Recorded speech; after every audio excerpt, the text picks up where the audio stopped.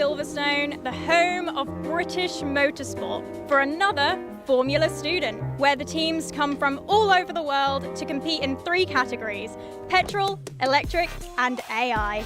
Over the course of the weekend, they will be competing in events such as sprint, acceleration and endurance. But that is, of course, if they get past scrutineering.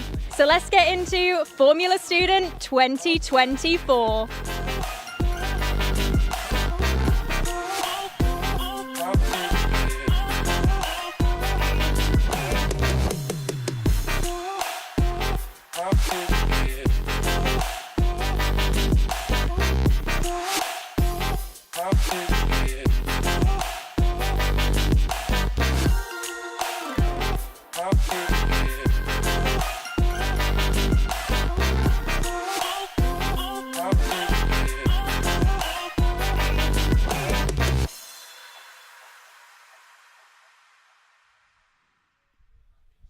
It's Sunday morning and we are live from Cops Corner. Good morning and welcome to part 2 of Formula Student UK 2024 here at Silverstone. It's Giles Cosgrove and Jess Ball in the commentary box, and we're kicking off with an announcement. Those taking part in endurance for session 1, that is Leeds, Basque Country, Bolton, Dublin, Warwick, Central Lancashire, Salford, Adgar, Aberdeen and UCL. Could you line up, please? We need your cars on the start line, ready to go. Endurance starting at 11, which, as I have it, is about 2 minutes away. It's 11 o'clock, so if you could have cars to the start line for session 1 of endurance, please. Cars to the start line for session 1 of endurance. Giles and Jess with you throughout the day, bringing you all the latest action and insights into what's going on here on track at Silverstone as we make or break teams' hopes and dreams with endurance. If you do well, chances are you're going to finish very high in the overall standings, but there is a course of 28 laps to complete, and sometimes that does break the car and break the dreams of those behind the car. So stay with us, all the drama on the way. Comments already coming in. Jojo Scott saying, "Go Aberdeen." Jess, welcome back to the commentary box. How are you? I missed this. It's great. I mean, it's a sunny day at Silverstone. We are at the legendary Cops Corner. There's quite a lot of universities I spoke to that are ready to get going. They want to finish endurance today. It's worth the most points. So there's a lot of teams that want to get through scrutineering so they can have at least a chance to score the big bucks, because they are important to make sure they can win the overall Formula Student Championship.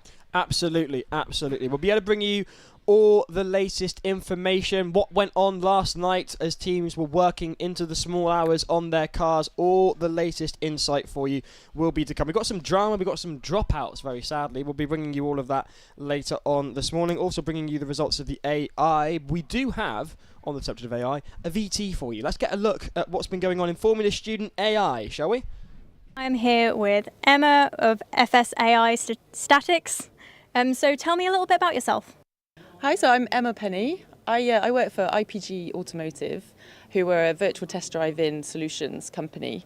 And yeah, I'm the head judge for statics this year. How are you involved with the FSAI competition? So I'm the head judge for statics this year for FSAI.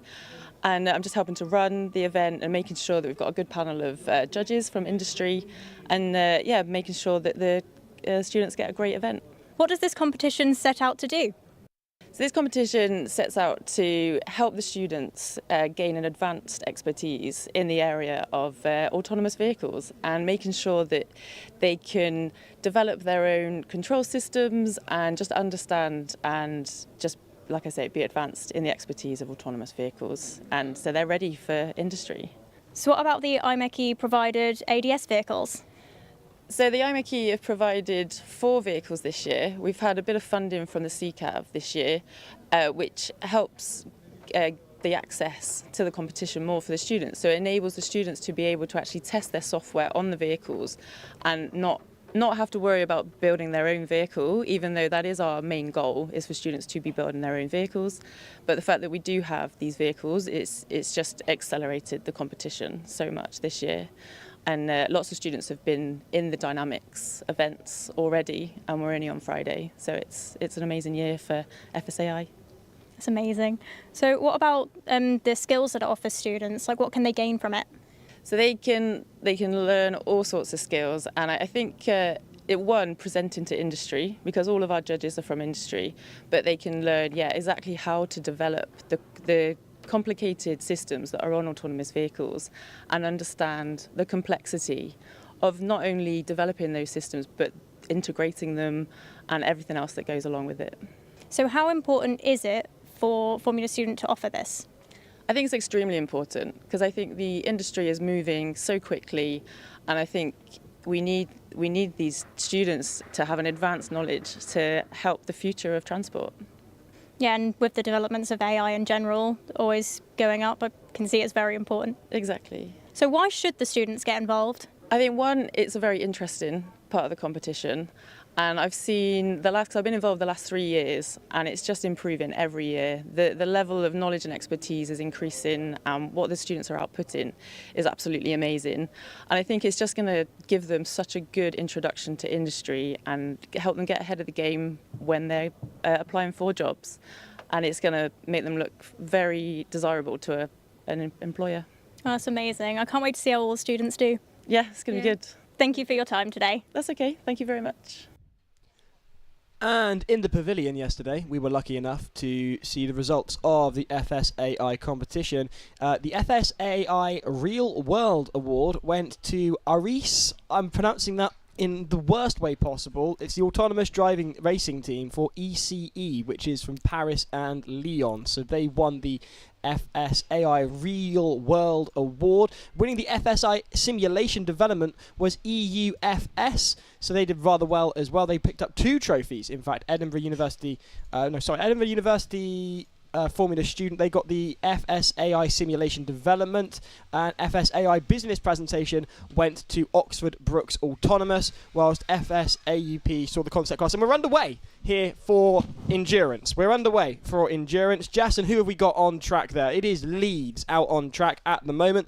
They are the first of our teams completing endurance, or attempting to complete endurance. We've got 28 laps of a brand new course laid out here at Copse Corner by the Purple Army, the Dynamics volunteers, setting up the course yesterday. So they've got to complete 28 laps with a pit stop and a driver change in the middle. You've been here before, Jess. You've seen it all before. How hard is this going to be for them? I had a track walk this morning, and there are some elements which are really, really tough, and they just got to get to the end. There are straights, there are constant turns, hairpin turns, there's slaloms as well, and there's quite a few radius turns as well that the drivers will have to negotiate to as well. And for some people, they're used to racing in the sprints. There's some teams that are new to Formula Student, but now they've got to make sure 28 laps. It's a tough ask, but we've seen people fall short before, and let's hope the first few teams can get to the end. And don't forget, this is the order that they came in the sprint yesterday, so if they finished near last in the sprint, they're going first in the endurance. So we're seeing teams like Coventry and Edith Cohen going out and just a little bit later on in the afternoon. Exactly, you'll see your faster teams later on today. Leeds cheering from the cup stands as they go into the final section of the track before their first lap is completed.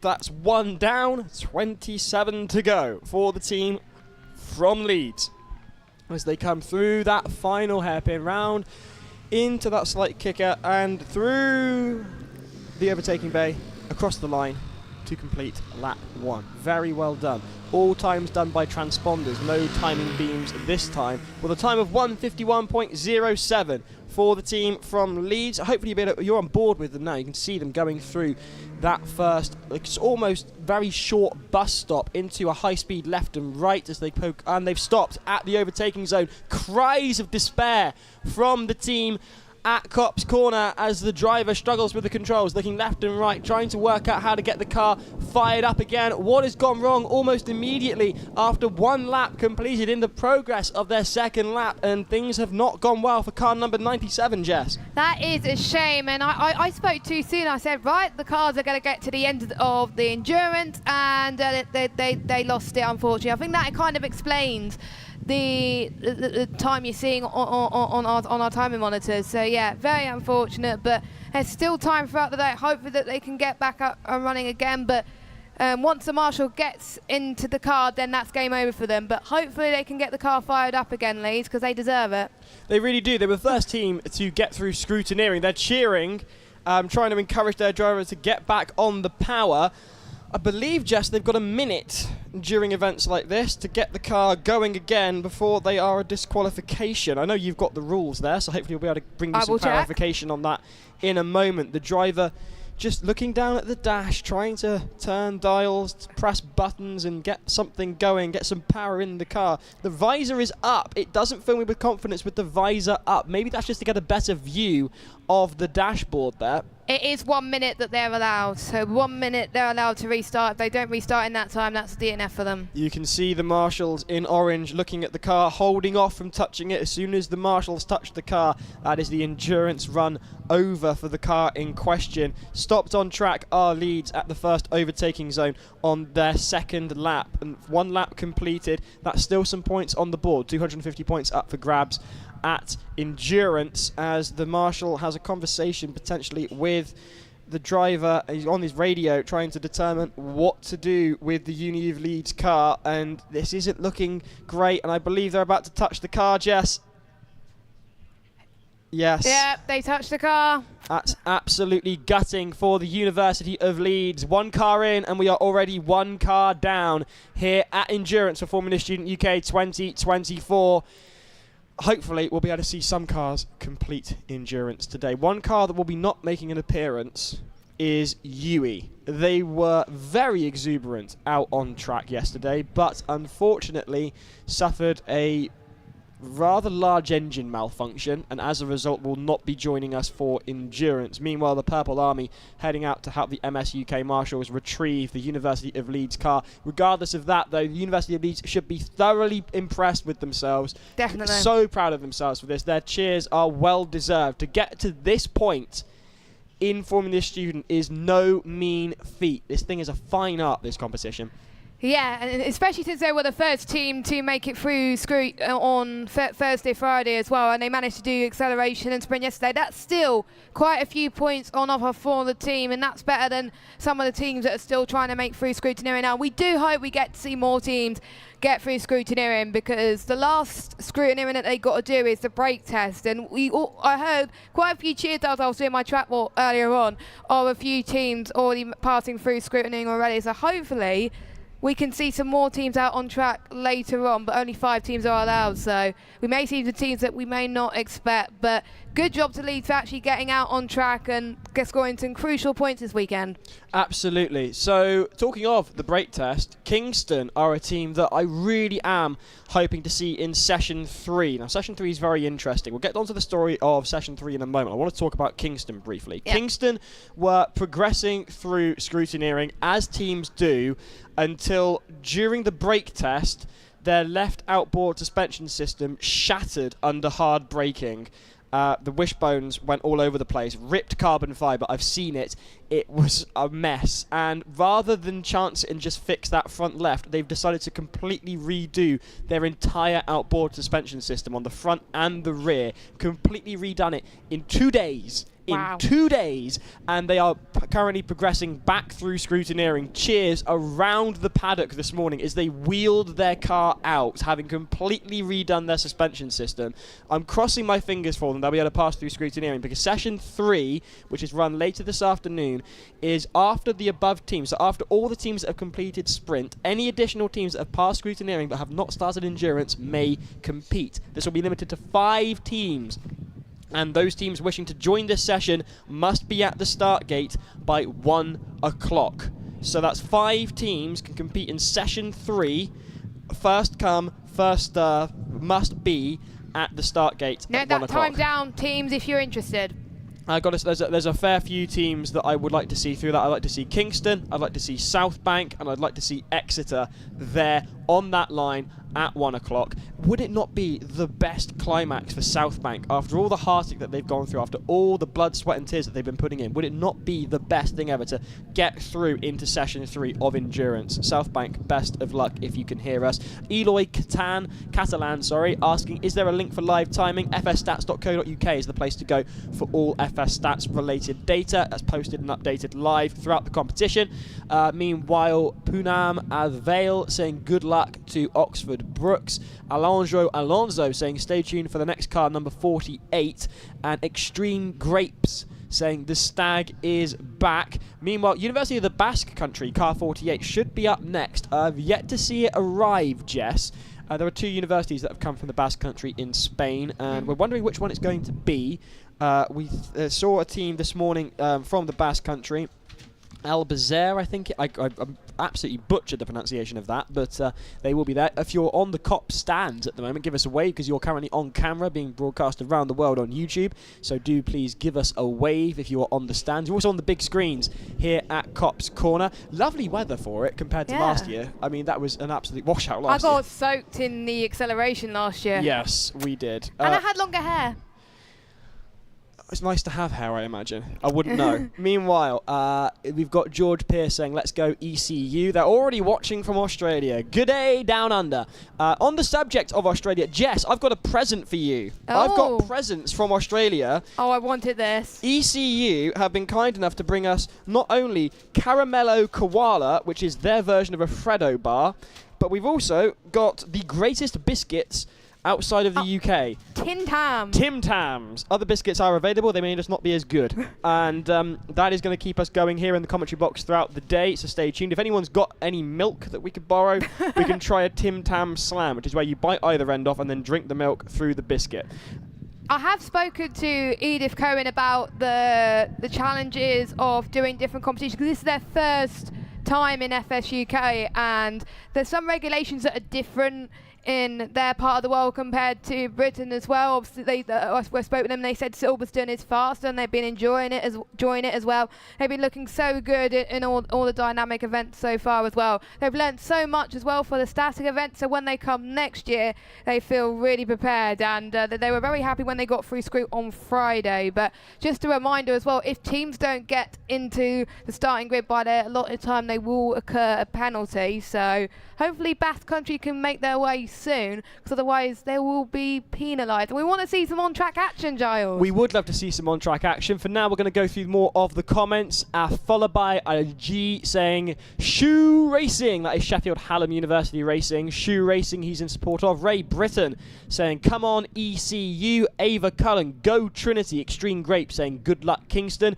Meanwhile, Matt Burke says, good luck Salford Racing. Andre says, FSB. Tech 130 says, let's go ECU. You can do it, watching from Perth, Western Australia. Meanwhile, Lewin Tovey Davies says Caramello Koalas and Tim Tams are absolutely goated. Enjoy.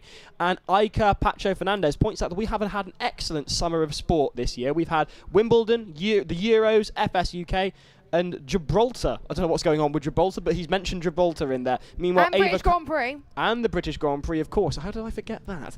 You were there. I know, exactly. Meanwhile, Ava Cullen says, go Trinity. So there's plenty of support on the live stream. Do join us. Let us know who you're supporting. Where are you watching from? We have a team, Giles. The Basque Country is ready to go. And they are pulling up to the line. Now, this was the team, Jess, yesterday, who completed the fastest acceleration run and then promptly vanished after stopping in the shootout. After stopping midway through their shootout, they promptly vanished from the rest of the day, and we didn't see them yesterday. I don't recall them. Did they complete a time yesterday in endurance? Not endurance, in sprint. I can't. There's two universities from the Basque Country. They're going. I don't think they did. I think there was about three people that did not finish the sprint, but they're still allowed to take part in endurance because technically they started sprint yesterday. Away they go then, and that is looking a lot more rapid than Leeds were. Right into the short S's, high speed right and left there, straight up towards the first slalom. You can compromise either your entry or your exit to get a better of the other, and into that not slightly tight, it's a left-hander, it's not the tightest hairpin that we'll see on the course, down through this straight down. You can be brave first to second to third if you really are brave.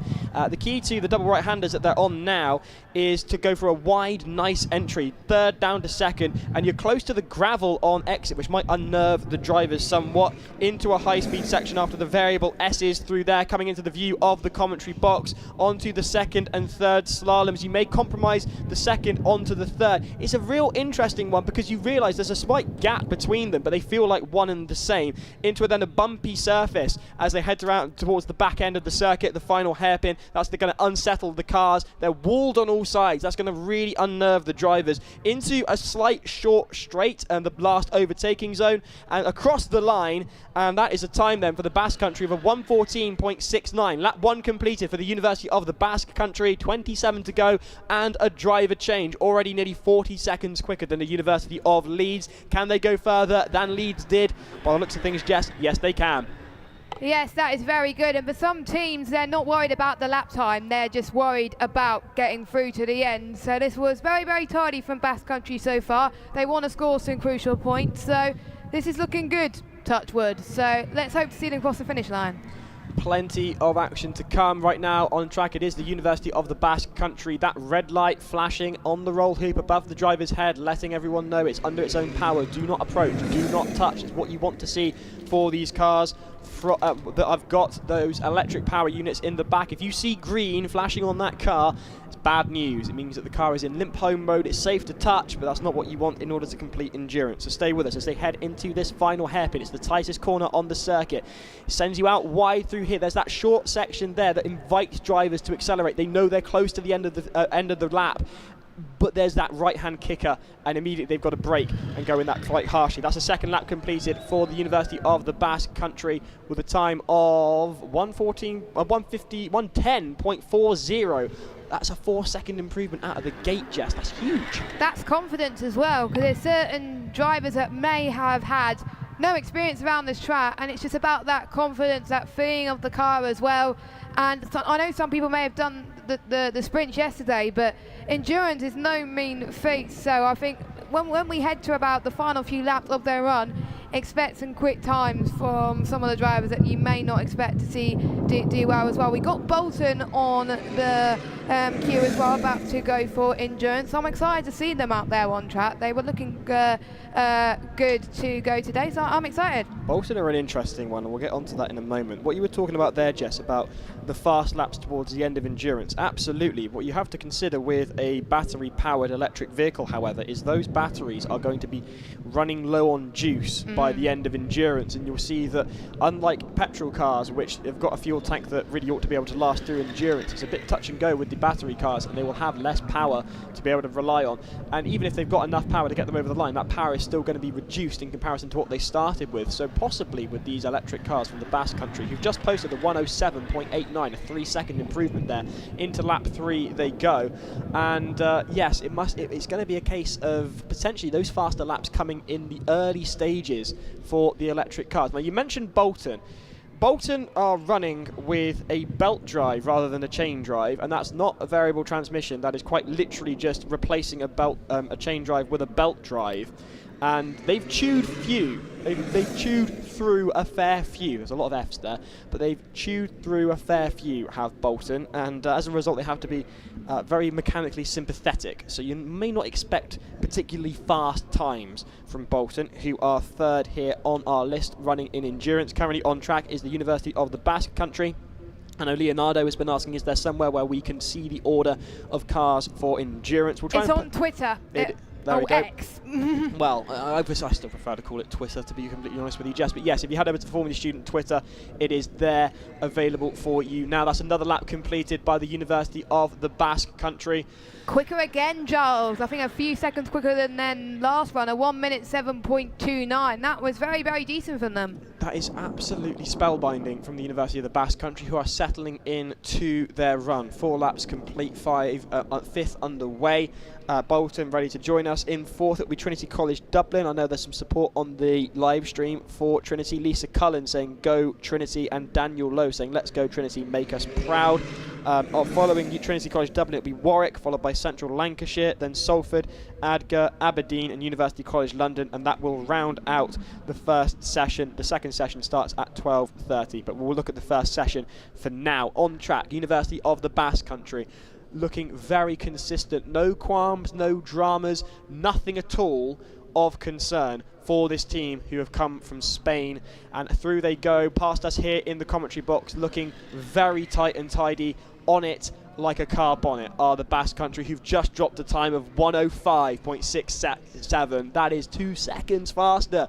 Again, they are just building up and building up and building up, are the University of the Basque Country. We should be on at this rate for a sub-60 time before the end of this first stint for driver one. You've got 2 drivers, 1 driver will come in, swap out, and it's a lot easier for an electric car because it's a question of just pushing the button, whereas for an IC car you've got to get that engine fired up under a hot restart, which is a fine art in and of itself. The Basque Country currently on pursuit of their 6th lap, 28 to complete on this course, brand new here for FS UK 2024, laid out this morning by our Dynamics volunteers in purple. Jess, what more can you tell us about the University of the Basque Country team? Have you been able to find them in the event guide? I got Bolton on my list because they're next, so I need to scroll down to the Basque Country. So Bolton, I must say, I can't see them here on the line. They must be coming soon. Through go the Basque Country again, past us here in the commentary box. That's a 1:06. So finding that sweet spot are the team now, settling in, bedding down.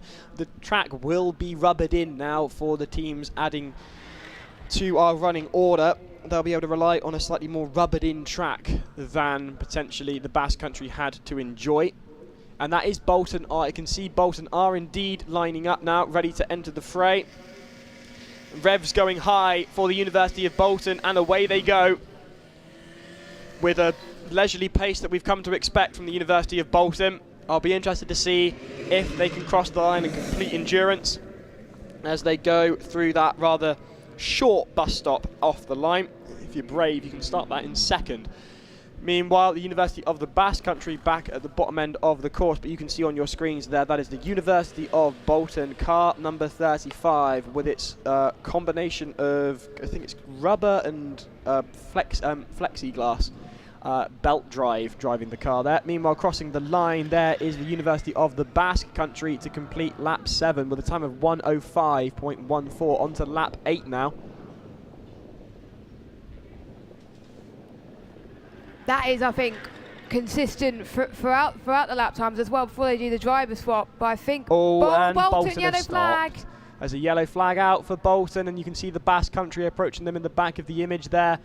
And I was hoping that Bolton might be able to complete at least one lap, and that's going to really detriment the Basque Country's very consistent timings. Unfortunately, they've also stopped away from an overtaking zone, so that won't count as an off course as the marshals move the cones to allow the Basque Country to go around the stranded Bolton car. Gutted for Bolton. I know they were hoping for at least a few laps out of that car before it conked out, but it looks to me like that might well be the end of Bolton's run here at Endurance of Formula Student UK 2024. Gutted for Elise and the team. In fact, Elise is actually outside our commentary box now. I can, there she is, looking out for Bolton's car. Unfortunately, they're not in sight here on our position on Cops Corner as the Basque Country are back well underway, headed towards the rougher end of the circuit that will really test the car's handling ability as it tries to stay settled through a slightly rougher edge of the course. There they go, round the final hairpin into that harsh right-hander and across the line to complete another lap for them. That is lap 8 for the Basque Country with a time of 1:30, but of course that's not representative of their pace. They will have had to contend with the stranded Bolton car, which I haven't seen been moved, Jess, so I reckon that might well be another lap that they've got to contend with the broken down Bolton car. Do the Basque Country. What have you been able to find for us on the University of the Basque Country? So number 48, this is the team's 12th electric vehicle, as well as the third version since 2021. They've got an AWD concept that they've been looking at, and hopefully with the simulations showed great competitiveness, giving the team a possibility of potentially winning, but they want to be consistent at the moment. They were mainly focusing on combustion powered vehicles until 2012, and then they were focusing more electric cars very early on as well, so it's good that they're thinking electric. early on too, so it won't take them too long to adapt potentially. But their last lap was a slower one because they were negotiating the yellow flags. But it was nice to hear about them actually. They got a decoupled suspension and double wishbone A-arm and a push rod front/rear as well. So it's looking good for the Basque Country to get there as they cross the line. It's the representative lap time for them. And cheers in the commentary box, 1:14 for the Basque Country. So they're just keeping it calm right now. Getting back on the pace, just having to negotiate the yellow flags as Bolton Bolton's are wheeled out. away. Bolton are indeed out, and that is gutting for the team from Tup North. Really great bunch of people. Spent a fair bit of time with them in the paddock this week. Really great stuff from them. Gutted that very interesting belt drive didn't pan out for them as they are wheeled away, and through then goes the University of the Basque Country, weaving away through the S's like a needle through a thread. Precise and well done from them. You can see that they're using push rods because push rods go over the bonnet, whereas the pull rods will go over. You can see that on the front suspension system there. The red light flashing away. The power nice and consistent on this electric car. Sometimes you will see cars struggling as they go into limp home mode with electronic problems, but no such issues for the University of the Basque Country thus far. Meanwhile, plenty of people on the chat here are getting very, very excited for the University College Dublin to be making an appearance. They're next up after Bolton. Trinity College Dublin. Trinity College Dublin on the way for you. Car number 102, as has been pointed out on the chat, the only university from Ireland to make it to endurance. Plenty of love for them on the chat as through go University of the Basque Country on their 11th lap now. They'll be headed towards a driver change fairly soon, Jess. 14 laps to complete before that driver change, and away go Formula Trinity with plenty of love here at Copse Corner for them. They're delivering their third Class 1 entry since 2022, and they passed quite a lot of scrutineering, tech, chassis, safety, tilt and noise scrutineering, but they fell short of a brake test. So they passed everything today because obviously you have to pass scrutineering to take part in endurance. It is a live motorsport track, so they won't send out a car that is unsafe. So, and their main sponsor, they got Intel, SIG, Cadence and Irish Steel, so they've got quite a few sponsors on that car as well. They've got another push rod, but that's on the rear of the car. They've got a double A arm and direct active front double A arm as well, so a good looking car for them. I'm excited to see that the car from Dublin. I was nice to see the underdogs do well potentially, because I saw some cars from Ireland last year as well, and we're limping home as we got lots of cheers in the commentary box. Something's fallen off the back of that car, Jess. Sorry to interrupt you, but something has come off the back of Trinity Dublin's car. I'm hoping it might well just be something like a GoPro or something that isn't going to have them black flagged. I really do hope this isn't the end of their run. They've only just got started as they cross the line to complete lap 1 with a time of 1:20. That's towards the faster end of their times, and that is just in lap 1. The driver's getting very comfortable with the car. They've never driven this car before. Those first 4 laps yesterday in sprint were the first 4 laps that car has ever done. Only a 3-year-old team. Fantastic to see from them. I haven't seen any flags from the marshal, so there seems to be no concern about whatever it was that fell off the Irish car. I should say, talking of cars, if you are car 71 or car 100, University of Aberdeen and University College London, could you make your way to the start line for your endurance run? Please want to get everybody who's competing in session 1 ready to go. So Aberdeen and College London, get yourselves to the start line and queue up for endurance as the Basque Country complete their 12th lap. They're on their 13th. It's a time of 1:07.14. That's more like it from the Basque Country, as the yellow flags have gone out, so that they're back green flag running, so they're onto the pace currently. Trinity College Dublin, it doesn't matter for them if anything's fallen off for them, as long as they get to the end, as they swoop through near to the finish line as they complete lap 2 of endurance. Points for every lap completed in endurance anyway, so the more laps you do, the better it will be. And they complete lap 2 with a time of 1:19.08, a 1 second improvement. I've also got some good news if you're supporting Trinity College Dublin. It was a GoPro that fell off the car, and as a result of that, there is no need for any flags, and they can carry on. So yes, in the words of Hitchhiker's Guide, don't panic. Meanwhile, there is University of the Basque Country crossing the line with their 13th lap. 106.68 is the time there. Their fastest is a 105, so very consistent for the team from Spain, who are now on their 14th and final lap for driver one of this stint. This is the bar, this is the precedent that has been set here for endurance thus far for the University of the Basque Country. You can see on your screens now a 3-year-old team, car 102, all the way from Dublin. They have never competed in Formula Student UK on track before. The team has evolved over the course of 3 years to be in this position. Absolutely thrilled for them. We might be about to see our first overtake of the session as Trinity College Dublin have got the Basque Country in their rear view mirrors. That overtaking zone will be coming into effect, I should say. Keep an eye out for that one. They might get blue flagged here. 2 overtaking zones on the approach, so good news for both involved. There you can see them coming up there. No blue flag on that zone. There's a checkered flag, though there's no need for it, of course. The checkered flag is out for the University of the Basque Country. That is session 1 completed for them. They've got the driver 1 in. A driver change now will follow for the team from Spain as Trinity College Dublin have got an empty track. The team from Spain are over the moon, completing their first stint for endurance. 14 laps done, another 14 to go with that driver swap. Meanwhile, Trinity College Dublin can take effect now of an empty track. Bear in mind, that last lap from them was a 1:26. That's a whole 5 seconds slower than their fastest. 3 laps completed on their 4th. I did challenge the driver to try and attempt potentially maybe a 1:10. I'd love to see that. I'm fairly certain that time is in that car, but they are quite nervous. They've never driven this car properly before, ever. You are watching quite literally live testing of the car from Trinity College Dublin. Well engineered, well put together, a classic Formula Student design, cigar shape, no aero to worry about. Looking really quite good there, Jess. I don't know what you think, but I really like that car. I like that car as well. It looks very suited to the Silverstone track, of course, and it must be a very surreal feeling to get your car tested around this track. There's calls of some sort, there's cheers or groans of some description echoing around Copse Corner. Please tell me that's not the College Dublin car stop, Jess.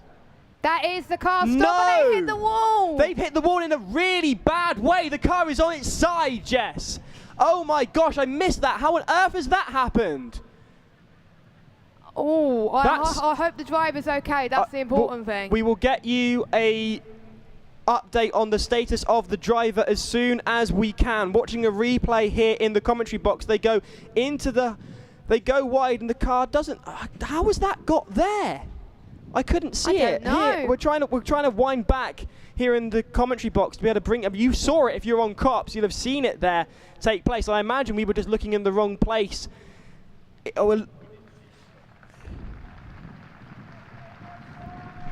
We'll be able to bring you an update as soon as we can. The driver is out. The driver is okay. We can confirm that. Good news. The driver is okay, and hopefully we'll be able to bring you a replay potentially of what we won't be able to bring you that, I'm afraid. But you may have seen it on the stream. You'll certainly have seen it on Copse Corner, and we are very pleased to say that the driver is okay, is out of the car, and we are very grateful to the MS UK marshals who are there as well. It looked to me like the car was struggling, perhaps slowed down at one point, and maybe with the inexperience of the driver it led to that, and I'm really gutted for the team, Jess. That's awful, and that's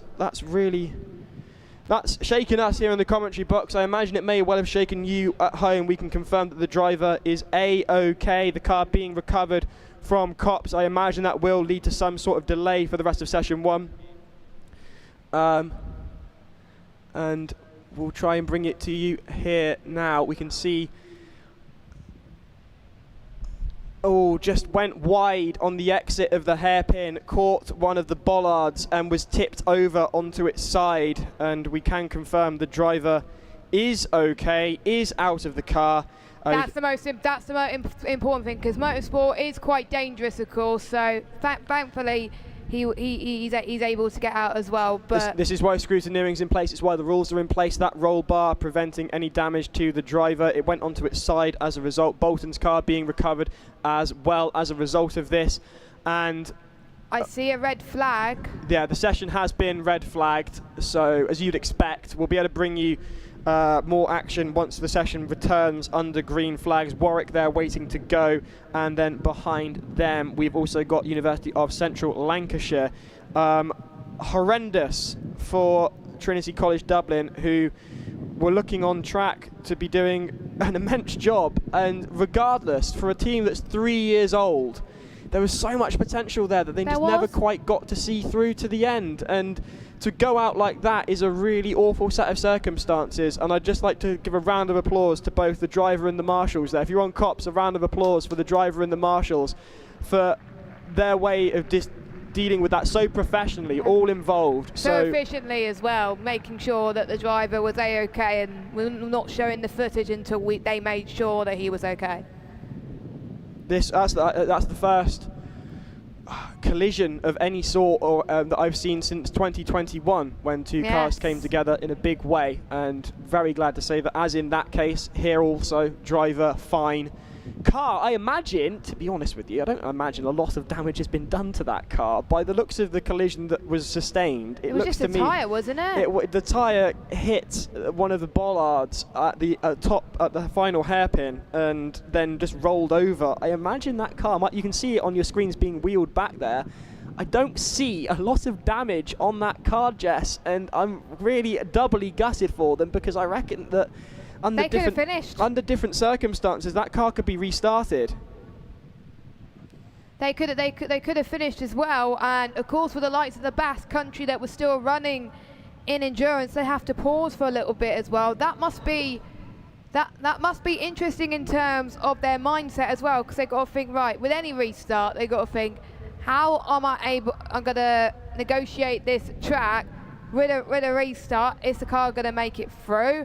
Is there going to be other twists and turns in terms of the conditions? Lots of things to happen. They're going to sweep the track to make sure that there's clear of any debris. But the Basque Country, they got a different mindset to think about. Luckily, they just changed drivers, so the driver only did, I think, about half a lap or a lap anyway, so they should be all right. So that was 3 laps completed by Trinity College Dublin, the 4th underway until that crash. Caramel Crispy pointing out, he said, literally never seen the rollover envelope used in anger before. Might be the first time in FS history. Well, thank goodness we do have one. That's why these rules may seem pernickety, they may seem anal, but what you've just seen there is precisely why we do it, why the rules are in place, why the scrutineering is so precise, because of situations like this. The session currently red flag, session 1 out of 3 sessions here for Endurance at Formula Student UK 2024. If you're just joining us, it's Giles and Jess in the commentary box. Unfortunately, we can't quite believe it here, but Trinity College have crashed out on their 4th lap, got a wide exit out of the very tightest corner on the course, the bottom hairpin. They went wide, they collided with a bollard, and that sent them, for lack of a better phrase, arse over end. Yeah, I think that was the first crash I've ever seen in Formula Student in a while, actually, and it just goes to show that the amount of time and effort it takes to build in these cars, and if they just flip like that, there's just a huge shame for them, of course, but we've still got plenty of teams to go. And I would like to send a message to Trinity College Dublin, the actual university. I want to see that team back next year, because there is so much more potential in both that team and that car. It was a gorgeous car, well engineered, and I want to see them back. So FS UK 2025, the return of Trinity College Dublin. From us here at FS UK, we would love to see them back. I would love to see if pretty much all the teams that fail to finish endurance back next year as well, because they've hopefully learned some lessons from this year, and they can take it back to go even better in 2025. We've seen many teams last year that failed scrutineering, that passed scrutineering this year as well. So it is possible to improve from last year. So last year and this year. So let's hope that the 3 teams that failed endurance can make it back next year. I really do hope so. I want to see those names, commentate on those names next year. We really would love to see that. Warwick lined up for their go, waiting for the session to regain control. I would like to clarify that Basque Country are still in the running. They're in the middle of their driver swap. I should imagine they'd probably be ready to go at this point, but the session is red flagged. Yeah, I think. I wonder how will they be able to start from where they are? because they have to get their engine fired surely again, won't they? It's a question of just switching it on. It's a battery-powered electric motor in the back of the University of the Basque Country's car, so I shouldn't imagine the restart will be an issue. It's just a question of getting the drivers out as quickly as possible. But in this situation, with the session red flagged, there's nothing anybody can do until the session is restarted. So battery testers asking, I hope Alan and Linda are listening. Alan and Linda, if you're listening, hello. The session red flagged here at Silverstone. Formula Student UK 2024 Endurance. Lap 4 was nearly completed for Trinity College London until disaster struck Trinity College Dublin. Why do I keep saying that's because of University College London? That'll be why. Trinity College Dublin were in the midst of their 4th lap until disaster struck and they rolled over, and as a result the session is currently in a red flag. We might be able to bring you some live reaction from the pits here at Copse Corner. We're just trying to get that through and sorted for you. For the meantime, Jess, this may well be the first time you've seen a collision of any sort at Formula Student UK. Yeah, I think this was the first time, and it was scary because the first thing I thought is, A, is the car okay? B, is the student okay? And luckily, both of those things, they seem to be fine. But that could have been huge points for the team. I really am heartbroken for the team from Trinity College Dublin. Talk about luck of the Irish. They've rolled a car and walked away completely unscathed by the looks of things. So Trinity College Dublin, we look forward to seeing you back at FS UK 2025. And do give us a wave on Copse Corner. I can see the Irish flag waving there. So congratulations to everyone involved. I know how much time, effort, blood, sweat and tears goes into these things, and to see it end so suddenly and so abruptly like that is heartbreaking. The fastest time, they actually had set their fastest time as well, Jess, a 1:19.08. That was faster than any of their sprint times. So the drivers were just getting comfortable with the car, and potentially inexperience may have been one of the factors in that. But remember, these teams, they win together, they lose together, and I sincerely hope the driver is not too harsh on themselves and is well looked after. They should by be the proud. rest of, I hope there's plenty of care being applied there, because I know for a fact that driver will be sat there blaming themselves for the team. But bear in mind, it's a whole team effort. These things don't happen because of one person. The session's still red flagged as we have it here in the commentary box, the red flag waving here at Copse Corner. And we'll bring you as much live action as we can when the session restarts. The session should be really coming to an end at midday, but I imagine things are going to be delayed somewhat. We were on car 4 out of 10 here for session 1. Session 1 scheduled to finish at midday. The next car to take to the track would have been the University of Warwick. They were lined up, and you can still see them there on your screens waiting and ready to go. The University of the Basque Country were in for their driver change at the time of the red flag. I imagine they'll be waiting to restart as well. Behind Warwick was the University of Central Lancashire, UCLan, a car with a wonderfully glorious noise, Jess. It sounds absolutely brilliant when it's under high revs. I heard it in the paddock as well. It sounded amazing, so I can't wait to see them out on track. One of the other teams that I'm looking forward to seeing on track later on is UCL too. We've had quite a few people from that university do some real life engineering at certain competitions, so I'm looking forward to seeing them, and of course I'm looking forward to seeing the Fast 6 coming up later on. So it looks to us like the red flag has been taken in, and hopefully we'll be able to go racing again. It's not waving anyway. So here we go then. It could well be the University of Warwick, another electric car being moved on to the track. Car 146 clearly behind them. UCLan waiting to go. Interesting thing about Warwick here today is they had a really significant design change from their predecessors in Formula Student. They've got a new battery design, and they've allowed a 40% weight saving compared to 2023, which is huge, and that's done in 12 months, and I can't imagine how much work and effort it took to do that as well, and that's never before been achieved in the team's electric era. So well done to Warwick. I'm looking forward to seeing them out on track at the moment. They're aiming to finish because only 15 cars actually made it through endurance, so that's their aim today, and that would require a really great improvement since 2022 as well. So And they haven't just got wishbones, they've got double unequal wishbones with dampers, and they got dampers on the rear as well. So what will be the next car to take to the track around Cops Corner? Reliably informed by the Purple Army, the Army of Dynamics volunteers, that they're just waiting on a water truck to wash the track down after that collision with a bollard that sent Trinity College Dublin onto its side before we are able to go again here for session 1 of Formula Student UK Endurance. If you're just joining us, session 1 delayed as a result of a red flag. Driver okay, car unable to complete endurance. We reckon here in the commentary box, if you press the starter on that, it would have started up again quite fine. It looked like it didn't actually sustain any damage per se, but we can't confirm that at the moment, and irrespective of that, unfortunately, a DNF like that will really be a DNF like that in endurance. So as things stand, the University of the Basque Country have completed stint 1 of 2 here as endurance. Driver 2 probably ready to go by now, I should imagine, and they were the only team so far to have got that far in endurance. Leeds and Bolton both went out with mechanical issues, and Trinity College Dublin went out with the results of what can only be described as a crash. You can see the track being cleaned up there at the site of the collision with the bollards that sent the car arse over wheel. And Warwick next to go.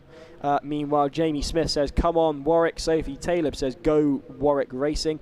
And Tasman Williamson Webb says, shout out to my sister in Phoenix Racing. Caramel Crispies, looks like a lot of fluid leaked out of the car. Yes, it does indeed. That's why they're wiping it, because there was a lot that came out of the car, so that's what they were fixing at the moment as well. So potentially some damage sustained by the car in that collision. Meanwhile, yes, Tasman says, shout out to my sister in Phoenix Racing. So waiting for the track to be cleared before we can go again for endurance. I know for a fact that the Trinity College team are in despair at the moment, and I imagine there are potentially tears there, and I'd just like to offer our condolences and sympathies here in the commentary box. I wish I could give them a hug. We were left in shock here. To see a car on its side at Formula Student is completely unusual. We were looking elsewhere, trying to account for who was coming onto the track next, looking at the timing boards. All of a sudden we heard a big groan echo across Cops Corner, and we look on our screens and there's Trinity College Dublin in the bottom right. I didn't initially even see it on the screen, and it was there on its side in such an unexpected position, and heartbreak for the team who've come all the way from Dublin, the only team from Ireland to be competing in the dynamic events. A number of teams had made the journey on the ferry across from Ireland to here in England, and Jess, it's just the way these things go sometimes, and I hate it. I hate it when something like this happens. I hate it when some technical gremlins just ruin their day as well. They prep, they look to the regulations, they think, right, what can we do to achieve this? And then it's about 12 months effort, because as soon as July is over, they got the summer break, they go again and prep for 2025. But for the guys at Edo Kona I was speaking to, as soon as this competition is over, they're straight on working on their 2025 car, because they've got their first competition in December, so they've got 6 months to prep their 2025 car. That is massive. Australia seasons are done in reverse, and December is their summer, hence why they have barbecues at Christmas, and I still cannot get my head around that. I still prefer a carvery like me and Monty had with Exeter Racing the other day. Meanwhile, they're putting dust down, I should say, being put down on the wet area on the track at the final hairpin of the course. They'll be ready to go in about 5 minutes or so. I've been reliably informed, so stand by here at Cops Corner. And if you're listening from Trinity College Dublin, heads up, heads held high, chins up. You've done amazingly well to get this far and set a precedent that can only be improved upon next year. Done incredibly well, and we are equally gutted for you here in the books, and we can only sympathise with what you guys are going through. Meanwhile, come on Warwick, says Quinn Hill. Theo Schmidt carrying the team, according to Quinn Hill. I'm sure the rest of the team might debate that somewhat. After all, these things are a team effort. Silla says, shout out to Salford Racing. I'm rooting for you. Can't wait. James Richardson, are Bolton not racing today? They DNF'd. They did DNF James, I'm afraid. He says he's got a good friend Jack on the team, hoping they're doing well. Things haven't gone particularly well for Bolton, unfortunately. Meanwhile, Chris Fung says, James Richardson, their car didn't make it that far. No, it didn't, James, I'm afraid. Their car didn't even manage one lap, rather disappointingly. No. So, yes, meanwhile, Warwick lined up to go again once the session is underway. Dust just being put down after a bit of a clean-up. There was some liquids spilled out of the College Dublin car. Trinity College Dublin. All I can say is crashed, and it feels like such a harsh word, but that's what happened. They crashed out at the final hairpin, the tightest hairpin on the course, a real challenge for drivers, and it was only the 7th or 8th lap that car had ever completed in its entire existence. Its first lap ever was on sprint yesterday. It had never been run before. A team that's only 3 years old.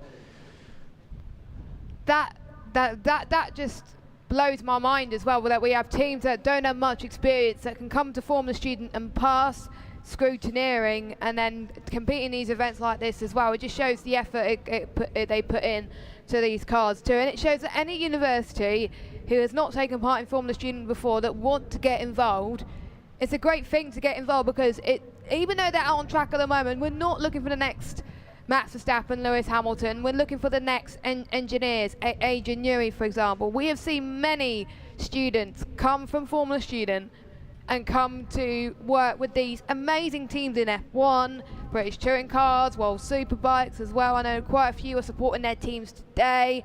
I know some people have come off the back of supporting their real life teams last week as well. So without Formula Student and getting that experience, they won't be able to actually get accepted onto really big teams as well. I read a book from, I think it was Bernie Collins, and she talked about her experience with Queen's University Belfast, and it was very, very, very inspiring. I think her book was called How to Win a Grand Prix. If you haven't read that yet, I recommend it, because the first chapter really promotes Formula Student and why university should take part in it. Bernie, one of the major alumni from Formula Student to enter the world of racing. Bernie, if you fancy it, if you've done a book on how to win a Grand Prix, maybe you could do a book on how to win Formula Student. Meanwhile, Ben Draper, I imagine Ben's being a little bit cheeky, but actually I think this is a fair play. Shout out to Trinity's roll hoop. It did its job. It did. It did exactly what it was designed to do. The driver out of the car and completely okay. Giles, we got someone ready on the start line. We should be going very, very soon. We have got a birthday to celebrate. Toby Huff's birthday. He's at Silverstone currently. Someone wants to shout out to him. So happy birthday, Toby. And we're underway, Giles. The Basque Country is back. Basque Country back for their second stint. Driver number 2 ready to go for another 14 laps here at Formula Student. That time spent in the pits, including that red flag, including the track being cleared up, was 21 minutes and 15 seconds. We're back underway for session 1 of Formula Student UK Endurance 2024. 14 laps to complete for driver number 2. We've seen how consistent that car can be. The laps averaging around the 105. That was their best lap. They were knocking around that ballpark. Can they get the sub 60 time with driver number 2 is the question.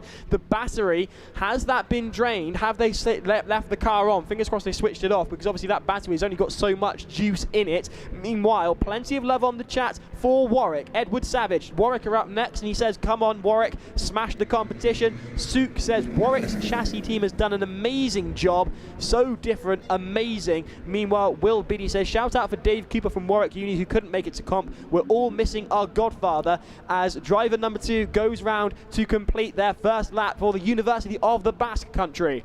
It's looking a very tidy lap from the University of the Basque Country. Our first lap, a green flag running since the crash, and it's looking very tidy as they're about to pass our commentary box into the start-finish line to complete this next lap. Halfway down, half more to go, and that was 122. 122.51. So they're just getting acclimatized, Giles. 122 for driver number 2 from the University of the Basque Country.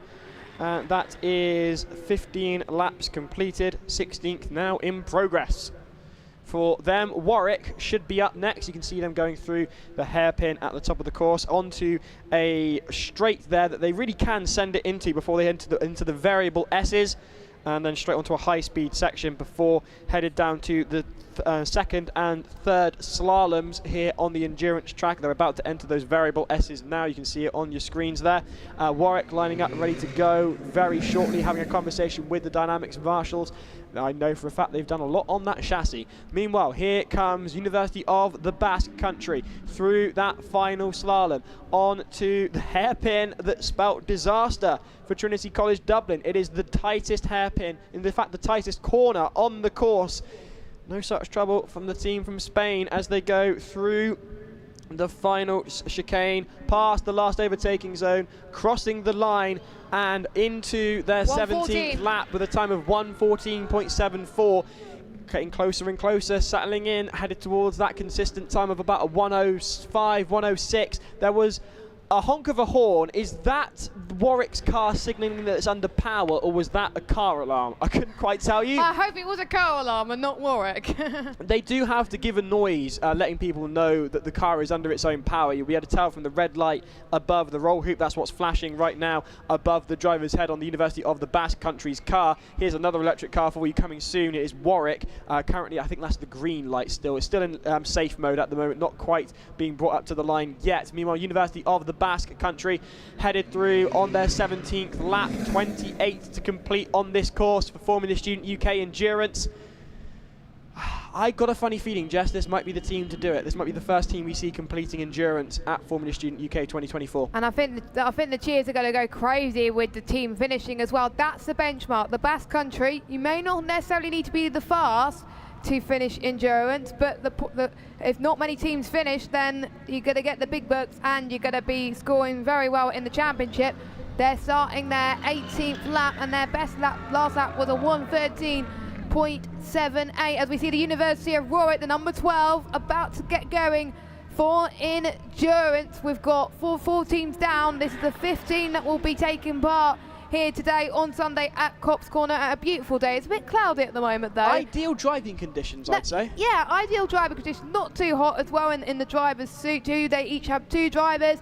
And away they go then. The University of Warwick are racing in endurance. Here we go then, the first lap for the University of Warwick. 2 electric cars on track here at Cops Corner. The fastest time as set by the University of the Basque Country is a 1:05.14. What time can Warwick respond with on their opening lap? The driver getting to grips with the conditions and the track. I can see the team trying to get their best vantage point in their black and green uniforms. It's great to see the teams out here supporting their drivers. It's what you need to egg you on. We've been talking about it before in the commentary box, how the support here at Silverstone can get those drivers over the line, could even get a quicker lap out of the cars. Basque Country coming across the line to complete their 18th lap with a time of 1:11.62. The time tumbling away as the driver gets more comfortable here at Cops. Slightly more reserved from Warwick as they bed in, come to understand the course. They may have walked it this morning, but walking it and driving it, 2 completely different things. Yeah, I had a walk with it this morning, and you know, it's good to remember, it's good to write the notes as well, but yeah, you got to get your bearings. Your peripheral vision as well is very key. But Warwick is just about to finish their first run. I see a blue cone being knocked over. I think that was from earlier on, I think, so it's not quite the furthest cone travelled. It's a 1:16.71 for Warwick. Quite a decent first lap for Warwick as they get embedded in. It's a very respectable time to set out of the gate for the University of Warwick. Should note that if a cone is hit and is moved out of its little square, that is a time penalty of 2 seconds, which can make or break a team's times if it comes down to it. If you complete endurance, it then comes down to the fastest times and your efficiency. Both cars on track at the moment will be impeccable with their efficiency. After all, they're electric cars. A round of applause echoing around Cops Corner. Across the line comes the University of the Basque Country to set a time of 1:09.48 as they start their 20th lap. Not long to go now, Jess. Meanwhile, here comes the University of Warwick past us here in the commentary box, headed towards slaloms 2 and 3. You can compromise one and maybe improve on the other. I've been reliably informed, but oh, hang on, is it me or is that slowing down quite a bit? Oh, that's a cone gone. That is That's a a penalty. cone gone from Warwick at the end of the third slalom. The driver slowed down, clearly wasn't happy with their exit from the slalom, rightly so, because they did indeed clip a cone. The car, though, seemingly okay. That will be a 2-second penalty added to this time. Remember, the lap times we're talking to you about are all provisional, but that is a time of 1:16.45. 2 laps completed then. Third in progress for the University of Warwick.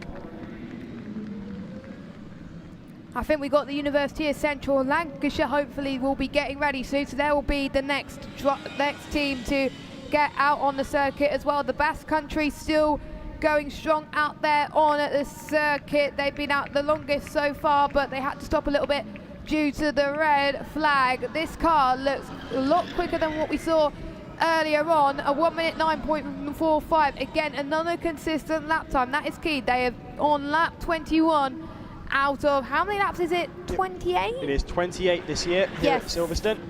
I was right. I thought I did when I was looking at my research at the moment, but you can see Warwick being a bit more confident as they come through this part.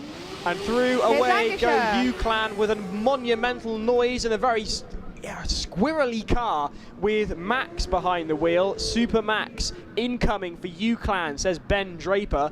He's got a lot of racing to do, this Super Max, if he's here and also over in, where is it there after that today? I don't know. For the Formula One. Oh, Hungary. There you go. Cool. There we go. I was gonna say, yeah. Warwick crossing the line to complete lap 3. No spoilers, by the way. With a time of 1:18.16. We won't be spoiling the Formula One. Meanwhile, the UClan are also out on the track, as are the Basque Country. UClan's car, a different kettle of fish entirely than those that are on track at the moment, but lapping very quickly, turning on a dime. That looks really nice and planted, does the car from UClan, with a great noise coming out the back of it as well. Much as obviously the electric cars are indeed the future, I can't help but love the sound of a internal combustion engine as UClan come across the line to complete their first lap, Jess, with a time of 1:05.57. That is close to the fastest time we've seen here at Endurance, and that is the opening lap from UClan. Fantastic stuff here at Cops Corner as Warwick carry on.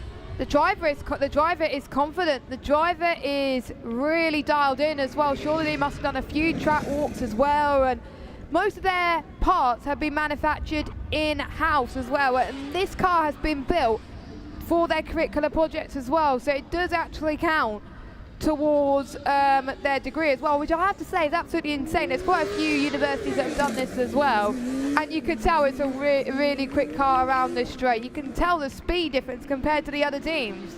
I can't help but think that UClan may have absolutely rinsed one of the green cones Yeah, outside I the saw commentary that, box yeah. here. One team certainly has, and I think it was UClan. It's been absolutely decimated. Meanwhile, plenty of love for the University of the Basque Country here at Cops. They're on lap 23 currently. The Spanish team getting a great deal of vamos on the chat. Jeremiah's behind the wheel by the looks of things as UClan go through. UClan go through with a 1:04, the fastest time we've seen at Endurance so far. 3 cars on track as things stand. Yeah, I thought somebody was slowing down, but no, they're negotiating through the slaloms through Cops Corner currently. Warwick seemingly slowing down a great deal for those slaloms, potentially proving a little difficult for the driver behind the wheel. The car currently showing no issues per se. Meanwhile, through go Basque Country as well. Lap 23 in progress for the team from Spain. Warwick about to finish their next lap. 4 laps down, 1:14.83, their best lap so far. Decent time from Warwick, of course. We still got the Basque Country out setting consistent time in the 1:09s. Here's them now actually going towards the start finish line, and that is a 1:13.78. Lap 24 underway for the University of the Basque Country. Across the line come UClan with a time of 1:03.46. That car is being sent hard 4th lap in progress, 3 complete for UClan.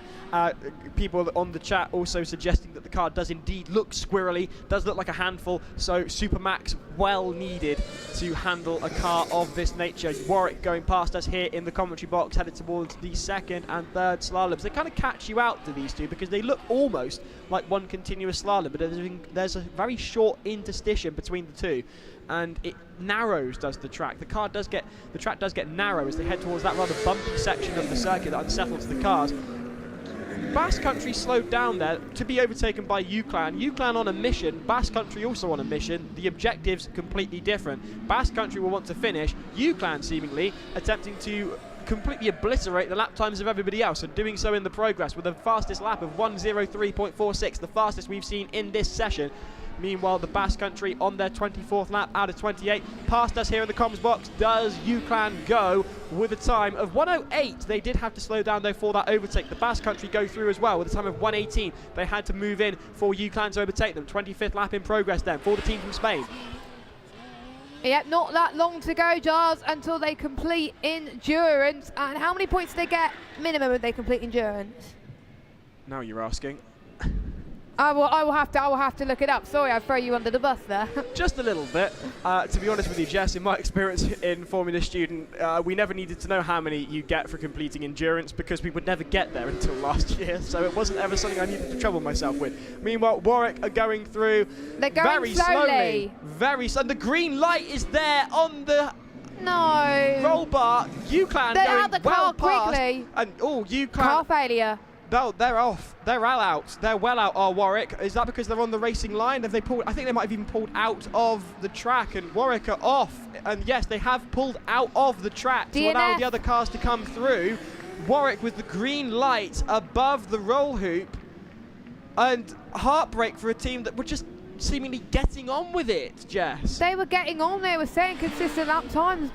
It may not be fast, but sometimes to get through endurance, you've got to set times that may not be fast to actually get to the end. And if you're just starting and just got through scrutineering, that's probably the best way to do things as well. 1:02.19 for Lancashire, which again is their fastest lap time of the day so far. Basque Country about to start lap 27. UClan might want to slow down just a little bit more. There we go, in yellow flags. Interestingly though, Jess, notice on the timing screens, Warwick had just set their fastest lap of the session with a 1:14.34. They completed 6 laps. They were in progress on their 7th, and seemingly out of nowhere, having completed those slaloms, which seemed to be playing up the driver, who was slowing down a great deal compared to their usual pace for the slaloms, all of a sudden the green light comes on. And there was no inclination that there was a problem with the car from Warwick. They just set their fastest lap. Meanwhile, UClan go through with a time of 1:05, having to have slowed down for the yellow flags. The Basque Country also in progress, I think. Where have the Basque Country gone, Jess? There they are. They're coming past us here in the commentary box. Don't panic us, Giles. I lost sight of them. They were completing the final hairpin as they go through to complete lap 26 with a time of wait for it. Come on. 1:11.87, a very consistent time. 2 laps in the exact same vicinity of 1:11. 2 laps to go. 2 laps indeed to go. 27th in progress, 28 to do. The yellow flag still out as the Warwick car is outside of the track limits, but it's still there. Oh, and that's plenty of cones gone for UClan, who are just on the ragged edge of that car's limits, and there's at least three yellow cones, it looked to me, well gone. That kind of reminds me of, you remember the quadrant video that they went to Butmore, and there was a few people that just kept knocking cones out, which I find quite funny, as Lancashire about to cross the line to finish lap 6 and starting lap 7. Of course, it'll be slower because they have to stop by the yellow flags. Up next should be Salford next, as they're hopefully waiting in the queue at the moment. You're getting 2 very different approaches to endurance here. You can see the Warwick car stranded there towards the end of the course as the Basque Country come through to complete their penultimate lap. One conservative and one... Oh, it's a checkered flag. They've completed it. They're done. Oh, the University of the Basque Country, congratulations. That is the University of the Basque Country, the first car here at Formula Student UK to complete endurance with a time, according to the stopwatch, of 53.31. Now, if you take the 21 minutes minus 3 minutes for an actual driver stop for the red flag. So what is that? That's 18 minutes off of 53. You're looking at a 35-minute total time. That's really good. That is brilliant. And I thought it must be 27 lap, not 28. It probably is 28, but we've just not quite got it right here in the box. But you never know. We'll be okay. We're learning as we go. It's the first car we've seen complete endurance. Meanwhile, UClan go through, and they've got an empty circuit, so they can send it as hard as they like at this point. Although bear in mind the Warwick car does still have to be recovered towards the end of the course. There's a great noise from the University of Salford, another team who have never got out on track before. Absolutely fantastic work for the team from Tup North. Salford out on track, starting their first lap of endurance. You can see them going through there now, headed towards the hairpin at the top of the course. Meanwhile, there, going through the yellow flag zone, is UClan, having to slow down somewhat considerably from their usual rather rapid pace. It's a very dramatic drive from UClan. Meanwhile, here is Salford, headed back down towards us here in the commentary box through the S's, variable radiuses here on those corners, and then onto a high-speed section for the two slaloms that seem to just pick up on the car. Meanwhile, UClan go through with a time of 1:08, 9 laps complete, 10th in progress.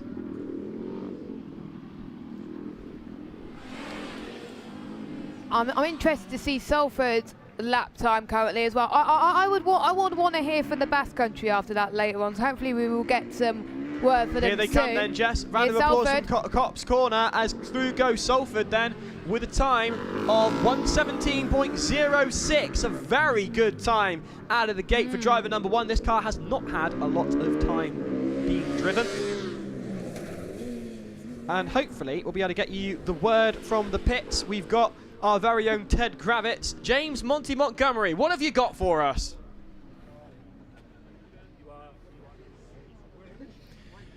Well, there we are, guys. That's the first team over the finish line in the endurance race so far today. We will go and interview them momentarily. Just a quick update on Trinity College Dublin. So I've had a chat with the team. Obviously, emotions are running very, very high in the camp at the moment. But the key thing is that their driver is okay.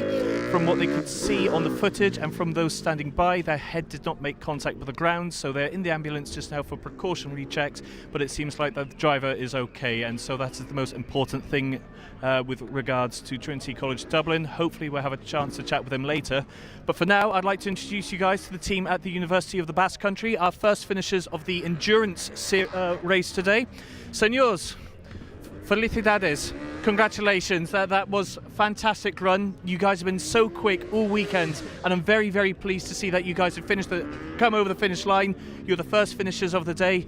What are the emotions like just now? Thank you. Feeling amazing. This is the first time in the team's history that we finished this event in Formula Student UK. So yeah, we're really proud.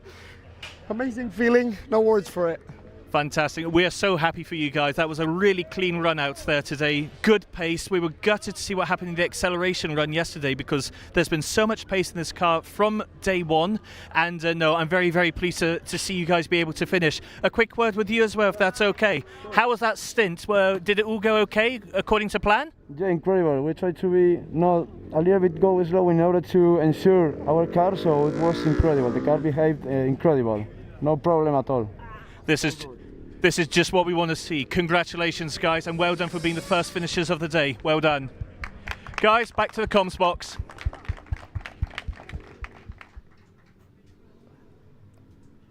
So there we go then. We just heard from the Basque Country. A big well done to them for completing endurance. Whilst Monty was interviewing them, we've got the University of Adga out on the circuit. The car 1:42. They're about to start their first lap. Salford have been out on the track. Their best lap so far is a 1:13.99. Lancashire's got a few more laps before they do their driver swap, and their last lap was a 1:04.88, looking very, very competitive. Verse 5, if you're just watching, welcome along to Formula Student UK 2024, live at Silverstone at Cobb's Corner. You got myself, Jess Ball, and Giles Cosgrove in the commentary box, and we got 3 cars out on circuit. The track is getting very, very busy. It is getting Very, very busy indeed, and we're all the happier for it here in the commentary box as Salford come through. It's the first time their car's ever been run in anger before. The blue flag being overtaken are Salford by Align Racing from the University of Adgar, who've got that very nippy electric car. I'm really stunned by Align Racing's car, because here is a car that on the outside, looking at it, shouldn't handle particularly well. It's got a massive rear wing but no front wing at all, so the downforce you'd think would be imbalanced, but it turns very well indeed. Meanwhile, so Adgar posted a time of, what's their fastest time of 107.63. They come across the line to complete lap 2 with a time of 151, but bear in mind they will have, in fact, sorry, that's 106. That is their fastest time, 106.94. Salford come past us here as well with a time of 118.82, but bear in mind they were overtaken by a line. Warwick's car has been abandoned at the side of the track there. UClan have been collecting cones consistently across the course of their run. It's incredibly fast, but just a little bit on the ragged edge, shall we say, as they go through with a time of 107.62, headed towards their driver change. Interesting to note that Adgar is actually another global team. They're not from the UK, they're from Norway. So good to see teams from all across the world taking part in Formula Student 2024. They hope to finish in the top 10. It's the first time they compete in the UK since 2019 at Giles. They haven't been with us for a while, but good to see them live on track in Formula Student. Absolutely wonderful stuff to see them back on track, and also wonderful stuff to see Mr. Montgomery back with us here in the commentary box as Align Racing go through to complete another lap with a time of, wait for it, stand by. Drum roll. Here we go. We'll get that back to you eventually come through, unless it was the exact same time as previously, which I doubt. Meanwhile, here comes Salford. 112.9 for Salford. 112 for Salford. That was their fastest time. And checkered flag then, that is the first stint for driver number 1 from the University of Central Lancashire, completed in brilliant time. That was very quick indeed. They've got to do a driver swap now and then do a hot restart. They'll be back on track with driver number 2 very shortly. No red flags this time to contend with, so hopefully that turnaround will be a lot quicker. On track at the moment, Align Racing from the University of Adgar. Also with us is the University of Salford, out on track at the moment. Up next with us should be the University of Aberdeen and then the University College London. So if you're supporting them, we'll be able to bring you their attempts at the track very shortly. You've been in the pits, Monty. I have. And you'll be able to have brought us not only the reaction to the University of the Basque Country being the very first team to complete endurance here at FS UK 2024. That's one big story. The other big story is the disaster that befell Trinity College Dublin. You were there. How was that on the ground? On the ground, I think that shocked everyone. I mean, you could hear the crowd as that came through, and we realised what was going on there. Ironically, it was one of those foam pads which they clipped their wheel, which tipped the whole car over. You know, the ones which are labelled with doctors? Yes. You know, I thought they were supposed to be there to save them, not act as a magnet, but there you go, that's irony for you. Well, there we are. The important thing, though, is the driver is okay. Yes. It's purely precautionary checks that they're doing in the ambulance, but as far as Trinity College Dublin are concerned, they didn't see their head make contact with the ground. Their row hoop did what it was supposed to do, so I have to say fair play. Oh, this is getting very squiffy through there. Sorry to interrupt you, Monty, but UClan are in the pits, and I'm just seeing a replay on the screen there, and I got excited over a replay. I can only apologise. Wow, Giles, wow. Align go through to complete another lap. That is a 1 minute dead, the fastest time we've seen on track so far. 1 minute 0.7 from the University of Adgar. Align Racing, 5 laps complete, 6 in progress. University of Salford, a massively impressive team out here on track for the very first time at Formula Student UK. I'll try and look at the correct screen this time. I know that you always said that you wanted to replicate Murray Walker, so by getting excited over replays is stage 1 to There you so go. keep it going, keep it going. Oh, Giles knows all too well. Absolutely. Yes. No, just finishing off what I was saying there, though, we know that safety is a huge part of Formula Students as well. If the cars aren't safe, they can't go racing, and whilst it was horrible to see that on the camera, that was a perfect demonstration as to why these cars are built and why they will get scrutineered, because Trinity College Dublin built a fantastic car which was up to the job. In the event of an accident happening, it kept the driver protected. So, to me, Trinity College Dublin are the People's Champion this weekend. This has been an absolute roller coaster first time for them at Formula Student. They're competitive, they got through scrutineering, they've got a great team there, And whilst no one wants to, they've demonstrated that they can build a good, safe, competent car as well. Yeah. And I'm really looking forward to seeing what they can do next year. They've certainly cemented their place and are definitely a team to look out for in the future. Absolutely. Plenty of love, meanwhile, going out there for none other than Salford. As Oliver Parson says, let's go Salford. And they cross the line, do another team to complete yet another round of applause going round the Copse corner. A line on track. And Salford coming through. Meanwhile, someone's pointed out, and they're not entirely wrong, Alonso says 146 is slowing down. 146 is currently in the pits. They're doing a driver swap. But do look, Jess, at their best lap compared to their last lap. It's a whole 9 seconds difference. UClan were slowing down towards the end of that first stint. I wonder what's going on there. Fingers crossed there'll be no such issues. Maybe it was just conservative lap to make sure their car gets to the end of the first stint. Potentially, that's what I hope. Fingers crossed. It sounds like you need a Monty to go and do another investigation. If you could. Be right back. Thank you very much. Meanwhile, you say that, they've gone off. They've beaten you to it, Monty. Away they go, do UClan. Monty on the way to get some info, and they clip the cones again. Do UClan into that first very short bus stop at the top of the opening straight of the course. UClan out on track with their second driver. Meanwhile, on track at the moment also there is Align Racing, who've set the fastest lap of the session with a 1:00.70. Their latest lap was a 1:03. They've completed 7. Their 8th is in progress now. Coming past us here in the commentary box onto the 2 slaloms. Salford also out here on track at the moment, coming past us to complete another lap with a time coming at you very shortly. Once we've got past the delay here in the commentary box, they've gone to their 11th lap with their 10th completed, I believe. Coming through here is Align Racing with another time for them. Electric car, just a little bit quick. It's very nimble. It's a very short wheelbase, very small car for Align Racing. And coming past us here to complete lap 1 for stint 2. It's driver 2 behind the wheel of car, 146 from the University of Central Lancashire. And it is halfway through, so hopefully they'll get to the end of this as well. Still a few more teams to go in this first session. And Lancashire looking very, very tidy as they complete their next lap so far. They've already done 1 driver change, and the second driver is looking quite tidy on his last lap, 1:06. So just getting a feel for it. I think their first lap with their first driver was a 1:05. So that's pretty much on par compared to what we saw earlier on with driver 1. So I'm sure the team will be very happy with that.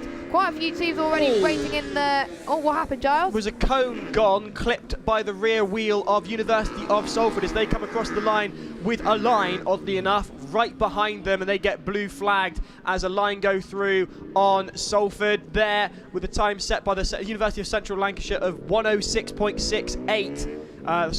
There, meanwhile, Salford's time was a 1:10.95. 10 laps complete, 11th in progress. A line 9 seconds faster than Salford with a time of 1:01.75, and through also go UClan with a time of 1:03.66, only a second off of their fastest time. They're on lap 17 now. They've got to complete 28 laps here at Copse Corner, the endurance circuit set up on the Grand Prix course. A line coming past us here in the commentary box, headed to the second of 3 slaloms to complete for the drivers. Those slaloms coming very close together. You watch this as University of Salford go through on it. There's a very short interstitial as the track narrows, and you can compromise your second slalom in order to improve the third. That third gets the exit out onto the rough part of the course, which will really unsettle the car and the drivers. A line going past us here in the commentary box with a time of 1:04.20.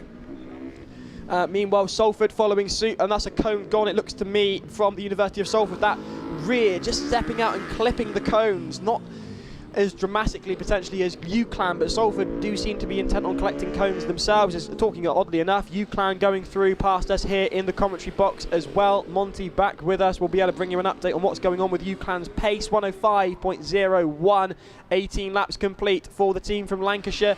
They're They're back to normal pace, aren't they, Giles? It does look to us like they are here in the commentary box. Is there anything that you can tell us, Monty? Yeah, two things need to note. So they've got shifting difficulties. They're doing this whole run in second gear.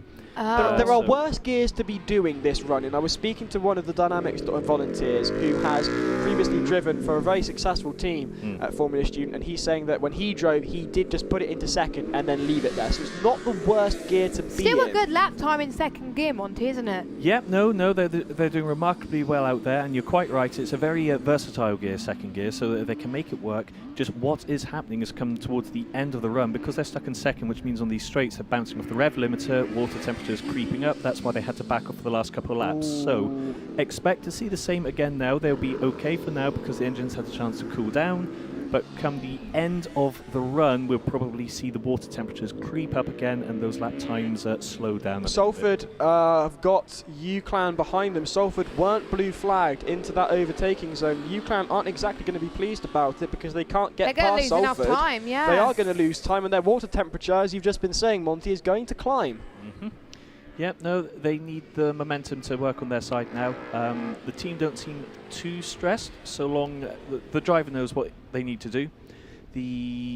Don't change the gears. They should be okay, and just manage the water temperature now. So were they launching off the line in second? Yes. Well played from UClan. Through go a line here at the commentary box. A line racing from the University of Adgar, passing through, headed towards their end of stint 1 for driver 1. Meanwhile, that is UClan well away, having overtaken the University of Salford, headed towards the completion of yet another lap. Driver 2 having to contend with poor transmission and an ever-increasing water temperature behind the wheel of the car from the University of Central Lancashire. A lot to contend with, trying to post fast laps in the early stages of this session, as they will inevitably have to slow down to reduce that water temperature and keep it level. Meanwhile, the University of Salford, Jess, I'm sorry to say, have stopped on track. They have stopped, have the University of Salford. Not good news for the first-time team. They were so close to completing a lap. They're behind. They're underway again now. They are underway again. There's the cheers in the grandstand, and luckily, since it's been under 2 minutes, they're able to restart. They're underway, well underway. So the pace is back for the team from University of Salford. Was it potentially just a stall, and they just had to do a hot restart on track? Quite possibly. A line go through as well. Panic over for the Salford team. I think there's a lot of support out there today in the grandstand. Looks to me, Jess, like a line are on the last lap for their first driver with a time of 1:02 on that penultimate lap. Their fastest, a 1:00.70, so lapping very consistently. The fastest time today. We see this from the electric cars. Their lap times are very consistent. Meanwhile, UClan coming past us. We know that they've got problems. They seem to be managing them very well with some very fast lap times. They're consistently within a shot of a sub-60 time. I imagine they're probably not going to knock on that door because on the other side might be issues for them. Meanwhile, clipping the cones are University of Salford. They had a stoppage. They're underway again. Good news for the team who are competing out on track for the very first time. Congratulations to the University of Salford on what is a massive achievement. Meanwhile, a line racing, Jess, have slowed down dramatically and are crawling to a stop right in front of us. Oh no, they set the fastest time overall so far, and they just stopped on the grandstand. University of Salford in then for their driver change. Congratulations to the team from Salford. And UClan go past the stranded Align racing car. Align have pulled outside of the track limits. I do wonder, Jess, is that all over for the team from Norway? I hope not, because it was looking very competitive, but there are sometimes they may be pushing the car too much in those electric vehicles, and it might have just given up the ghost, because they stopped outside the circuit, which is a decent length away, but of course the yellow flags will potentially have to be waved. A line just shy of their driver swap. They are in the midst of their final lap for driver number 1, and the car doesn't look to me, Jess, to be moving anywhere anytime soon. I can't see the status of the light on the roll hoop above the driver's head. That usually is a key giveaway for the electric cars. I can't see it from here in the box. Meanwhile, UClan out on track at the moment, not too far off completing endurance, but let's not jinx it too much. We jinxed so many teams today. We've already done far too much, and there go UClan past the stranded Align car, having to contend with a poor transmission and an ever-increasing water temperature. It will have cooled down during the driver swap. They will have to have disengaged the engine in order to swap the drivers out. Oh, the marshals are touching the car, I think. Hold on. Yeah, unfortunately, it does look like the team from Norway, from the University of Agder, Align Racing, will not complete endurance at Formula Student UK 2024. Meanwhile, there is UClan going through for another lap. Cheers erupting from Copse Corner. They're over the moon with that. The marshals have not touched the car. The marshals have not touched the car yet. Chants going on over at scrutineering. It looks to me, or sounds to me, like someone's completed scrutineering, and they're very happy with that. I want to find out which team it was. Monty, do us a favour and find out what on earth's going on over there. Meanwhile, UClan are in progress, trying to complete endurance, and at the moment they're on the 23rd lap. And meanwhile, the 23 completed, 24th in progress, and that is Align Racing still stuck there, Jess, not moving. UClan about to go past them. You better see the stranded Align Racing car on your screens as UClan go through. You can see them there with the marshals orbiting the car, having not yet touched it by the looks of things, and UClan coming through the onto the rough section of the track that will unsettle the car, and they will also have to go through the tightest of hairpins, the tightest corner on the track that spelt disaster for the team from Trinity College Dublin, and that is awful. That is awful. As I've just been saying, they're looking like they're going to finish, and Jess, I can't help but agree that it does look like UClan have stopped all of a sudden. Yep, they stopped on circuit. The hand in. Oh no, he's gutted. The head in the hands of the driver. Despair written all over that crash helmet as away go University of Salford with their second driver, and they will have to contend with a seized car towards the end of the circuit. The yellow flags will be out. That is University of Central Lancashire stopped with only 5 laps to go. 5 laps to go as well. That is absolutely heartbreaking as well. And the driver's out the car, Giles. It's all over for the team from Lancashire, and the end was in sight. Absolutely heartbreaking for car 146 and the team behind them. The driver back in. Meanwhile, I'm sure you're not allowed to race if you just get them out the car. I imagine they're trying to get the car moved, I should imagine, because it is right there on the racing line. Green flags out for Salford, who have started this first lap of their second stint here at Endurance. Also looking to start Aberdeen on the line. They pass through scrutineering quite comfortably as well, and they're reducing their overall mass this year whilst trying to be cost effective. They have an under-trade diffuser as well as they're about to get going. They've got an e-throttle introduction this year, which will allow for clutches, downshifting and traction control, and they've got a new HUD as well, which helps the driver understand the car's performance whilst they are racing. As you can see, Adger unfortunately is out. Oh, Aberdeen stalled. Aberdeen have stalled off the line, but not to worry. Meanwhile, on your screens is Aberdeen's gone. Aberdeen's going to start their endurance campaign. Here they go. They're off, Aberdeen. It's being suggested on the comments that we've caused UClan, to stop. Commentator's curse right there. That's another one, Giles. Says Harry Lewis. Chris Fung saying it's over. Align Racing's car has been pulled out of the way, and Salford are in the midst of their second stint of endurance. Cheers erupting from scrutineering and the grass verge here at Copse Corner. Someone's happy about something. Our roving reporter Monty will be able to find out what for you very shortly as Salford go past the stranded UClan car. Also out on track, as Jess was saying, is University of Aberdeen. Green flags waving the session under the green flags. University of Salford go through to complete another lap. Aberdeen on the first lap for them for endurance. I wonder, Jess, potentially we knew that water temperature was climbing on the UClan car. Did it get to a point that it triggered a warning and the engine cut out? Yeah, it is hard to be stuck in second gear throughout this entire time as well, and it's not good for the water temperature. So yeah, it must have been the cooling systems that just completely failed on them, unfortunately. But the marshals touched the car. That's the end of their Formula Student campaign for 24. I'm heartbroken. Absolutely gutting. for the team from UClan. I was really hopeful for that. It was such a spot. It was a spectacular drive. Aberdeen crossed the line for their first lap with a 1:26.25. Salford in the midst of their second run with driver number 2 at the wheel. Their best lap of 1:09.15. Their last lap of 1:10.76. Nice and consistent for the University of Salford. Their first time out on track. Meanwhile, Monty is here. What can you tell us, Monty? UCO, pink goodness. Thank you, guys. So I'm down at the pits here with Matt from University of Warwick. That was really gutting to see because there was some great pace in that car. Tell me, share the emotions, because that looked gut-wrenching out there. How are you feeling just now? It's frustration is the word for it, really. We've been on a real roller coaster the last 4 days. Warwick Racing as a team, this time last year we went through scrutineering. We've come this year, we scrutineered the car in 2 days. We've been so happy, we competed in everything yesterday.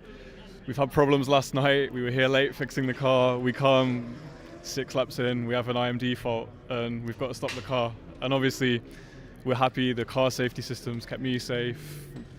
Everything did its job, it's just 50 of the team and all our friends and family in the stands. It's hard for them to have to see that. I can imagine that. To be fair though, as you say, compared to last year, huge progress made.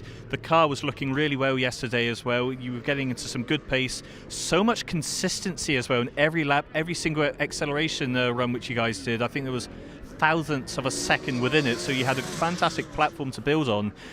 Is the case now for the future going to be we're going to evolve this design and see what I've been calling the creeper because it reminds me of Minecraft. Sorry that the skin looks good. We've been calling it that ourselves, so yeah, that's completely fine. I think, yeah, this year's been a real journey for the team. It's the first time we've built an electric car in a 12-month period, which is huge for us, and then to get it scrutineered so quickly, it's a massive concept change on the powertrain. I think, like you said, it's a really solid base. We were so consistent in acceleration. I think sprint yesterday was a bit scrappy, but the pace was okay. I was really finding my rhythm, kind of getting into it. The car felt good. So we've got a really good platform to build off now. We've got some amazing, talented young engineers with us. We're going to take this car concept and evolve it, and hopefully we'll be back stronger next year. I have my fingers crossed for that. Really looking forward to next year as well. But honestly, fantastic job from University of Warwick this year. Commiserations, you couldn't make it to the end of endurance, but cracking car there. Really looking forward to seeing what you guys can do next year. Well done. Thank you so much. Back to you in the comms. Thanks, Monty. Wonderful stuff. We've got an update for you here on track. We've got the University of College London Car 100 with its iconic pink space frame. The team are out on the grass verge here at Cops Corner. Give us a big cheer, UCL. We know you can do it. Come on. You can do louder than that. Go again. Or not, as the case may be. Meanwhile, University of Salford coming past us here in the commentary box. Not shy now of the 28 laps they need to complete to finish endurance. So far, we have had only the University of the Basque Country actually complete endurance. The rest have become casualties of what is one of the hardest events here at Formula Student, as through go UCL on their third lap now. Their fastest time of 1:09.61. University of Salford also there. Plenty of love already on the chat for a certain Oxford Brooks, who will be taking to the track in the second session. Elsewhere, they're asking, please turn up the volume on the speakers in the viewer area on Cops Corner infield. Thanks, says Midnight Flame. We knew Midnight Flame was coming to support Coventry. They were all over the comments yesterday as Coventry proved very, very effective. Meanwhile, also flying the flag for Scotland out on track is the University of Aberdeen, who are 4 laps deep, 5th in progress. Their fastest was the time they just set of 1:12.89. University College London out on track, car 100. Have you got anything on UCL? Yes, because 2023 for UCL was very disappointing, because in 2022, the year before, they managed to finish second in the sprint. So for them to get through scrutineering this year is a massive achievement, because they furthered their mechanical grip concept this year and maximising mechanical grip in all possible areas in the search for performance. They've found some weaknesses when they were doing some testing, but they're introducing aerodynamic components for the first time with a front nose cone and rear fin for stability and cornering performance. And it's good to see them out on track after a very disappointing 2023. It's an interesting blurb there from UCL because they have run with a nose cone before. I remember, of course, their 2022 effort. We absolutely loved it. That's probably why they're running it, because they did well in 2022 with it. They did. They were one lap shy. In fact, they were in the midst of their last lap, the final corners, before the car gave up. A massive shout out to Lawrence, who has since gone on to work with one of the Formula One teams. Just goes to show the effect that Formula Student can have on your career as well as your social life and your calendar for the summer. What a better place to be in July than here at Silverstone. You're live for Formula Student UK 2024. Coming across the line to complete another lap is the University of Salford in the midst of their second session with driver number 2 behind the wheel. The car has never been driven before at Formula Student. Congratulations to the University from Salford. 22 laps completed, 23rd in progress, 28 to do. Meanwhile, UCL come across the line with a very nippy little car. A very fast car as well from UCL. It's well handled there. The back wants to step out, but immediately the driver is straight on that as they go through the very short bus stop and after the opening straight. It probably did hit a cone, but nonetheless, I'm impressed with the UCL car. I love it. It's just a bit different, but a classic Formula Student design from days of yore, shall we say. Very high roll hoop, meanwhile, on the University of Salford. Reminds me of the Jaws dorsal thing. We can see it over the top of the tyre wall, so we know exactly where they are. Crossing the line, meanwhile, is the University of Aberdeen. Helga supporting them in the comments. Meanwhile, Midlife Crisis says, go Cardiff and go UE. Unfortunately, UE have had to retire their car after a significant engine failure. Meanwhile, University of Salford going on to the rough part of the course, which they go through the final hairpin now, the tightest section of the track. Very difficult to master for these drivers. This is a really intense course to be lapping lap after lap after lap, and that final section is really quite difficult. You've got walls on all sides. No matter where you look, you are faced with a tyre wall, with Armco, with another tyre wall. It's quite intimidating. It is quite intimidating to see at the moment out on track. And if these guys negotiate this right, this could be some very good lap times as UCL again 1:10.6, a second slower than their previous time, but again, I think for them, they just want to get their car across the line. As we're seeing, I think, more cheers in the paddock about teams getting through scrutineering. And if you haven't gone through scrutineering yet, I really hope you pass it, because we want to see you out on track, hopefully, for the final track action of the day. We've still got 5 more teams to go. I would say the fast 5 now, because UWE is now out of it. We've got Oxford, Brook, Staffordshire, Cardiff, Coventry and Edith Cohen to still do their laps later, and they're very quick, so I'm looking forward to seeing those 5 out on track after these drivers are out on circuit. University of Salford, Jess, are in the exact same position that UClan were when UClan's car gave out. They are moments away from becoming the second furthest distanced team here in endurance. The only team to complete endurance so far is the University of the Basque Country. Salford, meanwhile, coming past us to complete another lap. They're on their 25th now, Jess. It's not long to go, and I don't want to say too much more. We've been accused of the commentary curse already. Go through, do UCL, past the team here on the right of the commentary box on the grass verge at Copse Corner. They're cheering on their car with its iconic pink space frame, a feature we hope to see very regularly here at Formula Student in years to come. Their fastest time of 109.61, their latest time of 109.77. Incredibly consistent for the team from London. Meanwhile, going through past us here in the commentary box with its notable high roll hoop is Salford, as Aberdeen come past us as well to complete yet another lap for their first stint. 8 down on their 9th with the fastest time of a 109.89. They are getting there, Aberdeen, at the moment, aren't they? They're not that long. They're halfway through into their driver swap as well. Driver 1 is doing an incredible job for the team. Of course, they each have to do a driver swap. They have 2 drivers each to complete endurance, and later on, if we have time, we may have some more people take part in the fastest lap attempt to make sure that we get some on track action until 4 o'clock. But it depends if we get through this first, if we can do that as well. So Aberdeen, it will be next to cross the line to finish. What's that time going to be? No, UCL, sorry, not Aberdeen. Meanwhile, Fox and Stote says, "Go Aberdeen." Hunter's family watching live from Aberdeenshire. Aberdeenshire? What on earth have I done there? Aberdeenshire. "So proud of you all," says Fox and Stote. And meanwhile, Tasmin, "I'm here, I'm sorry." Tasmin Williamson Webb says, "Please give a shout out to my sister in Phoenix Racing so she can hear." Tasmin's sister in Phoenix Racing, a shout out to you. There we go. Woo-hoo! Meanwhile, Aberdeen coming past, Fox and Stoke cheering them on. Hunter's family watching live from Scotland. And through go University of Salford. They've got past where Central Lancashire gave out to become so far the second largest distance completed in endurance. Only Basque Country have completed the distance required. 28 laps of this course here at Copse Corner. Can Salford get across the line and do what so many other universities have failed to do here at Formula Student UK? 2 laps to go for Salford. They're on their 27th lap, their penultimate lap are Salford. Meanwhile, coming past us here in the commentary box with a characteristic buzz of a motor at full chat, it is the UCL car, and that is another lap completed for the University College London. Elsewhere, Aberdeen on the approach to the end of the course, coming round the final hairpin. Cardiff University have asked for a shout out to, well, me. Cheers, Cardiff. Going past us here in the commentary box are the Scots from Aberdeen. Why do I keep doing that? My dad's Glaswegian. This feels like blasphemy. Aberdeen? I've never heard that. Aberdeen. I heard Aberdeen. Dear, oh dear.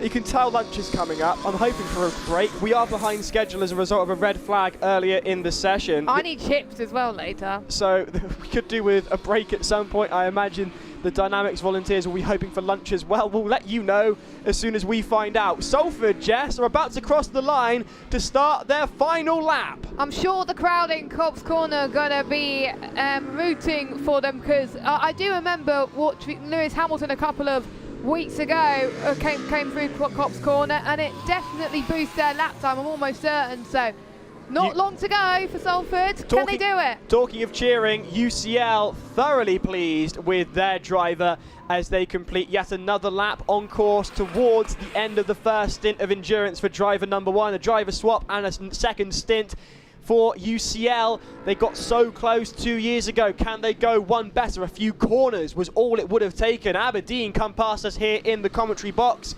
and they're doing incredibly well as well. In fact, they're very close to a driver swap indeed. Yeah, they are. Lap number 11 for UCL. No, lap number 11 for Aberdeen. Lap number 9 for UCL.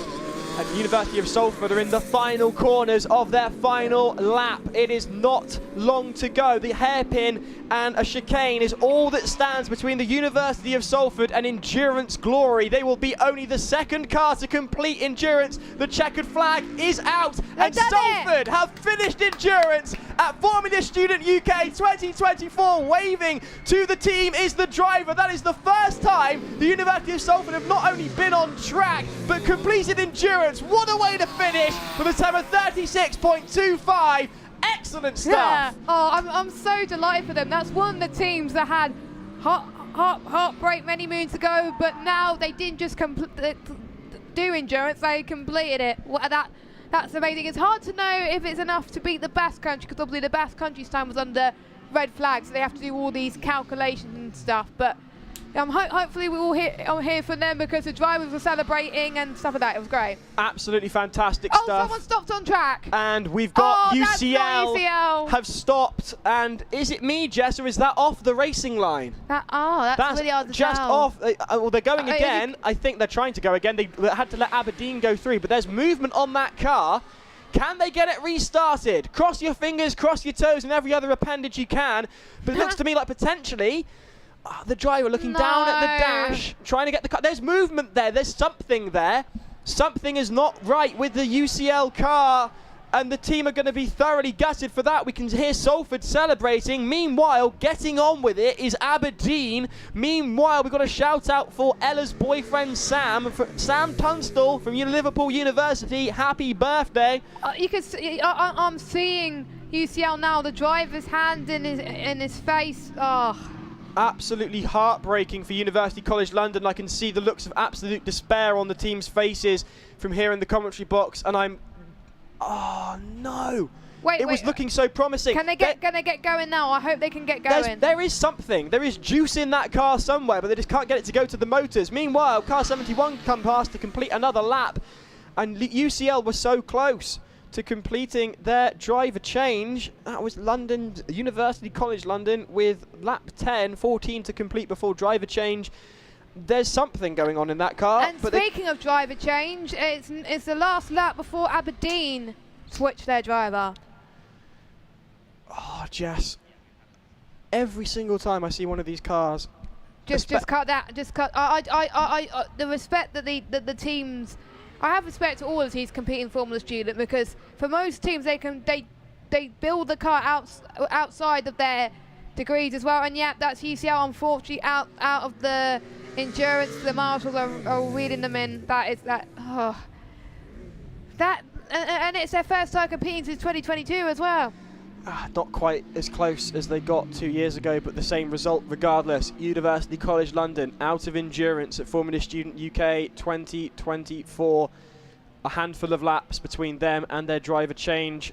Heartbreaking for the team. Meanwhile, joy for Aberdeen as the checker flag is out. That is the first stint done for the University of Aberdeen, who bring the car into the pits for their driver change. Another 14 laps and a hot restart is all that stands between them and becoming only the third car to complete endurance here at Formula Student UK 2024. The times have been thrown out a bit compared to the schedule as a result of a 21-minute red flag.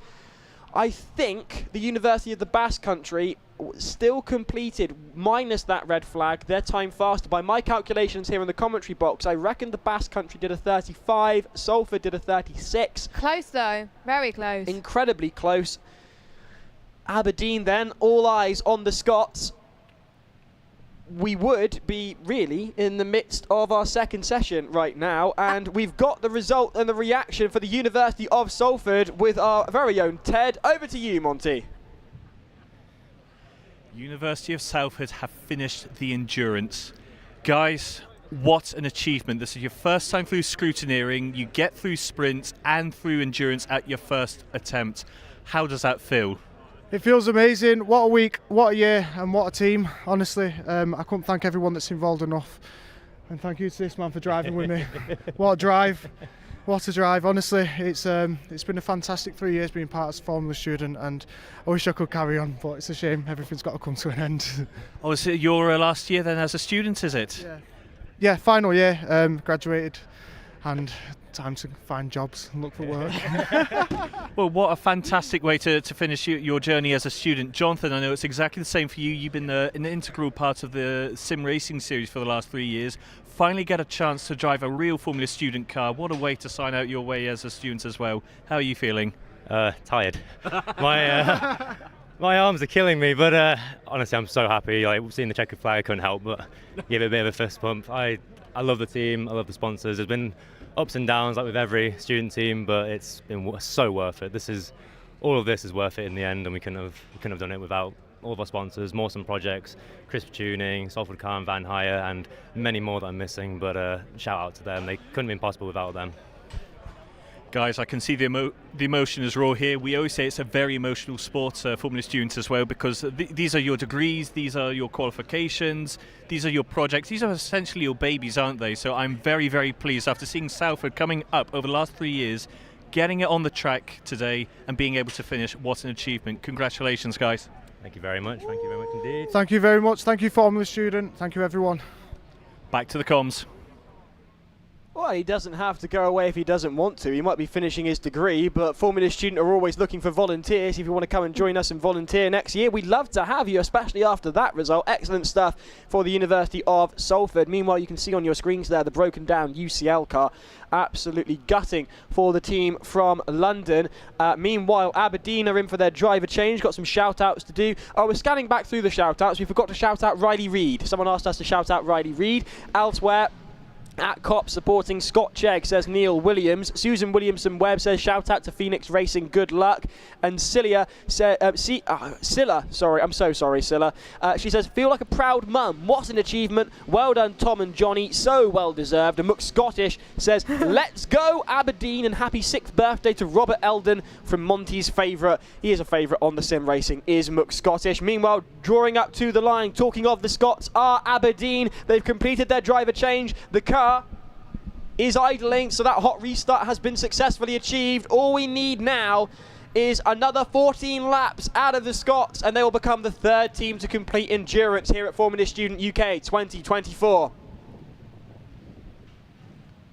We will see if their start is successful then as well. They're going to have an empty track, Giles, of course. The last team out there on track before we have the Fast 5, and here we go. Is it going to be quite a slow start for them, but they got going at least? Something's not right there, Jess. I hate to say it, but yeah. Oh, hang on. Maybe they were in the wrong gear. Potentially trying to find that gear, but that's looking way slower. That's rather disconcerting for the University of Aberdeen, a team that has got a great deal of love and support both here at Silverstone and around the world watching us live. Elsewhere, JFR says, please shout out Sebastian Florenza. And unfortunately, it looks to me like Exeter will not be running. They're saying they've got engine troubles. Alex Maxwell says, please shout out Hannah and the rest of Oxford Brook's team who have put in multiple overnighters to get us to this stage. Good luck. Plenty more where that came from. I've got some interesting stories about Oxford Brooks. They've been working very hard to get here. We look forward to seeing them in the second session later on today. Right now, out on track are the University of Aberdeen. They're still lapping, Jess, but that was a rather interesting start, and they look to me to be lapping far slower. They're going very slowly, actually. Than they were. I hope it's just a driver just getting some freedom laps, and I hope it's not a problem with the car.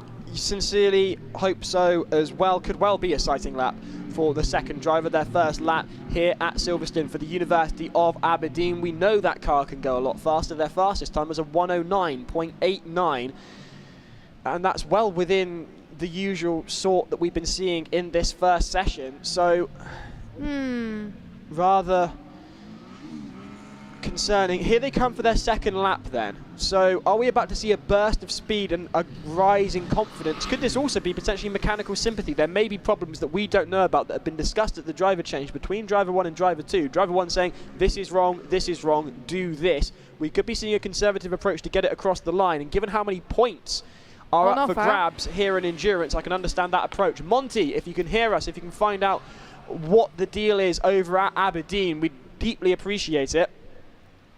Meanwhile, Poonam Athvale says, we are watching from Singapore. Good luck, OBR. And unfortunately, that looks to me to be Aberdeen really just causing a great deal of clenching for us here in the commentary box. We even got their sticker. One of their team members was kind enough to give us a sticker to put up alongside the Formula Student memes sticker here in the commentary box, and they're the only car on track. All eyes here at Copse Corner on the team from Scotland. They come past us here in the commentary box, but there is something not right with that car, and I don't know what it is, but there is a whole more. There's 12 and a half laps left to complete for this team, and I'm not sure whether it's going to go the distance. I really hope it does, but I'm on the edge of my seat. In fact, I'm stood up. I'm on the edge of my feet, shall we say, because here's a team that are representing Scotland, the only Scottish team to get out on track this year at Formula Student UK 2024. The hopes of the Scottish rest with the University of Aberdeen, and that sounds to be like transmission problems, Jess. All of a sudden, there's a burst of speed there. It sounds like transmission problems. If I were in that car, get into second and leave it there would be my suggestion. We've seen it work with UClan, apart from, of course, they also had an overheating problem, which I think might well be why UClan went out. But we know that it can be run in a single gear. Cardiff last year completed Formula Student Endurance for the first time in 5 years. You were over the moon. I was over the moon with that. I was also wrong, as has been pointed out by Noah, one of the Dynamics volunteers. In the commentary box, the sound bite that came out was 2 to 3 years. No, it was 5 years since Cardiff had finished Endurance, and they did so with a dodgy clutch and managed it in third gear the entire way. So it is possible to complete this course in one gear. You just need to make sure it's got a fairly decent range on it. it does sound potentially like transmission problems might be playing gremlins with the University of Aberdeen. And Fox and Stoat saying, come on Aberdeen, take it easy, you can do it. Remember the tortoise and the hare. Fox and Stoat, I couldn't agree more. Just bring it home. It's all they need to do. The amount of points they will get, irrespective of the time they finish in, will make it more than worth it to just coax it over the line. Another lap completed for the University of Aberdeen. We've got Monty. What can you tell us? Well, guys, we saw earlier University Central Lancashire, or UCLan, stopping on the track, which was absolutely gutting because, guys, that was some spectacular driving we saw out there, especially from you, Colin McRae. Tell us, what was it like to drive the car? It drives like an animal. Yeah, it's not very stable at the minute. We didn't have much time. We didn't do any testing. But the way we drove it today was just the best way to do it. It's more fun, more entertaining. And we had a laugh, so it's all that matters to us. It was certainly spectacular to see on the TV, so a round of applause for that, because you certainly kept the crowds entertained and everyone outside, but absolutely gutting that the car broke down so close to the end. You were driving the car when that happened, so just explain to us what was going on with the car.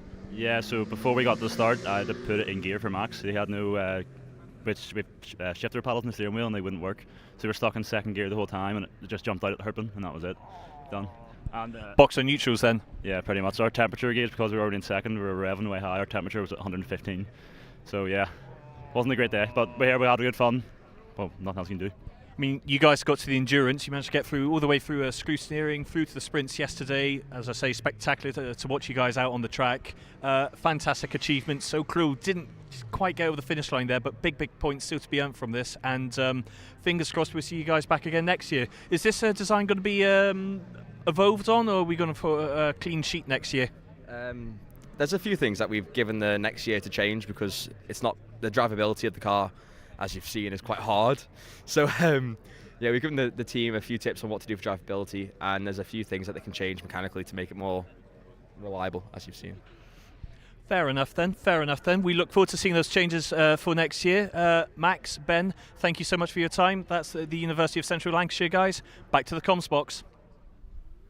Thank you to Max and Ben from UCLan. Commiserations. Talking of commiserations, they're not just there yet, but it's looking tentative for the University of Aberdeen. Out on track, the last car to take part in session 1, and that drive is inconsistent. It also sounds like transmission problems. I'm going to have a listen, Jess.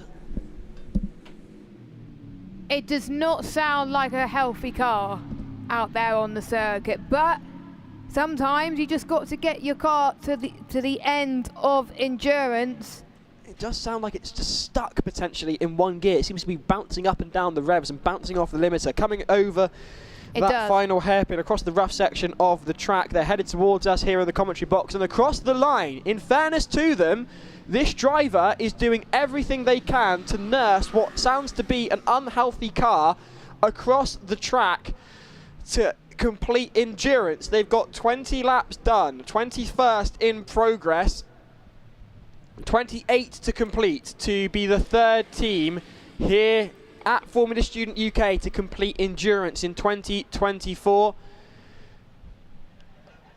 I just don't quite know what more the driver can do than they're doing, just coaxing it forward, coaxing it across the line, like some of the families of the teams watching in Scotland were saying, tortoise and the hare, and that is exactly what they need to do here. The points are far more important than a fast time. Like we saw last year as well. We saw many teams limping at home but still managed to get across the finish line, and it made a difference between them potentially getting a top 10 in Formula Student as well. So I'm sure there'll be quite a lot of people wanting to Aberdeen to do well and just bring it home. And for some teams, the laps are important, but for Aberdeen, they just definitely want to get to the end. There's only 2 cars that have completed endurance so far. If Aberdeen can be the third, irrespective of their lap time, it will mean dividends for their overall Will they still results. be top 10? I think they'll be top 10, won't they? If no other teams later on can compete. I should imagine so. Meanwhile, plenty of shout outs to do. Emily Griffiths saying, please shout out Derek from Southampton.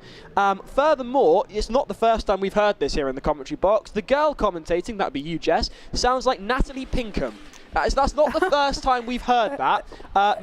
We said that was it the sim last year as well, and in the sim racing series. So we've heard that a fair bit. Meanwhile, Lenini says, big shout out to my baby Taryn from Edith Cowan University, Australia.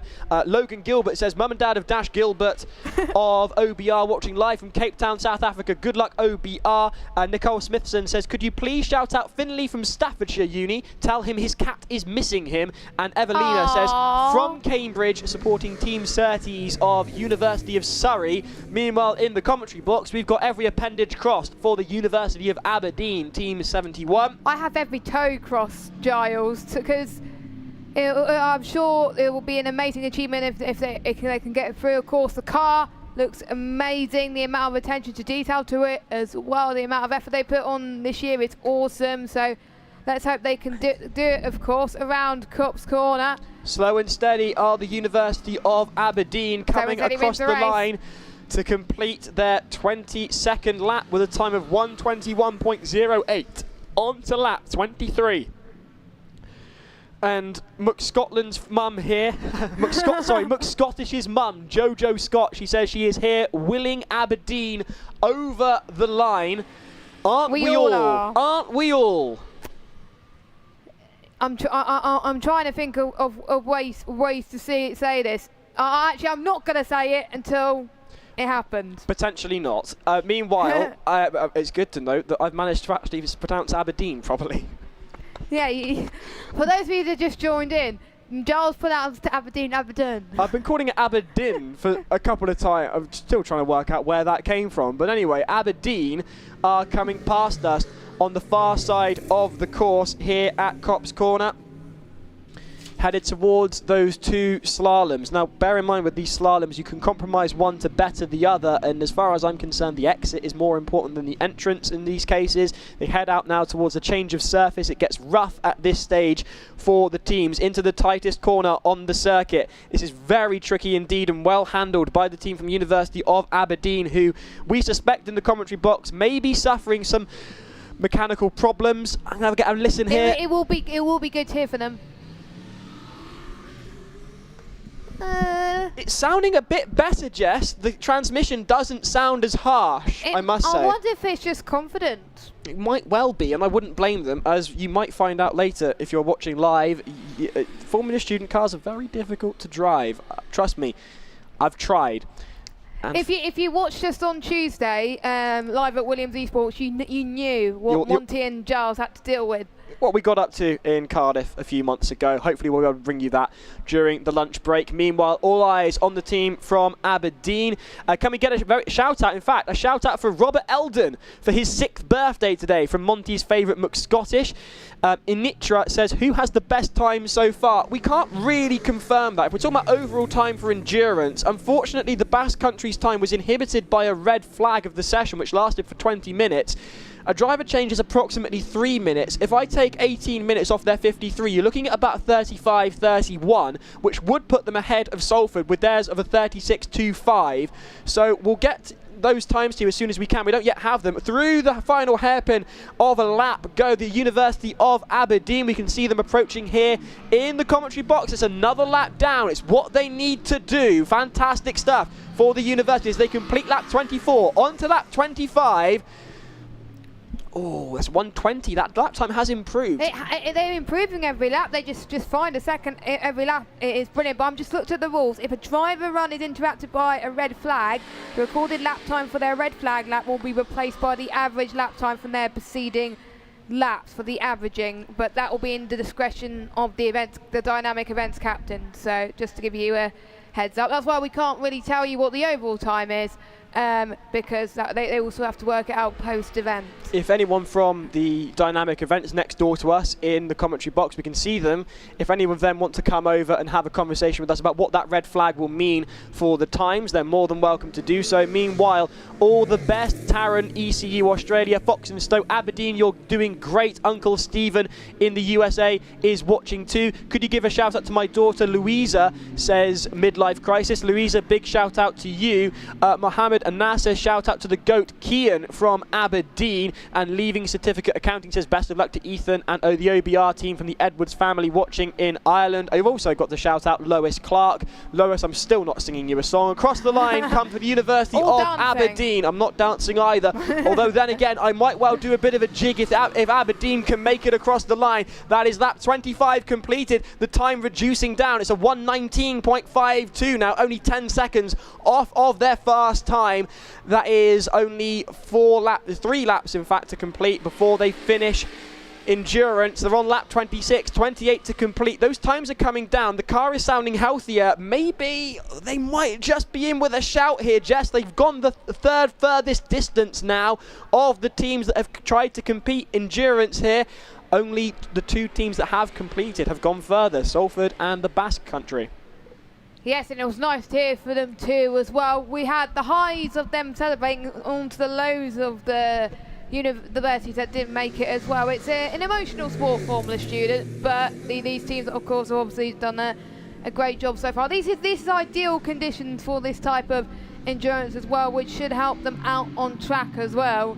So not long to go for Aberdeen as they make their way towards the final part of this lap so far, as they're about to start. Well, they're on lap 26 and about to start lap 27.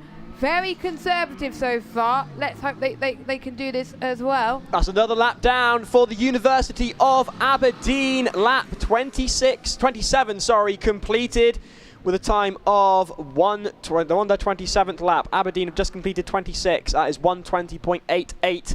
Again, that is about the same time as they did last lap as well. So I think the driver just feels a bit more. I think there is a problem with their car. I think just the drivers are getting a lot more comfortable with what to do. I don't think they have team radios, do they? It's just knowing about. It's you and the track. Whether you can speak car at this point, and Aberdeen clearly won at the wheel with their entry on their penultimate lap now are the team from Scotland representing the Scottish here at Formula Student UK 2024. If you've just joined us, it's Giles and Jess live from the commentary box here at Cops Corner for Endurance of Formula Student UK 2024, and this team you're watching now have had us on the edge of our seats throughout this stint. 14 laps needed by driver number 2. An interesting sounding start and potential mechanical problems have made it look to us here like this car may not cross the line, and it's just a question of taking it that step further and that step further, and they cross the line to their final lap now. Car number 71 is on its final lap. The University of Aberdeen are within sight of completing endurance at Formula Student UK 2024. Their final lap time there was a 1:19.11. They're going to try and go through the tight bit. That's the first tight corner to negotiate around this circuit. Surely everyone's cheering them on in Cops Corner, of course, because if you finish, you get 25 points added to your total, plus any more after that based on the other stuff. There might be some post-race penalties for the cones and stuff like that. So they negotiate this as well. Very conservative once again from the Scottish team. It will be amazing if they can get through, of course. And it won't be that long as well before we get 5 more teams, the 5 fastest teams, out there on the circuit. But they're just about to end, Giles. Into the final slalom they go. All they have to contend with now is a change of track surface, the final hairpin, the tightest corner on the endurance course here at Formula Student UK 2024. Round they go. Only the chicane and a final couple of corners to go for the University of Aberdeen. Car number 71. There it is. The University of Aberdeen become the 3rd team at Formula Student UK 2024 to complete endurance with a time of 39.2621. That's respectable. That is spectacular. Well nursed home for the team from Scotland. Absolutely brilliant. Oh my goodness, what a relief for Aberdeen. I would love to hear from them on how they manage with a car like that, or maybe they just wanted to get until the end of this race. So massive job for them as well. Their last lap was a 1:20.4, so they were consistent around the 5 lap mark, which is really incredible as well. So that's relief for me. I was not saying anything. Now I can say I'm sure in the award ceremony later they'll definitely be celebrating. They'll be celebrating on the circuit as well. It will just be incredible. But good job to Aberdeen as well. They become the third team to make it through in endurance. But 39.26, that's still a respectable time with potential problems, so good job to them. Let's go Scotland, come on! Yes! Spot on there. 3 teams then in session 1 have completed endurance. Salford with a time of 36.25, Basque Country with a time of 53.31, but bear in mind that did involve a red flag, and Aberdeen with a time of 39.26. They are over the moon, and so they should be. Now, that is session 1. Session 2 is to follow. It should be on now, but there's been some interruption. There was a red flag earlier, and we've got your fastest teams to come. I've been reliably informed by the Dynamics Army that they will be coming on track at 2 o'clock. So do stay with us here on the stream if you're watching at home. That means we get some lunch. We are going to go and have some lunch. Stay right there, though. We've got plenty of entertainment for you here on the stream, on the big screens here at Cops Corner and on YouTube at home. 2 o'clock, we'll be going live with the second session for endurance. But for now, it's Formula Student UK. Don't go anywhere. Hello, I'm Giles Cosgrove, he's James Monty Montgomery, and along with Jess Ball, we're probably best known for doing this. You're going to go 3 wide into Paul Frere as well. They're keeping it very, very clean. Fair play to... Oh, no, they're not. I spoke too soon. Monty, the line between stupidity and bravery is incredibly thin. What side have Trinity St David come down on? But it has allowed Sheffield Hallam to join in now, and this two-way battle for 9th has become a 4-way. Beautiful. You want to watch what you say there, Monty.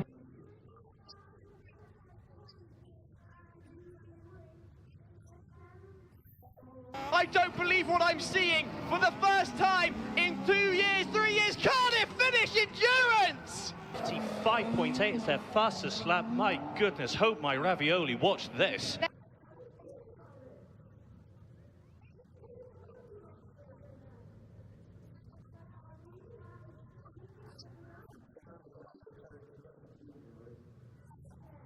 The thing is, there's a slight problem. None of us in the commentary box have ever actually driven a Formula Student car. Jess is a very successful sim racer, but she doesn't have a driving licence, so officially she can't.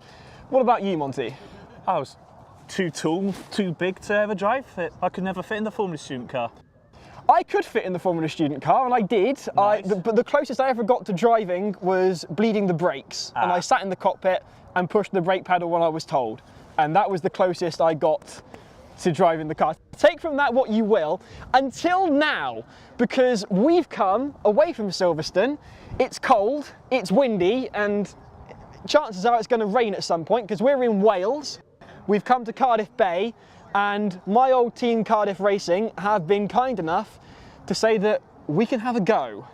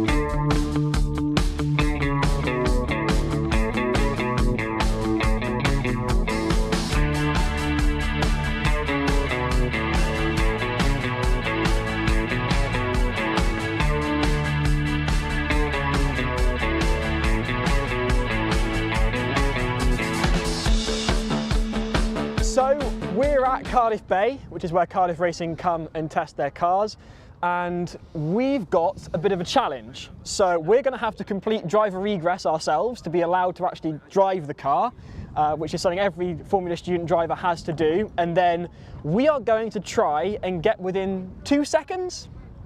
Steady. 5. 5 seconds of a lap time set by Formula Student's most entertaining driver 2023. Cardiff Racing's very own Aaron Farmer. Can it challenge the likes of the top three? I don't know, but to be honest, it's about trying to score as many points as they possibly can. We've collected a cone. That is a time We've really collected a cone. It's not dropping off anytime soon. That is. Oh, hello. Whoops-a-daisy. That's not going to do any favours for this time, and that is what was going to be quite a promising time. The second attempt from driver number 1 from Cardiff was looking really quite promising, and now we've just got a cone coming for a ride. We've adopted it now, apparently. Hello, Giles. Hello. Just coming for a wee cameo here. I think that could be candidate for furthest travelled cone for this weekend, that drive there. Well, the wind's beginning to pick up. What do you expect? It's Wales, and we're joined by the man himself, Aaron Farmer. Thank you for being with us. How are you doing? So good, yeah, I'm good. How are you, Joss? Yeah. I'm quite nervous about this, I won't lie. What does it take to be a Formula Student driver? Yeah. Well, I think it changes from team to team. If you've got an electric car, if you've got a combustion car. In our team, if you show a lot of commitment in the early years, you kind of show a little bit of promise in karting, a little bit of sim racing, then maybe you get, you get to go in the kart, you go down testing here, and then that's when it really starts. You've got to learn how the car behaves. It's nothing like anything I've driven before. I've driven like karts, like karting, race karts, cars, and it's quite different. It's quite the weight balance is very different to a normal kind of race car that you'd kind of receive, because there's no weight on the front, there's all of it on the rear. Right. It takes a lot to learn how to drive them. So you're in the car, yep. The engine's running. Yep. By Formula Student standards, that's already a miracle.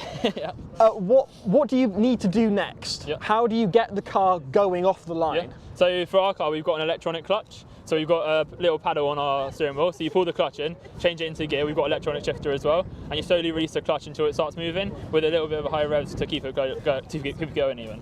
Okay. And then, what's the secret behind a fast lap? Once you've got off the line, you're moving. How do you put the power down? Where do you put the power? What gears are you in? How do you get round in the fastest time possible? So I think it's about learning the car really. It changes from track to track, from car to car really. So for our car, it used to not really like first gear, so you'd want to get out of first gear immediately because the wheel spins a lot there because you've got a lot of power, and kind of like braking earlier into the corners and letting the car roll through. Our car is not a big fan of the hard braking and turning into corners. So it's really about knowing what car you're driving. Like if I drove a different car, it'd be completely different. And I think bringing it all together for a lap is really hard, but it's one of the fun things about it, isn't it? Well, we're going to see if you can bring it together for a lap. Come on then, show us how it should be done.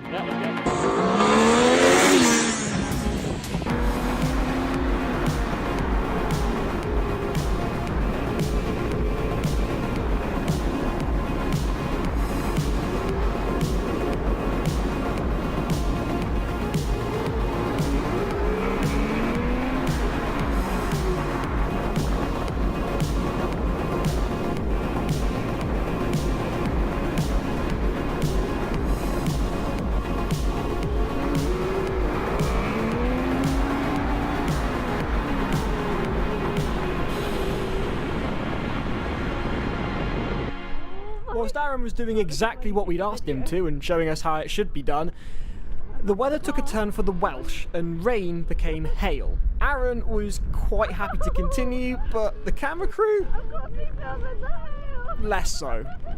Then the weather got really bad, so we're having a quick break. Tools getting wet? Yay. Yes. And once the weather had subsided, it was our turn. And before we could hit the tarmac, first we had to get to grips with the cockpit and egress. Luckily, team lead Hugh was on hand to talk us through it. Right, so I'm in the car. You're in the car. What do I need to know? So it's going to be different to any other car you've driven. Okay. The main thing is that all your controls are on your steering wheel of how you need to drive it. Okay. But your most important button is the kill button here. Right. When you come to a stop or you need to turn everything off, that is your kill button. Slam that with your palm, do it, get used to it. Hit that, that's fine. Right, okay. Twist it lightly to undo it, to reset okay. it. So That's sort of like start the car again. Yeah, sure. Cool. All right. Next to that, you've got your start button. This is how you actually start the car. Okay. Standard. On your steering wheel. Yep. That comes on and off with the collar behind. Yep. You can do that with one hand or two hands to take it off. Yep. You have to pull the collar all the way. Okay, so it's going to be like that. Yep. Putting it back on is the reverse. So line it up on the top. Make sure it's all the way on. There we go. And then make sure it's nice and on. Give it a good tug. Make sure it's solid. Perfect. Now this is where things get different to your normal car. Okay. You've got paddle shifters for the gears. Right. Upshift, downshift. So as you're driving along... So is it double click or one click? Single click. Like that? Yep. Okay. So one solid firm click. So you're accelerating along first gear, click, second gear, it does it for you. Right, okay. You don't even have to take your foot off the throttle. Sure. You can just drive along full throttle, change gear. Okay. As you're going to change down a gear, you're braking into a corner, you don't have to do anything but click the downshift button. Automatically it'll do the clutch for you and blip the revs for you. You'll be in that gear below before you even know it. Right, okay, okay. I hope you're paying attention and taking notes, because I should have. You can probably see I'm really concentrating, or at least I'm trying to, but it wasn't all going in. The other big thing here is on the bottom left, you've got your big clutch paddle. Right. So that is your clutch. You should only need that when you're pulling away or you're coming to a stop. Because once you're moving, like I said with the gears, you don't need to worry about using the clutch. It does everything for you. I'm going to stall so much. Oh yes, you will. So it's a motorbike clutch. Right. You have to let it slip for a lot longer than you would in a car. You're also starting what the motorbike's engine is actually its second gear. Okay. So you don't use its first gear. I've never you driven a have to motorbike in my No, life. that's fine. It still runs like a car, but you have to basically into first gear with the clutch in, with your hand on the clutch. Let it out about halfway and you'll start to feel the car move. Hold it there. Hold it there. You'll gradually pick up speed and you'll have to probably go about 20 metres or so until you can let it out fully. Right, so Once it'll you've take got a up while, enough because obviously speed. you've got to go through the 19... Absolutely, the so 290s. you'll be near where Brian is there. Right. By the time you can actually release the clutch fully. Okay. You also have to hold the revs slightly high as you do that as well, otherwise it will just stall. It's a very racy engine. Sure. You have to give it quite a lot of revs in order to pull away. I want to say how hard can it be, but I can imagine very, to be If honest. you follow those steps, you'll be fine. Okay. But it'll take some getting used to. It definitely needs that. Right, and I'm under the impression, before we can even drive, we've got to prove that we can get out of here all seat belted in within 5 seconds in case of Absolutely. emergency. The safety egress for if the car's on fire, you need to be out from your fully belted position in 5 seconds out of the car. Should we try that? I think we need to get you done because you're not driving if you can't. Let's give it a go. This wasn't even the hard bit. All you have to do is take the steering wheel off, hand it to the person next to you, quick release the safety belts and pull yourself up and out of the car, all in 5 seconds. This wasn't even driving, and it took me multiple attempts, but finally we got this one, which was in 5 seconds. Ish. With egress completed, I had to learn how to pull away. Lee offered me some advice. So your clutch obviously is on your hand, right, not your foot, yeah? Yep. So let's pull neutral, goes in neutral again, right? Yep. So you got to ride the clutch, ride. Hey,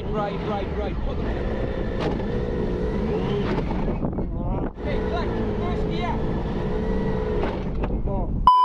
Sorry. Clutch.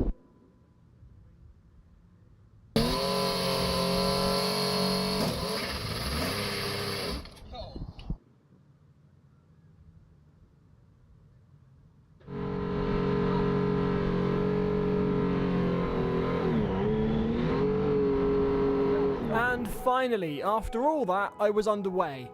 But I wasn't exactly winning any points for speed. Yeah, try and get it to go, yeah.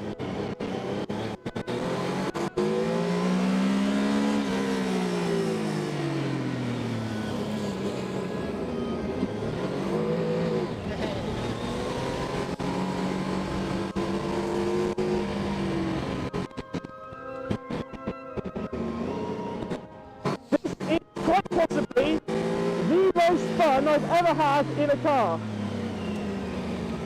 And I've got to go in now, and apparently, I think I'm going to actually try to do a lap, which, suffice to say, is not easy. Into the cone.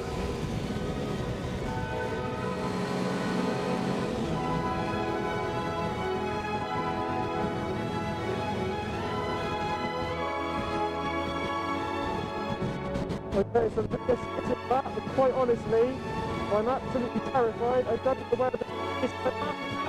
I'm at the track limit completely. Oh well. Yeah, I can see Hughes directing me now.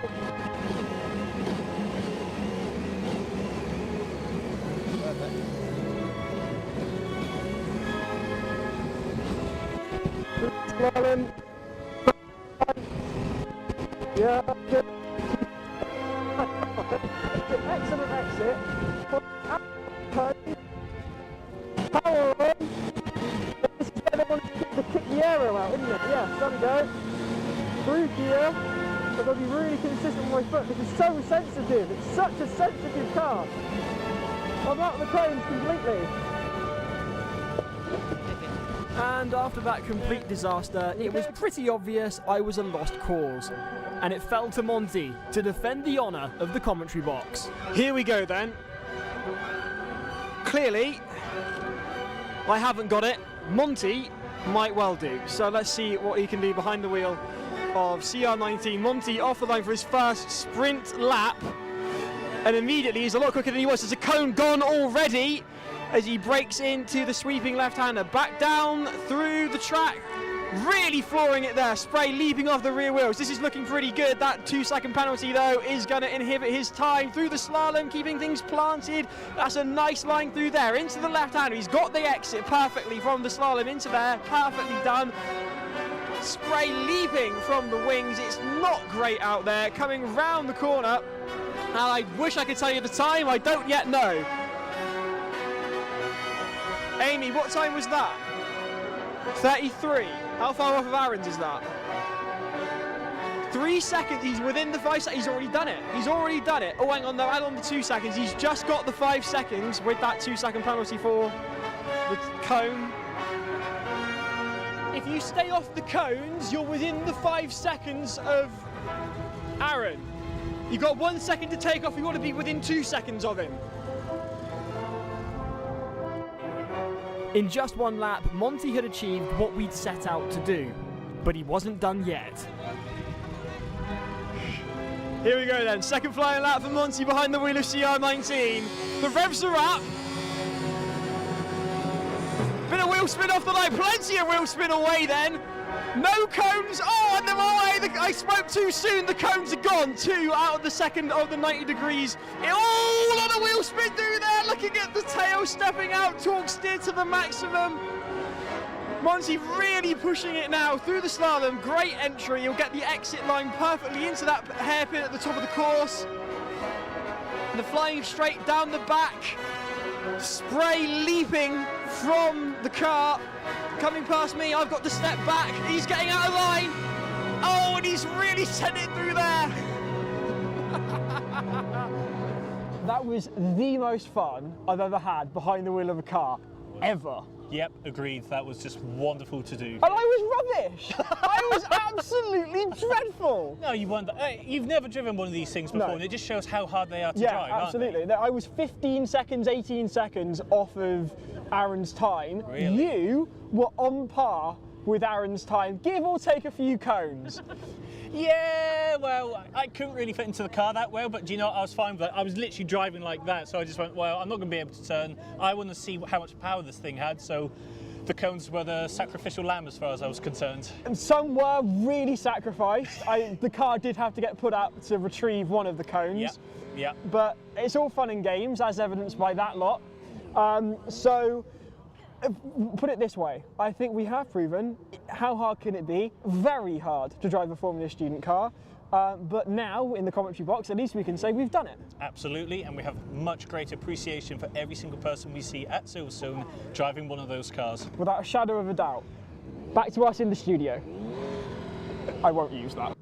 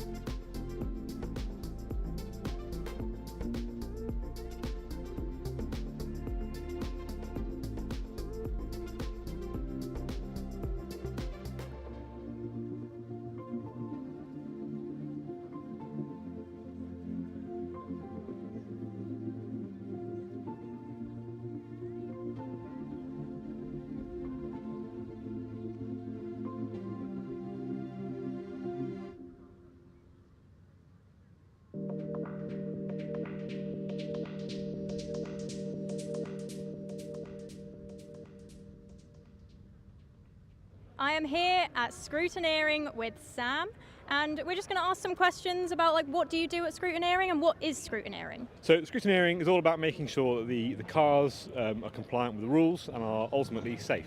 So we're looking to make sure that it's a fair race, it's formula racing, so making sure we comply to that formula and all the teams are on a fair footing. But most of all, we're looking for safety.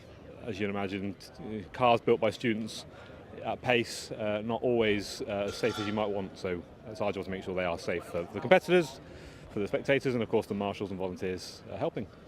So what exactly like are you looking for, like specifically within the cars? Like what sort of categories are you looking at with Scrutineering? So Scrutineering is broken up over a host of different events. The ones we look after here in Technical Scrutineering is looking at tech, chassis and safety. They then go on, EV cars go and do EV scrutineering somewhere else, and of course there's then noise, tilt and brake test. So here we specifically look after tech and chassis and safety, so we're looking at the integrity of the cars, how well put together they are, again formula, making sure they comply to the formula and meet all the rules. Really big emphasis on safety, so making sure that there's, the driver equipment is safe, making sure that the restraints are safe, that if anything were to go wrong, I think it's going to be a really bad day. So the focus on safety, but again compliance to the rules and making sure that the templates fit and those sorts of things. Yeah, so what is the most common thing for students to fail on? There are lots of common things. So misuse of fasteners is a standard thing. Safety equipment, again, understanding how harnesses work and the load paths and those sorts of things are common. But this year, if I'm honest, there's no been major themes. There's been lots of different sort of variants in things we're looking at, which is sort of a good thing, I suppose. More fun for you? Yeah, more fun for us. It is good fun. I think so. The thing I'd always point out is that 95% of the scrutineers have been the other side of the fence. A lot of them have competed at Formula Student. So they know just how hard the teams work. They know just how much it means. So we really want to make sure as many cars get out onto the track as possible. So we're working with the teams to try and make sure that we're doing that in a safe and compliant manner. So how many students and teams actually get through Scrutineering each year? It varies on year, and again depends on how many teams turn up in the first place. I will say getting all of your scrutineering stickers is an absolute massive achievement. And getting a car to competition is a massive achievement, but to get all the stickers and get through scrutineering by the end of the weekend is a huge achievement for all teams. Obviously we want to get them through as fast as possible so we can get as much of the dynamic events done as well. But again, the numbers getting through really varies on year and depending on how big the field is. Yeah, what about this year? Is there more this year or so far? I know it's very early on. It's early on, but I'm pleased to see there have been more cars coming in earlier this year. So last year we spent a lot of Thursdays sat around twiddling our thumbs waiting for teams to turn up, whereas here we were busy from right from the off. Oh, that's amazing. It is really reassuring to see more teams getting through. And we've been busy most of today, then a few quiet periods. So I'm hoping tomorrow will be quiet because everyone's out there racing. Amazing. Thank you so much for your time and for chatting with us. And I'll let you get back to helping all the students. A pleasure as always. Thank you. This is where the fun begins. Welcome back to Formula Student UK 2024, live from Cops Corner as we are about to start session 2 of Endurance. This will make or break a team. It broke them last year. Can they go better? It is Oxford Brookes off the line, the first team for session 2. Plenty of them on the stands at Cops Corner. Oxford Brookes, we know you're passionate. Can we get a Mexican wave going across the Cops stand? Going from your right to your left. 3, 2, 1, go! Or not, as the case may be. There we are then, Oxford Brookes away for their endurance run. Bear in mind, last year it was the second stint. Driver number 2, an inverter problem, spelt disaster for what was an incredibly strong effort across the competition. They'll be hoping to go better this year. I know for a fact they've been working very hard into the night to fix some problems that occurred during sprint, which meant that they weren't able to put in a lap as fast as they would intend. The crowd going wild at Cops Corner. We know the support is huge for Oxford Brookes around the world. What more can you tell us, Jess? Yeah, last year they were very successful, in particular in the design event as well, 3rd overall. Of course, they've done very well in the dynamics events in the past as well. It's great to see them in the top 6 in the endurance event, which shows that they've got a car which is capable so far, 112.44, which is really good. And what they said about their team in general, they're passionate about transferring skills, knowledge, and develops versatile graduates each year. So quite a lot of their graduates go on to some successful teams, but in their car they've got a newly developed aerodynamic package, enhancements to the vehicle control system, and improvements to its carbon fibre. So those are the improvements to their car for Formula Student 2024. We got a few shout outs. It's from Millie Shepherd saying, "Hi Jess, can you shout out my sister Bella Shepherd from UCL Racing and tell her we are watching, love Millie and Matt." Thank you. Hello Bella Shepherd from UCL Racing, and it's great to see more cars on track. We just had food as well. I'm sure everyone else has had food, so we feel fully refreshed, and the crowd is definitely refreshed, aren't they? The crowd is incredibly excited, and we are on to the fastest teams who completed sprint yesterday as Oxford Brookes go past their team on the cop stands, completing their second lap. Watch the aero on the side of this car, really fascinating design as they complete a time of 109.05 for their second lap. Onto their third. Keep an eye out. You can see that the car employs a 2-channel system of airflow across the side of the car, trying to keep it nice and clean and suck the car using the Venturi effect onto the ground. Not as effective on those low speed turns on the hairpins, but more so through the S's like we're seeing here and onto the slaloms. So keep an eye on and see how firmly planted the car is. It rolls, but the contact patch between the tyre and the tarmac is maintained consistently. I spent a great deal of time talking through the aero design with the team. They reckon it's effective at around 30 miles an hour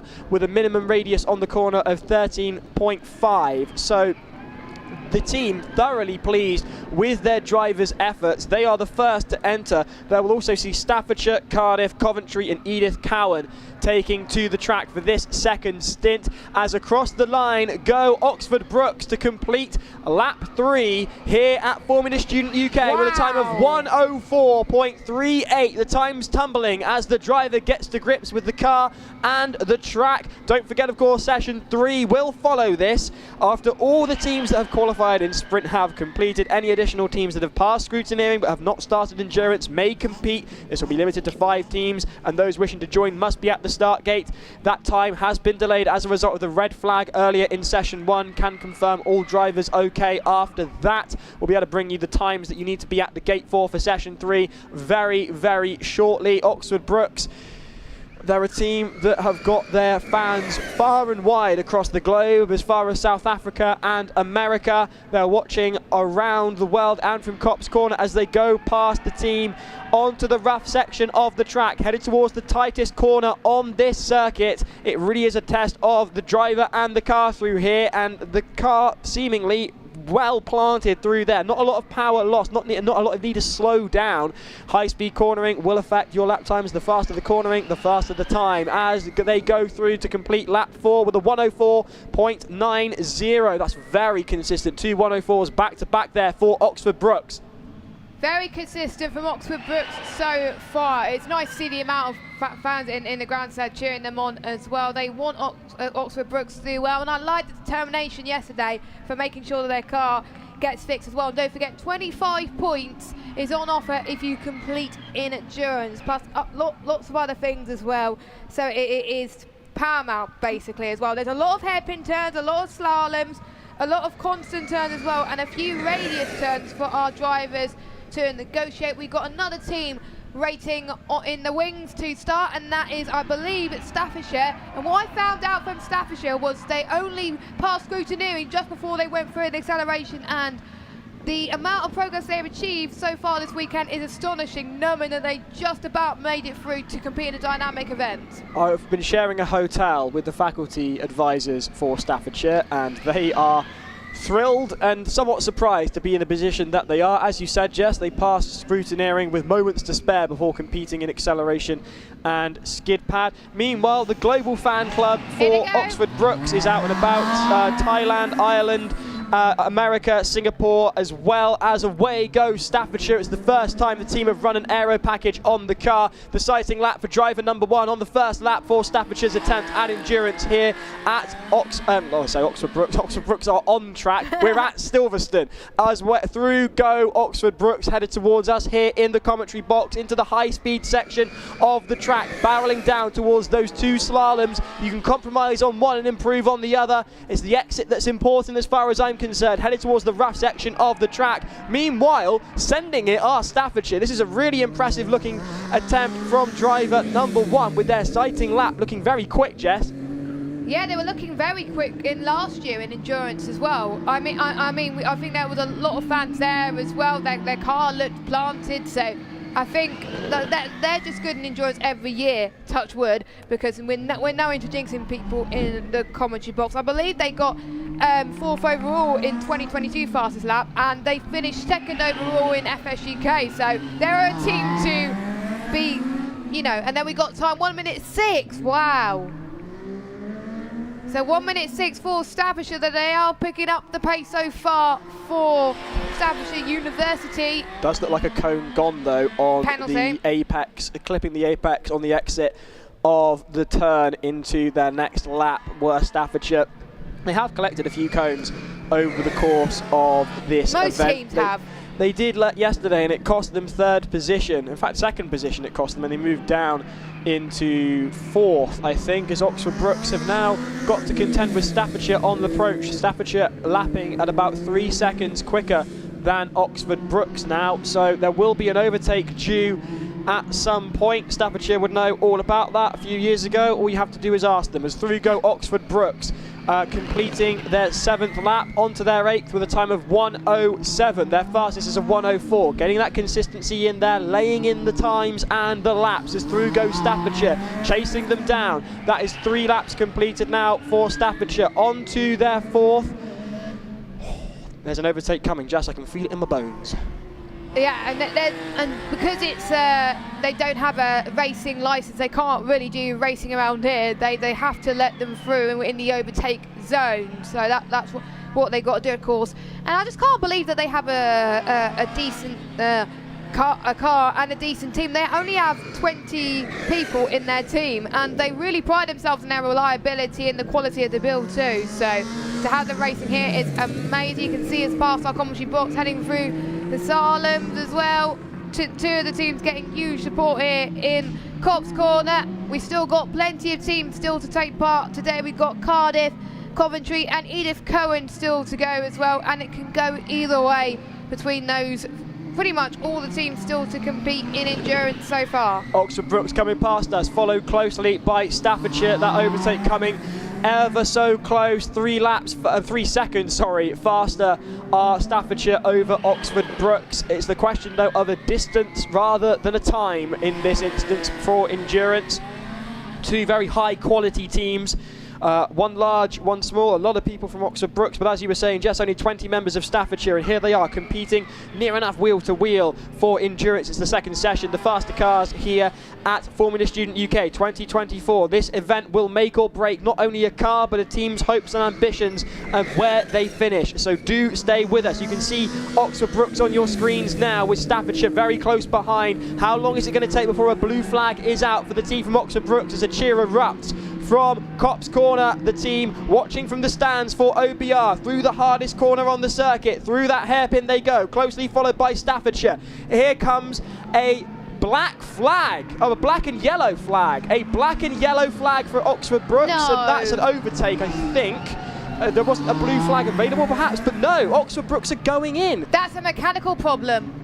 It's a mechanical problem being signalled to the driver from Oxford Brookes with a black flag with a yellow spot on it, and our roaming reporter Monty is off to find out exactly what's gone on there. Yeah, black and orange flag is always that they have to come in for a mechanical problem. That's what it's like in Well, there we go. It's the standard for Motorsport UK. It is a black and orange flag. Meanwhile, on track with an open track for them, clear tarmac for Staffordshire. They were lapping 3 seconds faster than Oxford Brookes anyway. An overtake was imminent, and they did manage to get past. So, with a clear track, what can Staffordshire do? It's a question of that that racing instinct to really push it, and the need for mechanical sympathy to get it over the line for the full endurance course. Meanwhile, on the edge of their seats are the Oxford Brookes fan club here at Copse Corner.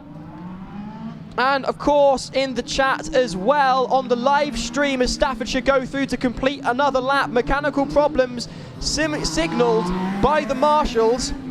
Apparently there was a canister hanging from the back of the car, so they're probably coming in to maybe fix that potentially. Yes, thank you very much to R. Chaves who pointed that out to us here in the commentary box.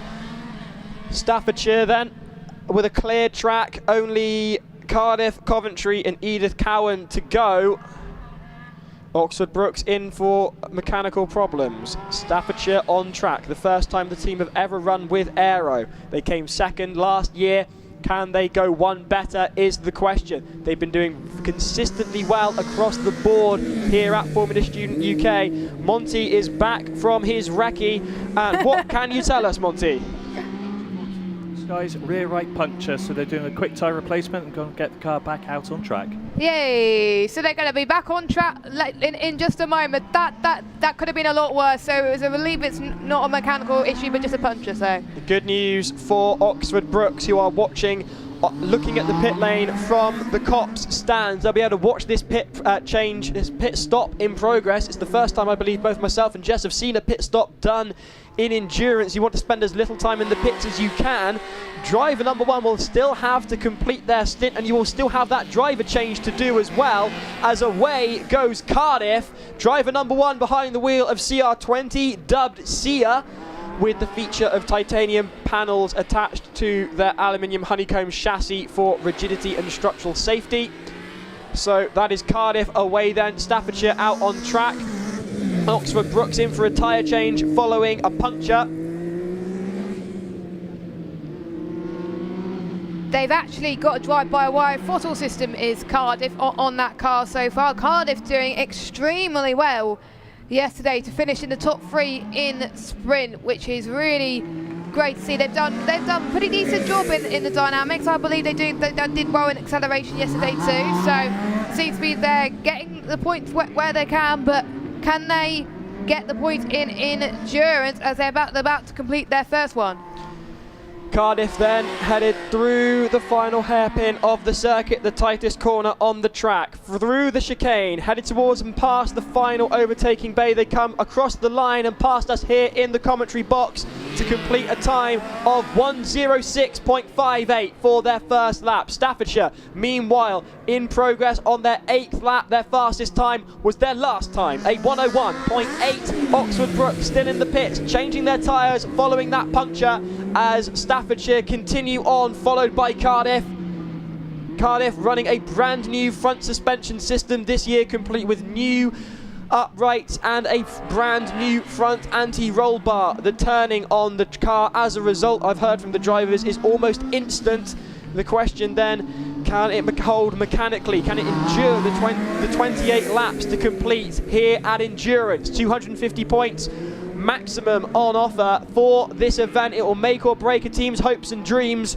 It might well break the car as well as Cardiff continue, followed by Staffordshire. Staffordshire on their 9th lap now. They've just posted a 1:07 have Staffordshire on their 9th lap, 14 to complete per driver. Cardiff coming across the line to complete their 2nd lap here at Formula Student UK with a time of 1:05.47. Consistent across the board. Are these teams equally paced? Near enough, not a lot in it. Oxford Brookes, as we have it currently, I appreciate there are a lot of people intent on working out where Oxford Brookes are at the moment in the pit lane, changing their tyres is the latest we have for you. Meanwhile, through the hairpin goes Staffordshire as they come across, as they approach the line to complete yet another lap. Staffordshire coming across for their 9th lap now. They were lapping at 60 seconds, near enough. What can they do here?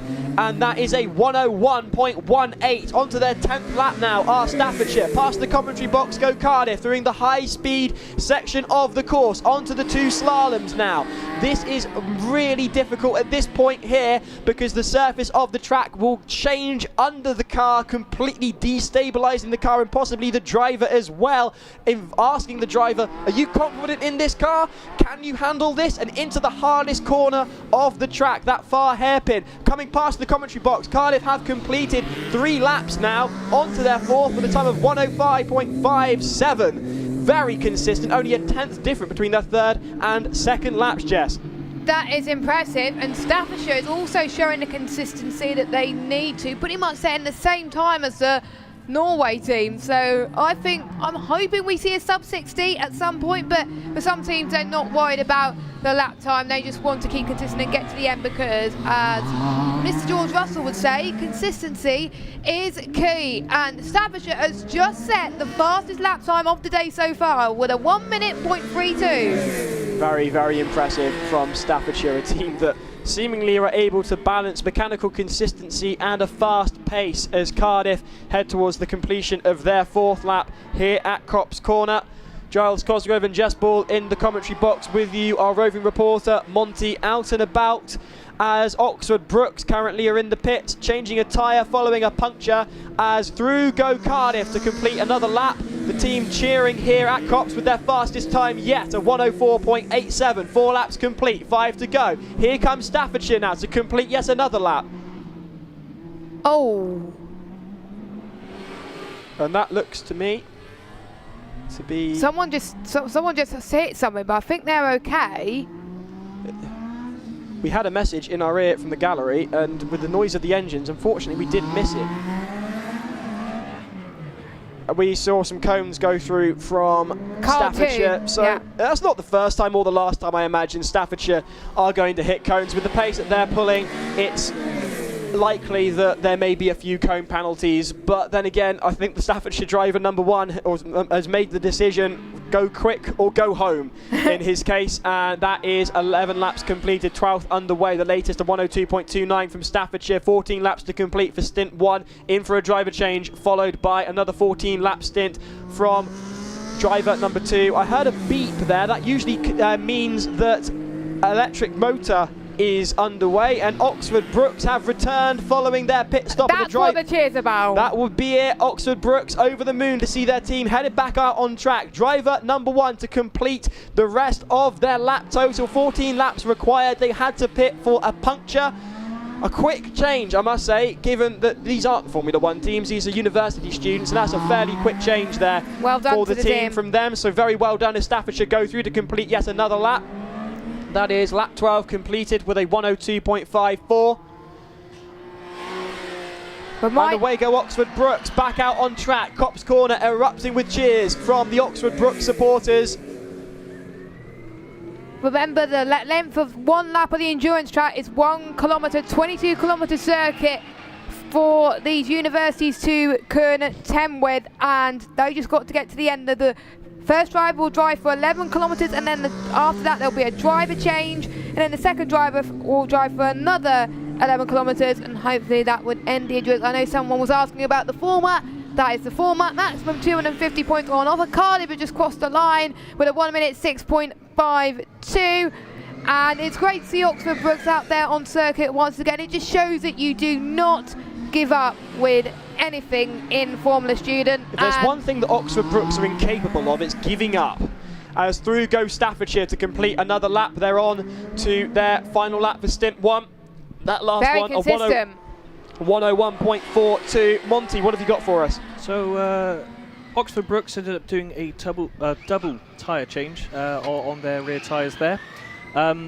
Fantastic to see them back out on the track now, but of course they've got those inboard hubs in the wheels. Naturally, that'll make the tyre change far more difficult. Exactly, because it wasn't just a single nut. They have about 8 to 10, I was counting, on each wheel. Wow. So it was a very lengthy pit stop to get those tyres replaced. But they're back on the track now. The only other thing I have heard was outside there, Staffordshire seems to have a misshift, so we'll keep an ear on that to see what's going on there. But every now and then I hear it catching neutral accidentally. And speaking of Staffordshire, they completed their first stint. They've missed that. No, I'm sorry, but there's been a mistake there. Cardiff have been checkered flagged, but I don't think the driver has actually completed their stint. That was intended for Staffordshire. And as a result, Cardiff have come into the pit when it was intended for Staffordshire, whose driver has completed their first stint, but Cardiff hasn't. They're being wheeled back immediately to the start line. They're going to lose a lot of time, Giles. Cardiff are going to lose a lot of time, and that's going to be a bit of a disappointment for the team from Wales with the fastest lap of 104.87. Oxford Brookes carrying on now. Staffordshire are in for their driver change. Cardiff brought in for their driver change, but it was the wrong moment to bring them in. It was the wrong moment because they had to complete at least 14 laps. 14 laps, 11 kilometres, Giles, and they haven't even done that. They've done 7 laps, so they've still got about 7 laps to go until they complete it. So I think they're going to get going again, or is that someone else waiting? Oh, no, it's them waiting, and I'm not entirely sure why they're not being sent out immediately. It sounds to me like the engine is idling, so they're ready to go. Oxford Brookes, meanwhile, with a very impressive tyre swap, 2 tyres and 8 bolts per tyre with in-hub motors on the rear there, and they've managed to swap those tyres out in record time. Away go Cardiff for part 2 of stint 1. Words we're not expecting to say, but here we are. The black and white flag, the checkered flag was out for Staffordshire, but it was brought out in front of Cardiff. The cars look similar, so it's hard to tell at times. And they are both, Cardiff and Staffordshire, running in red and black, and Cardiff following the orders of the marshals and coming in, even though they weren't meant to. And what does this mean for the team from Wales? And what does it mean about the time as well? Because they can't rely on team radios because they don't have team radios in their cars.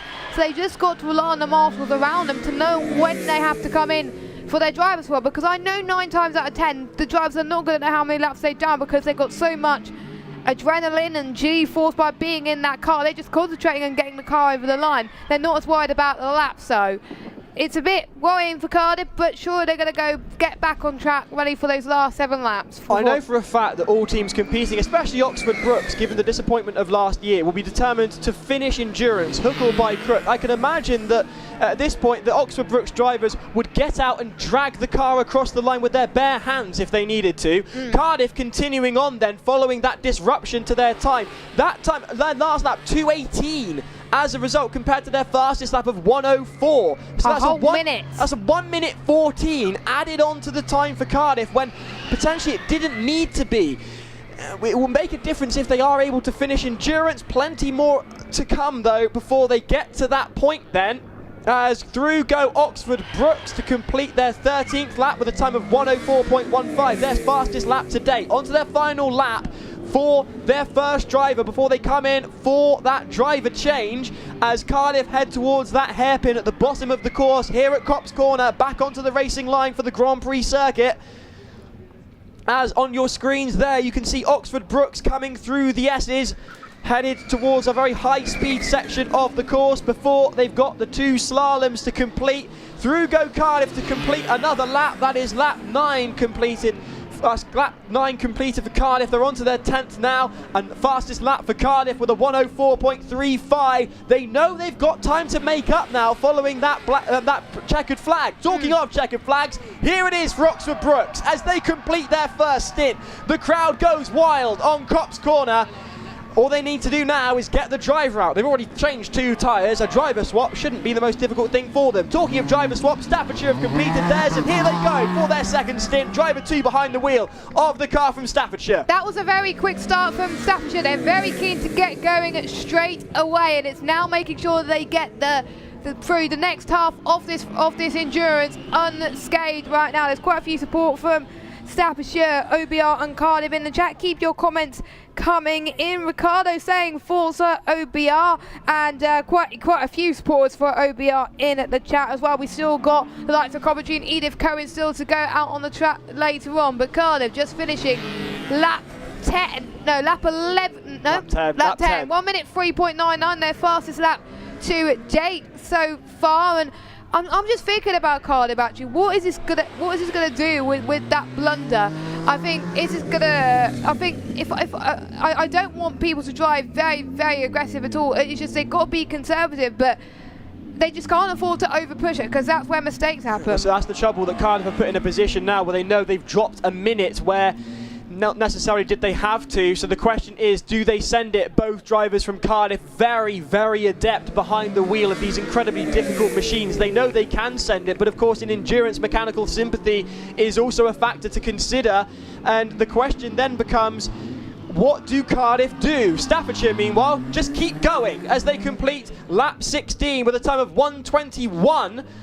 Slower than their 1 minute near enough dead. Staffordshire getting their eye in for their second driver then. On to lap 17 are the team now as through go Cardiff to complete their 11th lap with a time of 1:05.54. On to their 12th lap now. 14 to complete, but with an additional minute and a half added onto their time as a result of a black flag out prematurely. Maybe potential confusion between the two black and red cars from Staffordshire and Cardiff. It happens sometimes, but at least they're both out on the circuit currently, both running different run plans. We've got Staffordshire on lap 17, whereas Cardiff are on lap 12. We've got a few more laps to go before they do their driver change as well. Keep your comments coming in the chat. We've got FSUK 2024 live at Cups Corner in Silverstone, and we can hear cheers from Oxford Brooks once again. And Staffordshire, as they come across the line, Staffordshire setting consistent light on 1:11.7. So they must have had a bit of a off there, go Staffordshire, because their best lap was in the 1 minute. So their driver's getting familiar with it. That time is 10 seconds faster than the last one, so the driver's just getting their eye in. Yeah. Through goes Cardiff on to their 13th lap. The last one was a 1:06.84. 2 to go for Cardiff before the driver swap from driver number 1 to driver number 2. Another 14 laps to complete. We're also waiting to see both Coventry and Edith Cowan out on track as well. So if you're supporting them here at Silverstone, or if you're watching at home, Coventry and Edith Cowan to join us very soon. Oxford Brooks, meanwhile, in the midst of their driver change. Staffordshire headed towards completion of endurance at Formula Student UK 2024. Only Salford, Aberdeen and the University of the Basque Country have been successful in doing so far, as Staffordshire and Cardiff are on track together. Yep, here comes Staffordshire so far as they make their way towards the start-finish line as well. Coventry I think I can see one car lining up as well, ready to start their endurance very, very soon as well. Great to see the amount of support for these guys as well. I know for the people in Australia as well, as Cardiff just set one of their best times, 1:07.57, so they're getting dialed in around this circuit. Staffordshire a whole second quicker than their previous lap time as well. Again, like I was saying earlier, it's that driver confidence. They may have not had that experience. They may have been told a few days ago, right, you're driving that car around Silverstone.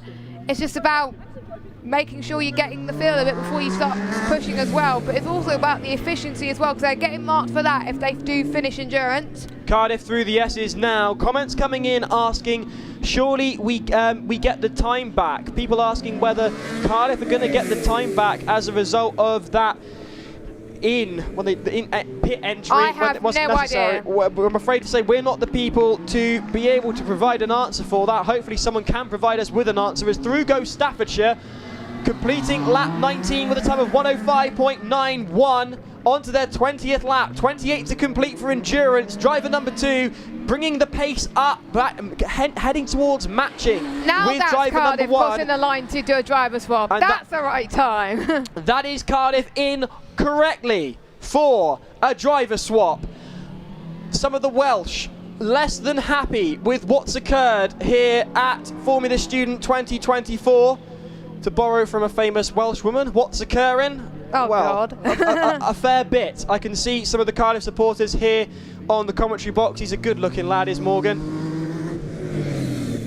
Meanwhile, Staffordshire out on track. I can hear an engine, and that is what driver 1 out for Cardiff. The team getting ready to put driver 2 in as Staffordshire continue on the track. They're in the progress of completing their 20th lap. Will be 8 to go. Their fastest time a 1:00.32. Their current a 1:05.91. Staffordshire go through across the line then. What's this? The time is a 1:07. No, it isn't. It's a 1:10.10. On to their 21st lap are Staffordshire. Yeah, not long to go for Staffordshire. They were one of the first teams to take part in endurance for this second session. We've still got one more session to go after this, of course. I must point out, by the way, by popular demand, Kevin from Edith Cowan, if you can hear us, the invitation is open to join us in the commentary box for your team's run. Kevin from Edith Cowan, come and join us in the commentary box for the Aussies run. They're watching from down under, and there's a lot of people that want to hear you, so make sure you get over here if you can hear this. Yes, you're more than welcome. There is a spare microphone, so do come and join us. We'd rather not be lynched by the Australians. Out on track is Staffordshire, laps away from completing endurance. Their latest time a 1:10.10, their fastest a 1:00.32, their 21st lap in progress, 28 to complete. Cardiff in the pits for their driver change. Coventry and Edith Cowan yet to join us here for endurance at Formula Student UK 2024. Through goes Staffordshire to complete their 21st lap. The time is going to be a case of 1:11.85 on to lap 22. As Ray Britton says, bring back Kev, Madison Brown Racing, we want Kev. And of course, Gina Ryan, yes, bring Kev back. Kevin, you're in hot demand, sir.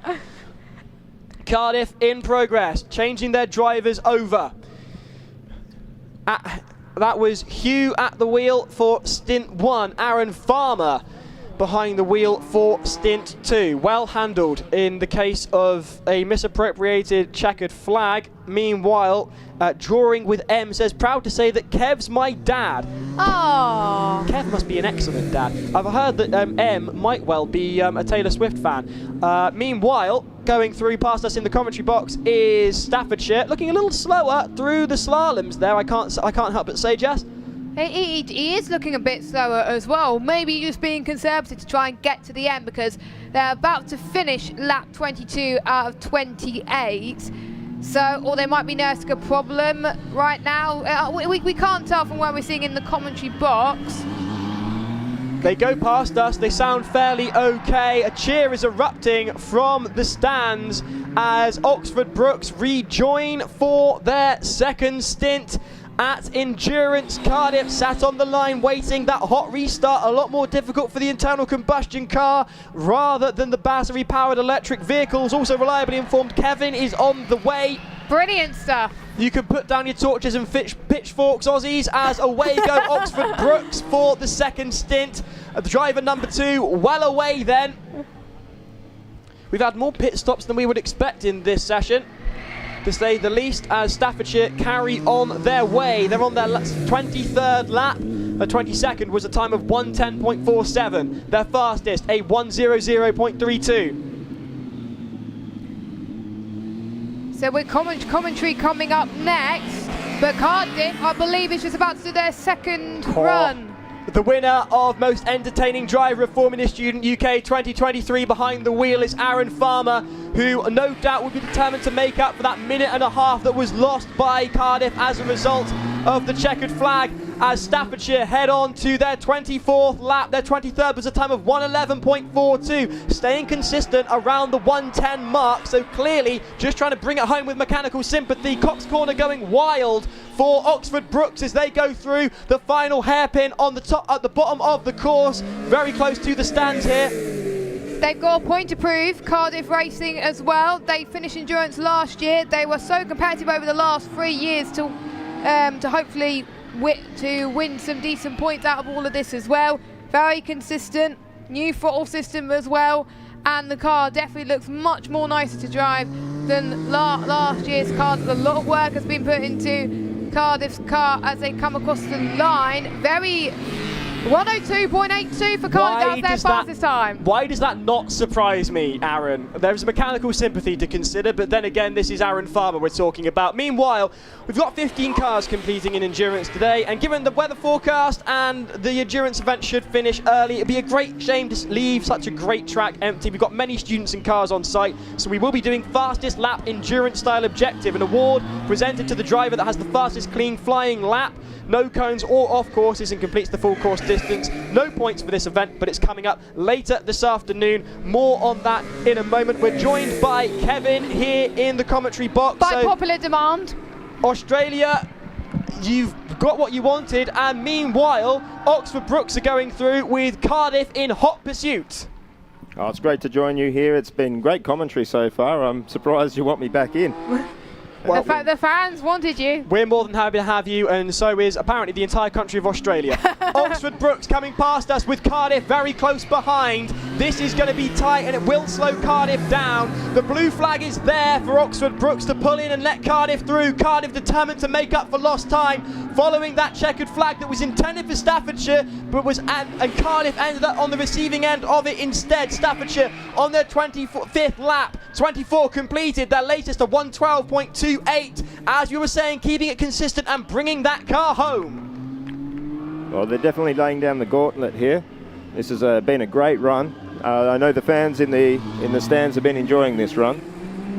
I think we've been enjoying it in the commentary box as well. We just hope that these three cars out on circuit will make it through to the finish line. We almost had a moment with Oxford Brookes at the start of it, but luckily it was just a puncher, so they're still able to keep going. Oxford Brookes, really consistent lap times from them, but a 1:18 on the last lap. So again, familiarity with these drivers as well. So for some drivers, it'll be their first time in the Formula Student circuit. For some drivers, like the driver racing for Cardiff right now, they've been in this track many times and they know what to do with it. So variety of experiences at Formula Student and completely global at FSUK as well. Thank you to all the universities that take part so far. Oxford Brookes comes across the line, and it will be to finish lap 19 when it comes up in our commentary box. It doesn't say at the moment. I think that's lap 18 completed with a time of 1:17.51. On to their 19th lap are Oxford Brookes. We will provide more information on the fastest lap in a moment. The fastest lap competition taking place after endurance, but we just want to talk about Staffordshire for a moment because they're approaching the completion of endurance. They are now the fourth greatest distance to have been completed at endurance. Lap 26 completed, onto their 27th lap now with a time of 1:10.02, moments away from the conclusion of Staffordshire.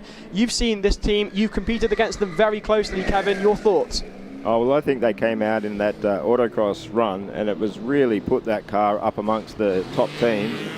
And they've just done exactly the same thing here in endurance. It's just been fast lap after fast lap. Yeah. It's been an incredible run from them. It has been absolutely impeccable. They're on their penultimate lap now. Their fastest, a 1:00.32.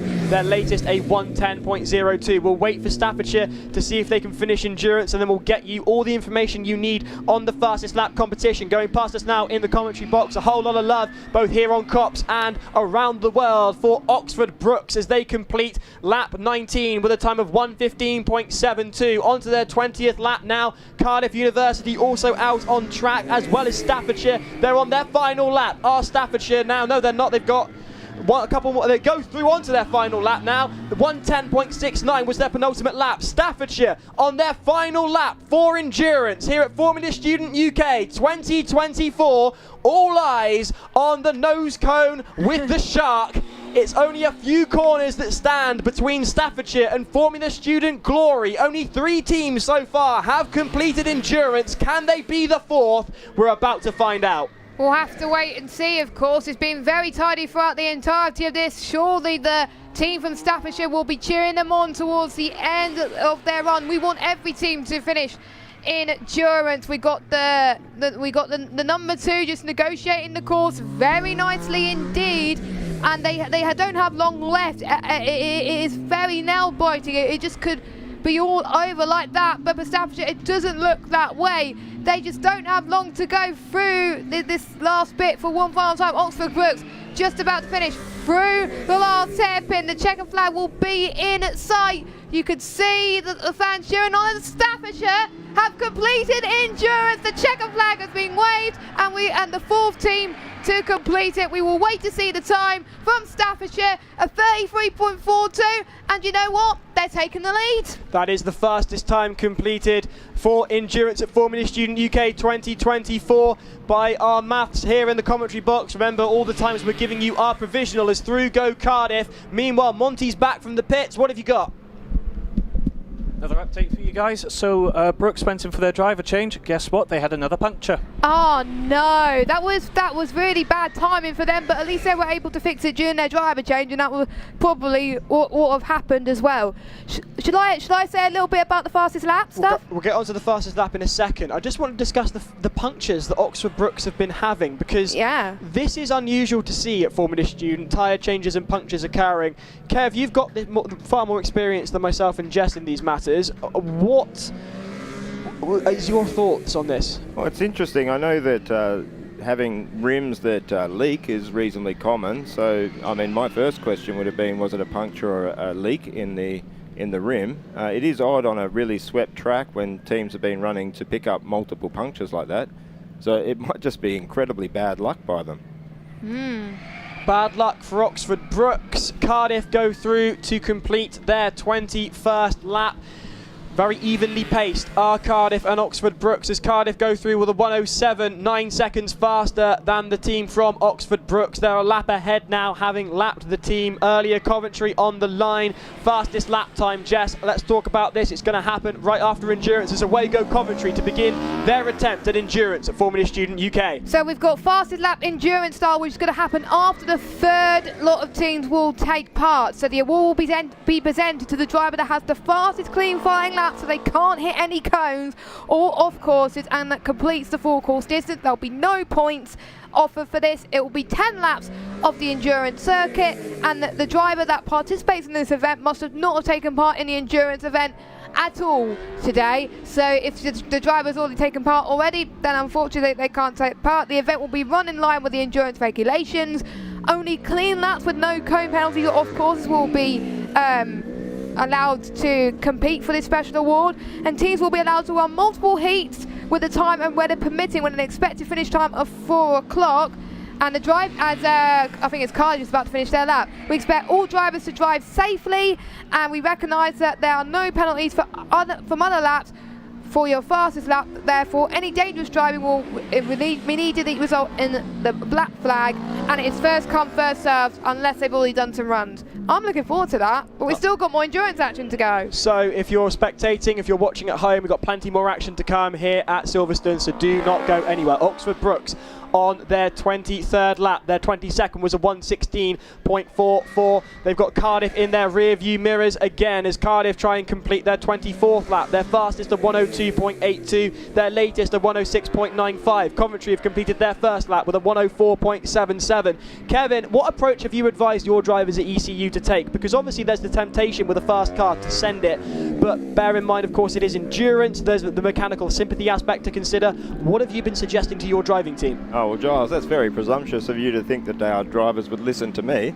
No, I think we're going to be taking this one fairly easy. I think trying to fuel save as much as possible to make it through to the end. I know that Cardiff and Coventry are up there with the chance, but they'll have to push very hard and run a lot faster than us to take out the comp. But this driver from Coventry is doing everything. Those first 2 laps were very impressive. A 1:04 for the first lap and a 1:01 for that second lap. I think they're going to be under 60 for the first car on this endurance event. I should think so. Coventry have got the pace. Aaron Farmer from Cardiff also determined to make up for lost time following that checkered flag. Where do you stand on that, Kevin? Oh, on the checkered flag. Well, I think it's very difficult for the marshals. The 2 cars look very similar, both beautifully taken out in the black and the red there. So a really unfortunate event. I'm sure the organisers, they're always very good with being fair to teams, so I don't think that'd be a problem for Cardiff there. Jess, are we expecting a sub 1 minute time for Coventry? I think we've got to. They've been so quick already right off the gates, but they've got to make sure they don't overpush it for the entirety of the lap. But they are competing for overall fast time, so if we don't see a sub 1 minute, I will be shocked. But this is a very fast car from Coventry, 1:05, a few seconds slower, but again it's about making to the end of endurance. I could well be wrong, I usually am, but is it me or can I smell something mechanically hot?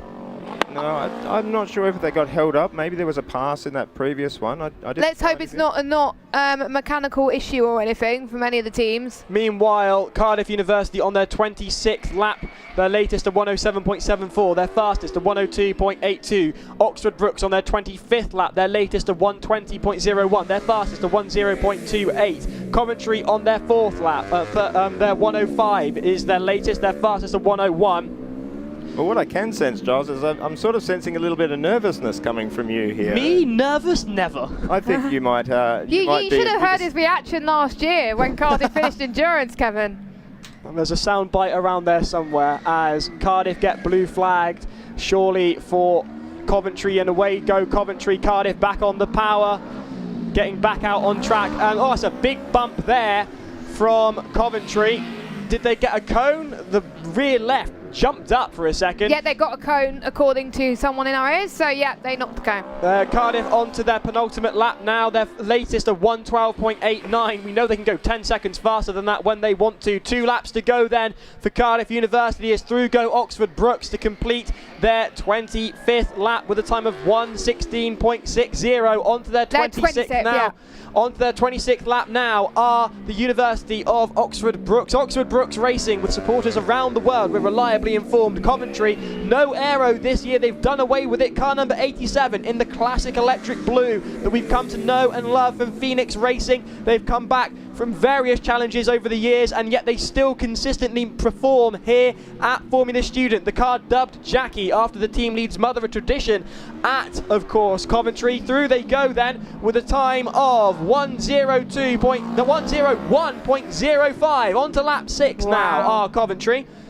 That was their fastest lap time as well out of everybody so far. So they're consistently in the 101s, 102s currently, as Cardiff is about to start their final lap of endurance. Well, this is a big moment for Cardiff. According to our points trackers, if Cardiff finish here, they will be leading the competition overall if they finish this lap. Until you guys come out on track. Well, I'll tell you, once that happens, I'll be the nervous one. I'm sensing a bit of rivalry between Giles and Kevin in the Coventry box. As you can see, Coventry going very, very fast on the straight coming up as well, but we're keeping an eye on Cardiff then. As the wing comes into view here in the commentary box, Aaron Farmer behind the wheel of CR20, that brand new front suspension paying dividends into the 2 slaloms at the high-speed course. They can turn on a dime now with the front anti-roll bar and brand new uprights, reducing that scrub radius. The checkered flag has been prepared by the marshal. It's correct. It's time for Cardiff to get the checkered flag for the 3rd time this round. Here we go then as Cardiff come through the final corners, and Cardiff University finish endurance for the 2nd year in a row. Aaron Farmer behind the wheel will be chuffed with that, and a time of 35.19 seconds. We know that has got a 1:30 or so added on to that as a result of that checkered flag. There's a faster time in there. Will that be taken into account by the stewards is the question. Well, it's a shame you can't see the commentary box here, because I think Giles is literally floating a foot above the ground. That was an incredible finish by Cardiff. They have taken this competition by the scruff of the neck. That's a great result for them. Oxford Brookes, meanwhile, their final lap, have gone further than they did last year. No inverter problems as yet. Coventry on the approach. Coventry lapping over 10 seconds faster than Oxford Brookes. Will we see an overtake in this final lap for Oxford Brookes? All that stands between them and that ultimate goal of finishing endurance is a handful of corners. Well, Coventry there dropping under the 60 seconds, about as close as you can get with a 59.99. Coventry setting some serious pace. Coventry in full send mode as ECU, Edith Cowan University, line up for their run of endurance at Formula Student UK 2024. Kevin, the faculty advisor and commentator of Formula Student Australasia, as Coventry go through on Oxford Brookes. Oxford Brookes now nothing to worry about except the final corners that they've got to complete before finishing endurance. They didn't get even this close last year. The team going wild on the stands at Copse Corner. They're standing up. The hairpin to go for the team from Oxford Brookes University. Round they go. Here comes the kicker to the right, then through the chicane, and the checkered flag is there as Oxford Brookes University cross the line and complete endurance at Formula Student UK 2024. A lot better than last year. Absolutely amazing. But it was I know it may have been a slow time, but at least they finished. So well done, Oxford Brookes. I think they'll be very happy with that. They will be indeed. As Kevin, your team head out on track now. Who's behind the wheel for stint 1? Well, this is Sebastian. He didn't drive in autocross. He put a time in for acceleration, managed to get second overall in acceleration. But we split our drivers between the autocross and the endurance. So this is the first time he's seeing this track, and I know he's very nervous. He's actually a first year in the team. A first year. Ooh, talk about pressure. This guy has got nerves of steel and other anatomy very big as far as I can make out. Look at that, brilliant stuff from ECU, a first year behind the wheel for the all-important first stint of endurance here at Formula Student UK 2024. Good evening, Australia. Thank you for staying up and joining us as Coventry go through with a time of 1:00.53 onto their 10th lap, headed towards that driver change after 14 laps. Not a lot separating. They're only 0.6 seconds from their fastest time of a 59.99 as through go ECU for their first lap. Kevin, what's the time? 1:07.25. That's a great first lap by Sebastian, and if we can do that lap after lap, that should be all we need. Yep. I think that should be, and again, since this first time around the track, this will be just acclimatising to start with. And then after a few laps, as soon as he's more confident, then we will start potentially the faster laps come through, because he's at the track walk, but you're not going to know too much until you're on the track driving it. Well, I think the class act out there at the moment is Coventry. They're just around that 1 minute lap time, lap after lap. It's been an incredible effort from them. What's really impressive is they're doing all of this with no aero.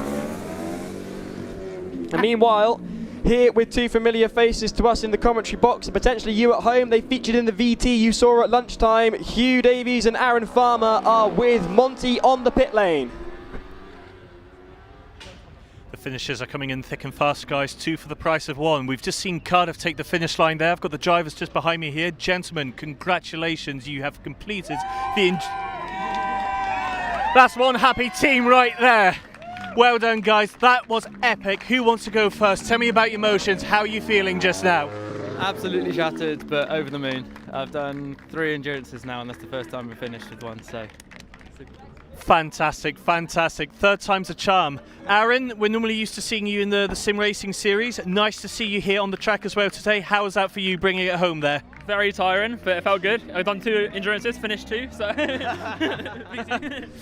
one up then on that one. How was it like to drive, guys? Any gremlins going on there? Saw an unexpected pit stop there. Apart from that hiccup, what else was going on? Everything's running really well, other than some of the steering's getting a bit too heavy on the tight stuff. Might just need to check some of the angles that we've got going on there, but other than that, it's running beautifully. Well, fingers crossed everything goes fine, and I've got the post-race scrutineering just to do there. Yeah. Aaron, how was it on your side to drive? Yeah, same thing. It felt really good. Steering was a little bit hard. I think my pace slowed down massively at the end there, but I went a bit too hard at the start. But no, it felt really good. It felt really good. Well, congratulations, guys. You made a flawless drive there. It was fantastic to look at. Guys, University of Cardiff, well done, guys, on completing the endurance and Formula Student. Well done, guys. Now, as I say, price 2 for the price of 1 here, because just behind us, we also have Oxford Brookes, who have just finished the endurance. So I am going to have a quick chat with their team and see if any of them are free for an interview. If not, we'll come back to them in just a second. Brookes, gentlemen, is anyone free for an interview, or do you need a couple of minutes to debrief? You're okay? I'll see if the wire will travel that far. Let's make sure our cameraman doesn't trip over it. We're so nearly there. Right, okay. No, we're not quite far enough to reach you, I'm afraid. So I'll tell you what, get your scrutineering and all that done. Once you're allowed out of the car, be great to capture your thoughts there. That was a very, very dramatic drive from Oxford Brookes there. Very pleased to see you guys manage to make the finish line. So guys, for now, we're going to head back to the comms box and we will interview Oxford Brookes in just a couple of minutes. Well, we can reliably inform you that in that time, Coventry have set the fastest lap of the session with a 59.64. And Edith Cohen not far behind with a 1:02.31. Keep building on those lap times. Does your driver there, Kevin? Needed to be within about 5 or 6 seconds. We could afford to be 5 or 6 seconds slower than both Coventry and Cardiff. So that's the target, and he's staying well within that. But you know, it's endurance. If anything can happen here, and you'll hear that backfiring that's happening on the gear shifts. The fuel that we're running here in the UK is very different than the fuel back home. We're running an ethanol content, or the E10, for the first time with the car, and it's been quite a challenge to get it tuned for that. And so the engine's not running as well as we would like. So hopefully that's not going to be an issue as the event unravels. Doesn't appear to be so far. I'm reliably informed you've got an additional ECU purely for data collection. Yeah, we actually removed the data collection from the vehicle during the endurance. It's trying to reduce the number of systems to the absolute minimum required for the endurance so that you don't have a failure. Yep. But look at this, Coventry. I mean, this has been the run so far. This driver has done an amazing job, very fast lap times, coming in for the driver change, and this car is absolutely stunning. It really is incredibly well put together. Coventry, a team with great precedent here at Formula Student. Another team with great precedent at Formula Student are, of course, Oxford Brookes, and we can go to Monty on the pit lane now. And by the power of engineering, we have a longer cable, and I can now have a chat with Oxford Brookes. Mr. Ben Jude, that was a dramatic run out there. How was that to feel? How was that to drive, and how are you feeling? I mean, it's hard to describe it really. The whole team behind it worked so hard this year to get through scrutineering, to get into these events. So yeah, finishing this is just like absolutely amazing. It wasn't easy along the way. We had two tyre changes as well. Didn't really expect that, but yeah, did everything we could and made it to the end. Very dramatic run out there, but beautifully driven there. And congratulations to the whole team. You have completed endurance. Back to the comms box. It certainly sounds like Oxford Brookes have about half the crowd here. They're fairly local, so it's not entirely difficult for some of their team members who are based nearby to come and join them. So that's a whole army of people incredibly pleased with the result for Oxford Brookes. They were able to do what they couldn't last year and complete endurance, and there are smiles all round, deservedly so, after a mammoth effort into the small hours last night to get the car into running order and to be lapping consistently. A huge effort on the pit lane to get those two tyres changed. Bear in mind they run in hub motors, so there's even more to deal with when swapping the tyres out, as through go ECU with a time of 1:01.70, their fastest lap yet. 7 laps completed, onto their 8th. You say 5 or 6 seconds, they're right up there with some of the fastest laps we've seen. Well, I think the drivers their plan was to short shift as much as possible, brake in a straight line instead of trail braking in, and use the throttle late out of corners to conserve as much fuel as possible. And I think outside of those constraints, they were told, find speed anywhere else you can. They clearly are finding the speed. Coventry in for their driver change. Edith Cowan then have the track to themselves. Lining up on the start line are those 5 teams who've made it up to session 3. Those are 5 teams that have got through scrutineering during today's endurance runs, and they were able to make a go of endurance. That is only 5 teams. 5 teams able to do that. I think they were told on the tannoy as well what time they needed to be there, so they were there at the right time. Excellent. Edith Cowan going through then with a time of 1:02.1. That's only 0.4 off their fastest. Nice and consistent. Oh yes, he's been a great driver, and when we say first year, you have a different year to what we do. So we start in January and finish in December for the year. So he's actually only been in the team for 6 months. Wow. Wow. Okay.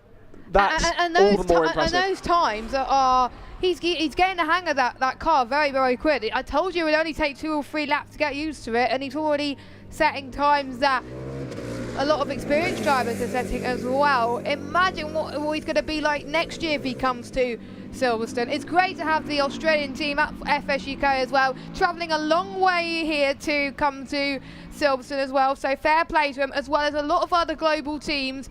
We're not just populating teams from the UK. We are global here in FSUK, which is great to see. They just coming up to the line again, set there from 9th lap, 101.70, their fastest lap so far. Oh, they need to find a 2 or 3 seconds to beat Coventry's lap time overall, but they just want to get to the end thus far. You know as well as I do, if you finish this, it's yours. Yeah.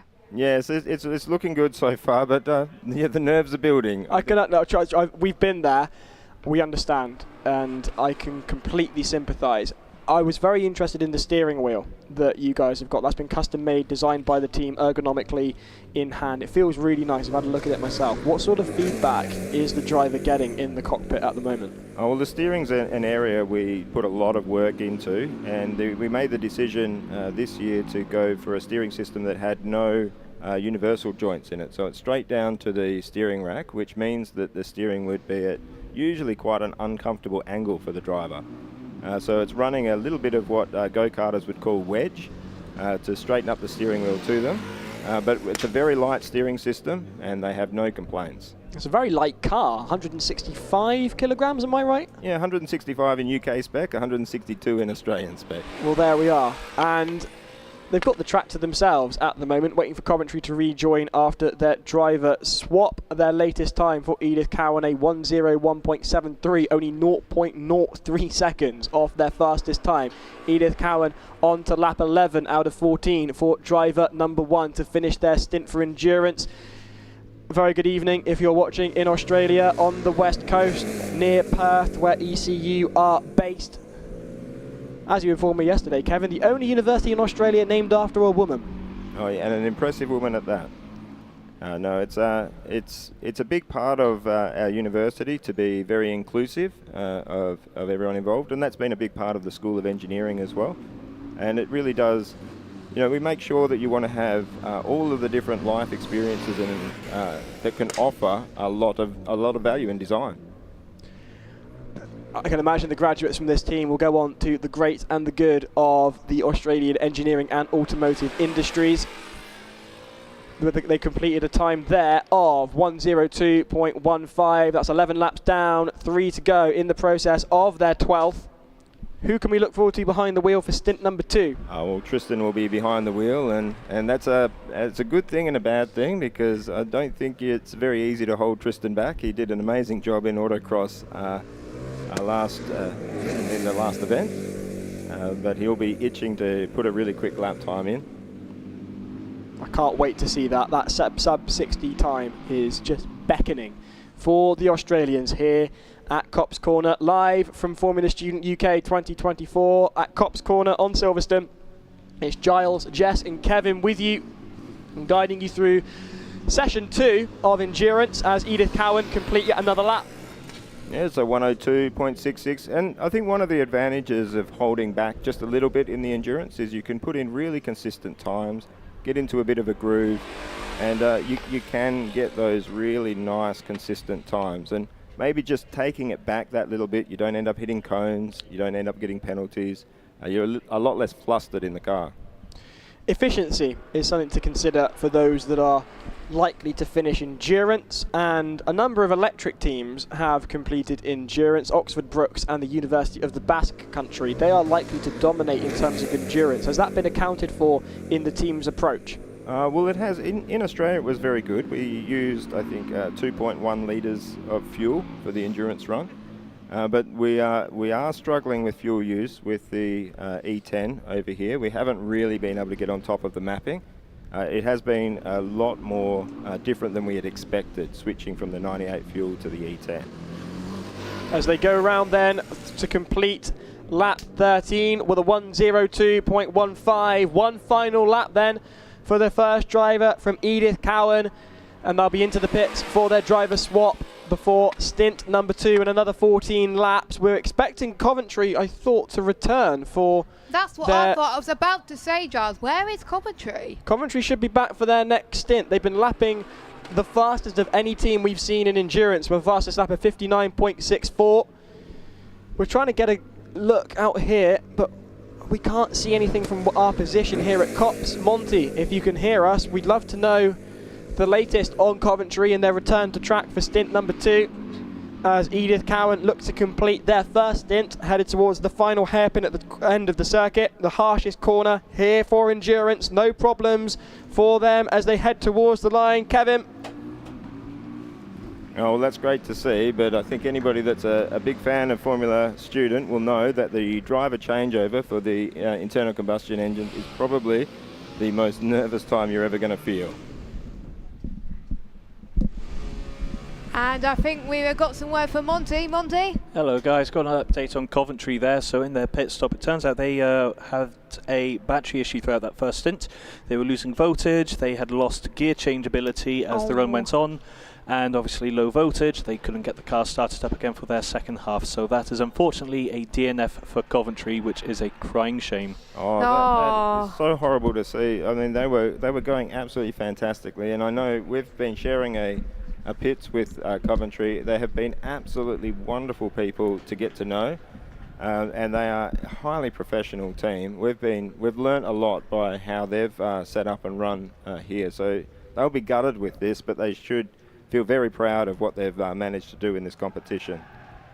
They're a massively impressive team, are Coventry, and it's a massively impressive garage because yourselves, Coventry and Cardiff, are all in the same garage on the national pitch straight here at Silverstone. So clearly a garage to be in. Meanwhile, on your screens there are two teams that will be taking part in session 3 here at Endurance. That is Glasgow with their very first electric car, and Team Bath Racing back with their electric car Bath made it through as well. scrutineering. That is brilliant. Both Glasgow and Bath have made it through scrutineering. And Southampton. It's deeply impressive, I must say, because Glasgow, it's their very first EV ever, and they've got through scrutineering. So congratulations to them. Bath and Southampton also making appearances, so stand by for session 3. Kevin, you look to me to be a little bit on tenterhooks, waiting for that driver change. Well, I am incredibly nervous here, Giles. I can understand.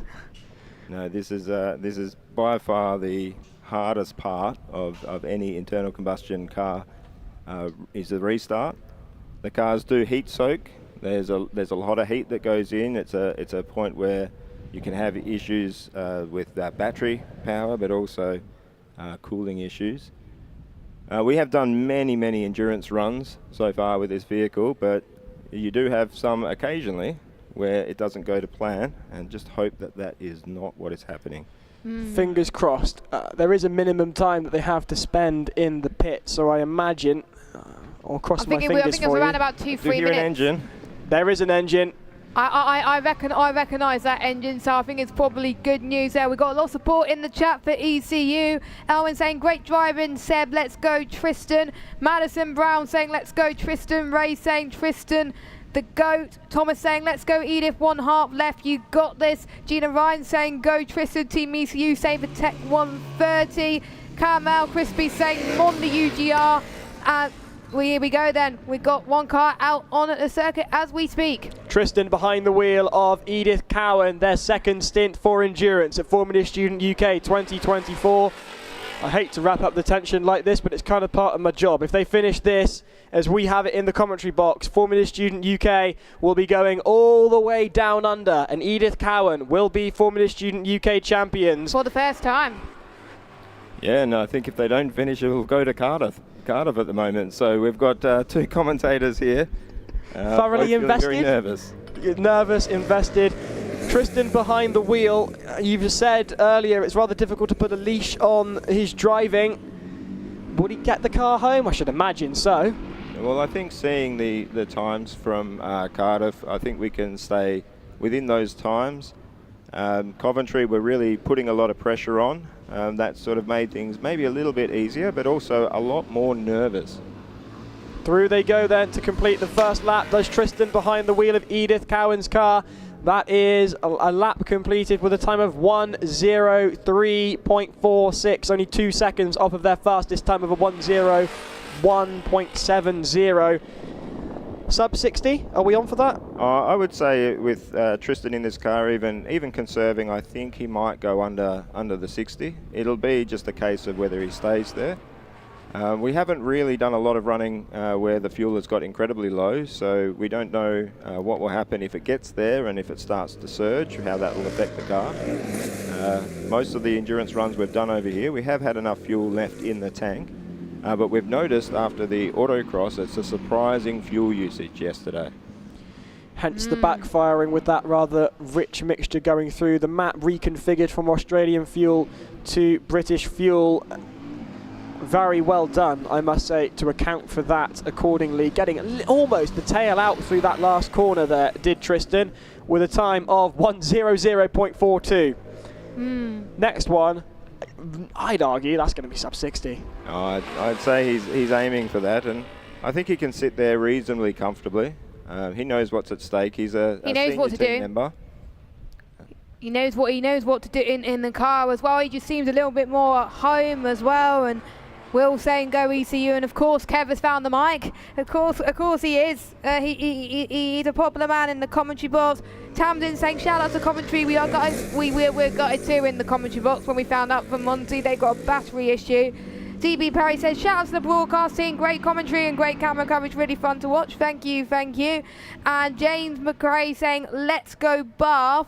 Shout out to Jow, I think that's how you say it. I wouldn't even know, but coming across the line are Edith Cowan. Tristan behind the wheel, jumping almost through that final. That was fast. 58.27. There we go, jumping across the line almost into that final chicane with a time of 58.27 there for Edith Cowan. How fast do you reckon we can get to? Oh, Giles, you're putting me on the spot here. You're pressuring him. Oh well, I think he could match what he pretty close to what he did in autocross if he was really pushing with that car. There's a lot more in it. I can see by watching it go around. He is getting on the throttle quite late. He is short shifting, so it'll just be a matter of whether he wants to push a bit too hard on a couple of laps. Looking very consistent and very fast-paced are the team from Australia, the single-cylinder dirt bike engine in the back. You've got a very interesting drivetrain. One of your team members was talking me through it yesterday. I was really impressed with that. It's got a solid drive shaft.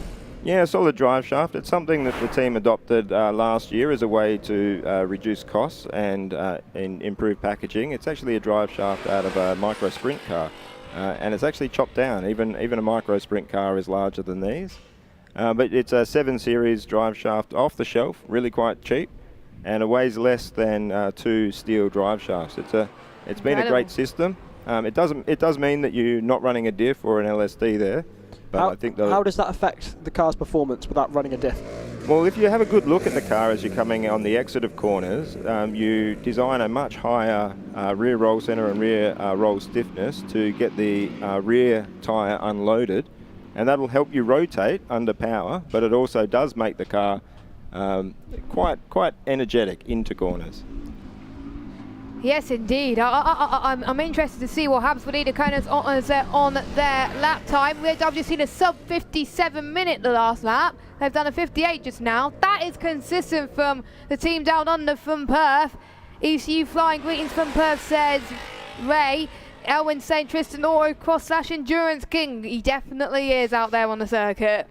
I'd also like to say, talking of consistency, my mistakes are coming thick and fast today. It turns out it is not Glasgow in the queue, and I can only apologise. It is actually Stavanger, Ion Racing. So my corrections and my apologies. Meanwhile, back to the on-track action. It is Edith Cowan there on track for you, headed towards the second of the 3 slaloms on the endurance course. Tristan behind the wheel, running with that solid drive shaft, the roll centre adjusted, as Kevin's been explaining, to account for the lack of differential. It doesn't seem to be inhibiting their lap times at all. Their fastest lap was a 57 dead.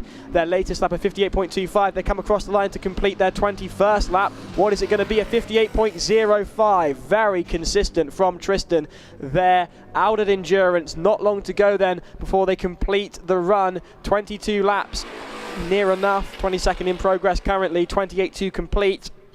Well, we have a lot of people to thank over here. I think one of the really great things we managed to get done over here was a trip to Multimatics, where the team at Multimatics put the car on one of the shaker rigs, and we were actually able to dial out a little handling issue the car had in Australia. And so the English have definitely had a part in helping this car get a little bit quicker over here. Great partnership from a lot of sponsors on that Edith Cowan car as well. Formula student teams cannot do it without the help of the sponsors as well. That is one of the things they've got to counter for in terms of the running of a Formula Student team. Well, that's what they have to do in Formula 1 as well. As we're about to finish lap 22, another sub-minute, 58.43 from the team from Down Under. Looking very good are the team from Edith Cowan University. If you're just joining us, well, no matter what side of the world you're on, it's Giles, Jess and Kevin here in the commentary box. Monty out and about in the pit lane, getting you all the latest coming to the end of session 2 here at Endurance for Formula Student UK 2024. Your fastest car on track, the team that looked destined to win Formula Student 2024. They are currently on their 23rd lap, 22 complete. Their latest time a 58.43, their fastest a 57. And all that stands between them and Formula Student glory are the next 5 laps. Oh, I'm glad you put it that way, Giles. That doesn't make it nervous at all. It's good to have you with us though, Kevin. It really is. Crossover between FS Australasia and FS UK commentary. That's in December, I believe, the Australia one, is that right? Well, if anyone's willing to fly me out, I'm more than willing to return the favour. Oh, well, it'd be fantastic to have you there with Phil and myself. I'm not sure actually I'll be able to commentate this year. There is no plans for ECU to compete in this year's Australian competition. We've put all of our eggs in this basket, and this is a competition we plan to make the competition for 2024. It was a good plan. It's certainly paid off by the looks of things as Edith Cowan run down the laps, run up the distance. It's all they need. Tristan behind the wheel of a very light car. You can see it dancing through the corners, especially the high-speed slaloms there. Very light, very nimble, very consistent lap times as well. All eyes on ECU. I hear some team members are going back tomorrow to Australia. No, I think tomorrow there will be a big team dinner, and that'll be our team goodbye, and a lot of us are heading off on Tuesday, and some are heading off to Europe for a little bit of a trip for a week afterwards. Oh, that's good, isn't it? That's good to celebrate how well Edith Cowan have been doing, not just in the dynamic events, but in the static events as well. They've been pretty happy, but I think one difference I'm noticing is how different the regulations are in FS UK in the static events compared to the events that ECU have been taking part in overseas. Well, I think one of the things I wouldn't mind talking about is why we actually come here. I think the UK competition is an amazing competition. We always feel so welcomed here. We've been here in the past. The quality of the volunteers, the track marshals, all of the judges is just absolutely outstanding. I think it's world class. And of course, all of the sponsors and supporters of the competition here are looking to employ students, looking to build up their stocks with the engineers of the future. There's some amazing companies. They get around and talk to the students. It is absolutely a gem of a competition here at Silverstone. But you heard it here first.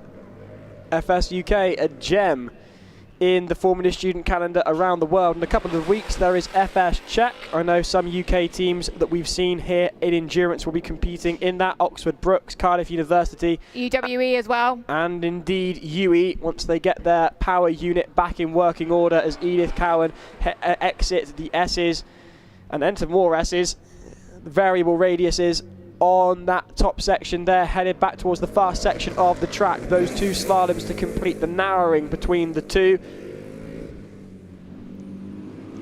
Walked the track this morning, both myself and Jess. It's one thing walking it, it's another thing driving it, especially that quickly and that consistently. Real testament to the talent behind the wheel. Through the very harsh hairpin, the tightest turn on the course, through the chicane they go, past the final overtaking zone and across the line. Another lap done for Edith Cowan. That's lap 26 completed, on to lap 27, a time of 59.17. Tristan beginning to just ease off a little, I imagine, to bring it home. Yeah, I think there was a little bit of a drop in lap time on those couples, so hopefully there's nothing going on like a little bit of fuel surging or something that he's feeling. I know that that's something we're incredibly nervous about. The penultimate lap is underway. Only 2 laps to complete. Any problems I can't see having a major impact. They may bring the lap times down a little, but they've been so consistent and so quick that ought not to be a major issue for the team from Australia. Plenty of support from them on the live stream and here at Silverstone. Some family members have made the journey out here to the UK to support their family members in ECU. Plenty staying up nice and late over in Australia. on to their final lap now. It's around 10, 11 o'clock around there, so it's almost going to hit Monday morning, and they're about to see the team down under complete endurance. It will be the 7th team to complete endurance today. It's been I think since this afternoon, the second session, I think most teams have completed endurance, which is really great to see, as they've been consistent in the sprint yesterday as well. They've earned their right to be in the Fast 5 as well. They make their way through the slalom for one final time past the very tricky part of the circuit as well. It looks a very nice car. I'm sure Kevin is very nervous in the commentary box, but he doesn't have that long. The team, Edith Cowan, to complete their lap time. Two amazing drivers. On to the final hairpin they go. Only one chicane and a corner to go. Here is the checkered flag, and Edith Cowan University, you little beauty, complete endurance at Formula Student UK 2024 with an immense time of 30.23.90 seconds. Here at FS UK, Kevin is over the moon. The Aussies are over the moon. Aussie, Aussie, Aussie. Oi, oi, oi. And it looks to me then that Edith Cowan, as we have it here in the comms box, touch plenty of wood and every other thing you fancy touching, have taken Formula Student UK 2024 all the way down under. Oh, that is... Congratulations, well done. That's absolutely fantastic. Giles, we still got a few more teams to compete, and you never know, they could get a fast time, but I think we still got one team raring to go. We've got until 4 o'clock to get these teams up and running, so even though there's 5 teams waiting in the queue, they might not all take part, so it's first come, first serve, isn't it, Giles? It will be, and that's spectacular for a team that have come thousands of kilometres to be here, have put all their eggs in the British basket, and they go away with the golden goose. Fantastic stuff for the team from Australia as Tristan brings it home, and also, conveniently enough, posts the fastest time that we've seen here. Well, not the fastest time, but near enough. And we've got the reaction from Edith Cowan. Over to you, Monty. Well, here we are, guys. Behind me, you're looking at the current leaders of the endurance so far. They come from a land down under. Their drivers are legends and their cars dominate. Well done, guys. Congratulations there. So, 30 minutes. Provisionally, you guys are holding the lead. Team leader, I'm going to come to you first. I can see huge smiles there. How does that feel? Relief. Very relieving. Honestly, yeah, absolutely amazing job. The entire team, we've worked so hard for the past 1.5 years. Second competition with this car, and everyone's just absolutely pushed over the last week, so couldn't be happier. Fantastic, fantastic. That looked like a flawless drive from you guys there. You did Simp 1, correct? Yes. How was that like to drive out there? It looked flawless, it looked effortless, was it? Oh, no, there's a lot of concentration. I've done a bit of racing in my time, but that took it out of me. Like, just the sole focus on just doing the job, getting the car to Tristan. It was good fun to drive. No, honestly, it looked fantastic from the outside there, so really well done there. and of course, Mr. Tristan, so you brought that over the line there. You were stuck by yourself for pretty much that whole stint. That looked a little bit lonely. What did you have to do for entertainment? At one point I had to get it up on 2 wheels just to remind myself to pay attention, but oh my god, I am speechless, just over the moon for all the guys. They built an insane car. I mean, I'm blown away, and thanks to all you guys, everybody at Formula Student, to my faculty advisors Kevin and Nando. I can't put it into words right now. No, that's completely fair. I imagine a lot of emotions going on through there. Guys, it's been an absolute pleasure to have you over here. Thank you so much for flying over the other side of the world to be here today. Oh, our pleasure, our pleasure. Ladies and gentlemen, your current leaders of the endurance race thus far, Edith Cowan. Congratulations, guys. Go and get your last scrutineering done. Back to the comms box. Fantastic stuff there for the team from Australia, and we go back to another country that isn't the UK. We go to the University of Stavanger. Team Ion are out on track for session 3. Kevin, it's been a pleasure having you in the box. You're welcome to stay, but I imagine there may be celebrations in order as well. It's entirely up to you. Yeah, I would love to stay here and commentate the rest of this amazing event with you, Giles, and celebrate this with you, but there's a team that I desperately need to go out and celebrate with. So thank you for having me. They're right outside for you, Kevin. Go and celebrate. Okay, thanks, guys, and enjoy the rest of the competition. Thank you. Faculty liaison Kevin from ECU there, and commentator for Formula Student Australasia. Meanwhile, you're back here with Jess and Giles. Not quite the same quality in Australia, but here we are. It's the UK. What have we got for you? We've got this team here, car number 17. Stavanger out on track as part of session 3, one of 5 cars that got through scrutineering today and lined up in time to take part in this 3rd session of endurance here at Formula Student UK 2024. That's looking a bit conservative for Stavanger. Now, so first lap completed with a time of 2:14.25, which is still more than Bolton were able to complete. Unfortunately, Bolton weren't able to complete a lap. So that is still a massive achievement, Jess, because bear in mind what they've managed to do is take an electric car from a foreign country, bring it to the UK, reassemble it, get it through scrutineering and get it out on track. Today, I think they got through scrutineering today as well. Which massively impressive achievement, so anything they can get at this point will just pay dividends. And there's a noise there. That's another car starting up. It's another electric car starting up, and it is Bath Racing Electric, the team that converted to electric fairly recently. They did run concurrently internal combustion and electric cars for a while. The internal combustion team was retired with all focus put onto the electric car, and Bath Racing Electric join us here at Silverstone. On your screens now, they take off for their first lap, and away go the team from Bath, a team that's had an excellent history with the Formula Student competition. They won in Portugal, as well as Stavanger continue on their way for their second lap. And I believe we also have Southampton, waiting for their run as well. So don't forget those 5 teams that made it through scrutineering. Yes, Bath has had a very good history in Formula Student in the past, doing well in lots of other competitions, and it's great to see them pursuing this and not giving up at all with this electric cars, because at one point we thought that they weren't going to make it through scrutineering. They won some of the static events last year, the cost and manufacturing event, and they were looking to do well in those as well, and they finished 4th place in the Formula Student Spain as well. So they did well in Portugal and they did well in Spain, and they got the team's big goal, completing an endurance event for the first time since 2018.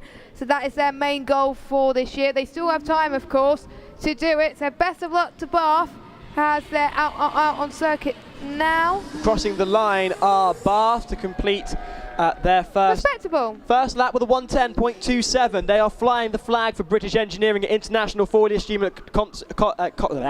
Try again, Giles. Flying the flag for British Engineering at International Formula Student competitions in Europe, and lapping very quickly on the approach to overtake Stavanger. BF says, Giles, can we get a huge shout out for Team Bath Racing Electric and all the work that's gone into getting them here. It is an absolutely awesome job that they've done. Huge congratulations to them. Go Bath. Big hearts from the USA. You put in so much work. Emmanuel says, let's go Bath, as does James McRae. Meanwhile, Tech 130 says, now I can have a bourbon. Awesome effort, the whole team over with Edith Cowan. Bath held up and now overtaking Stavanger here as part of session 3 for Formula Student UK 2024. On your screens there is the blue. I love the almost hazard tape that they've got on their bodywork across the nose. That's a fantastic It just fits so job. nicely in the livery as well, because he looks so not well designed as well. It always takes a while for some of these teams to get through scrutineering for the first time. Of course, we heard from the scrutineering guys in the interview just before this as well, and they were hoping for a lot more teams to make it through, but it's 6 tests they got to complete. They don't need to just complete one, they got to complete all 6 tests successfully, and for some teams they're going to have to redo some of the parts, which means going through the entirety of the process of scrutineering again. Once they went through brake tests, then that will be it. But I think this is a great achievement for them, as we've got Stavanger finishing off on lap 3, 2 minute 11.40 for them. So again, it's just about them making to the finish line for them, it looks like. Meanwhile, University of Southampton, a team we're very familiar with following their sim racing success here in the commentary box, are lining up to make a go of it. Car number 60 from Southampton. Miles Dave Dawson saying big stuff from Bath, get some fast laps, Joey. Paul Van Herwarden saying well done ECU, and away goes Southampton.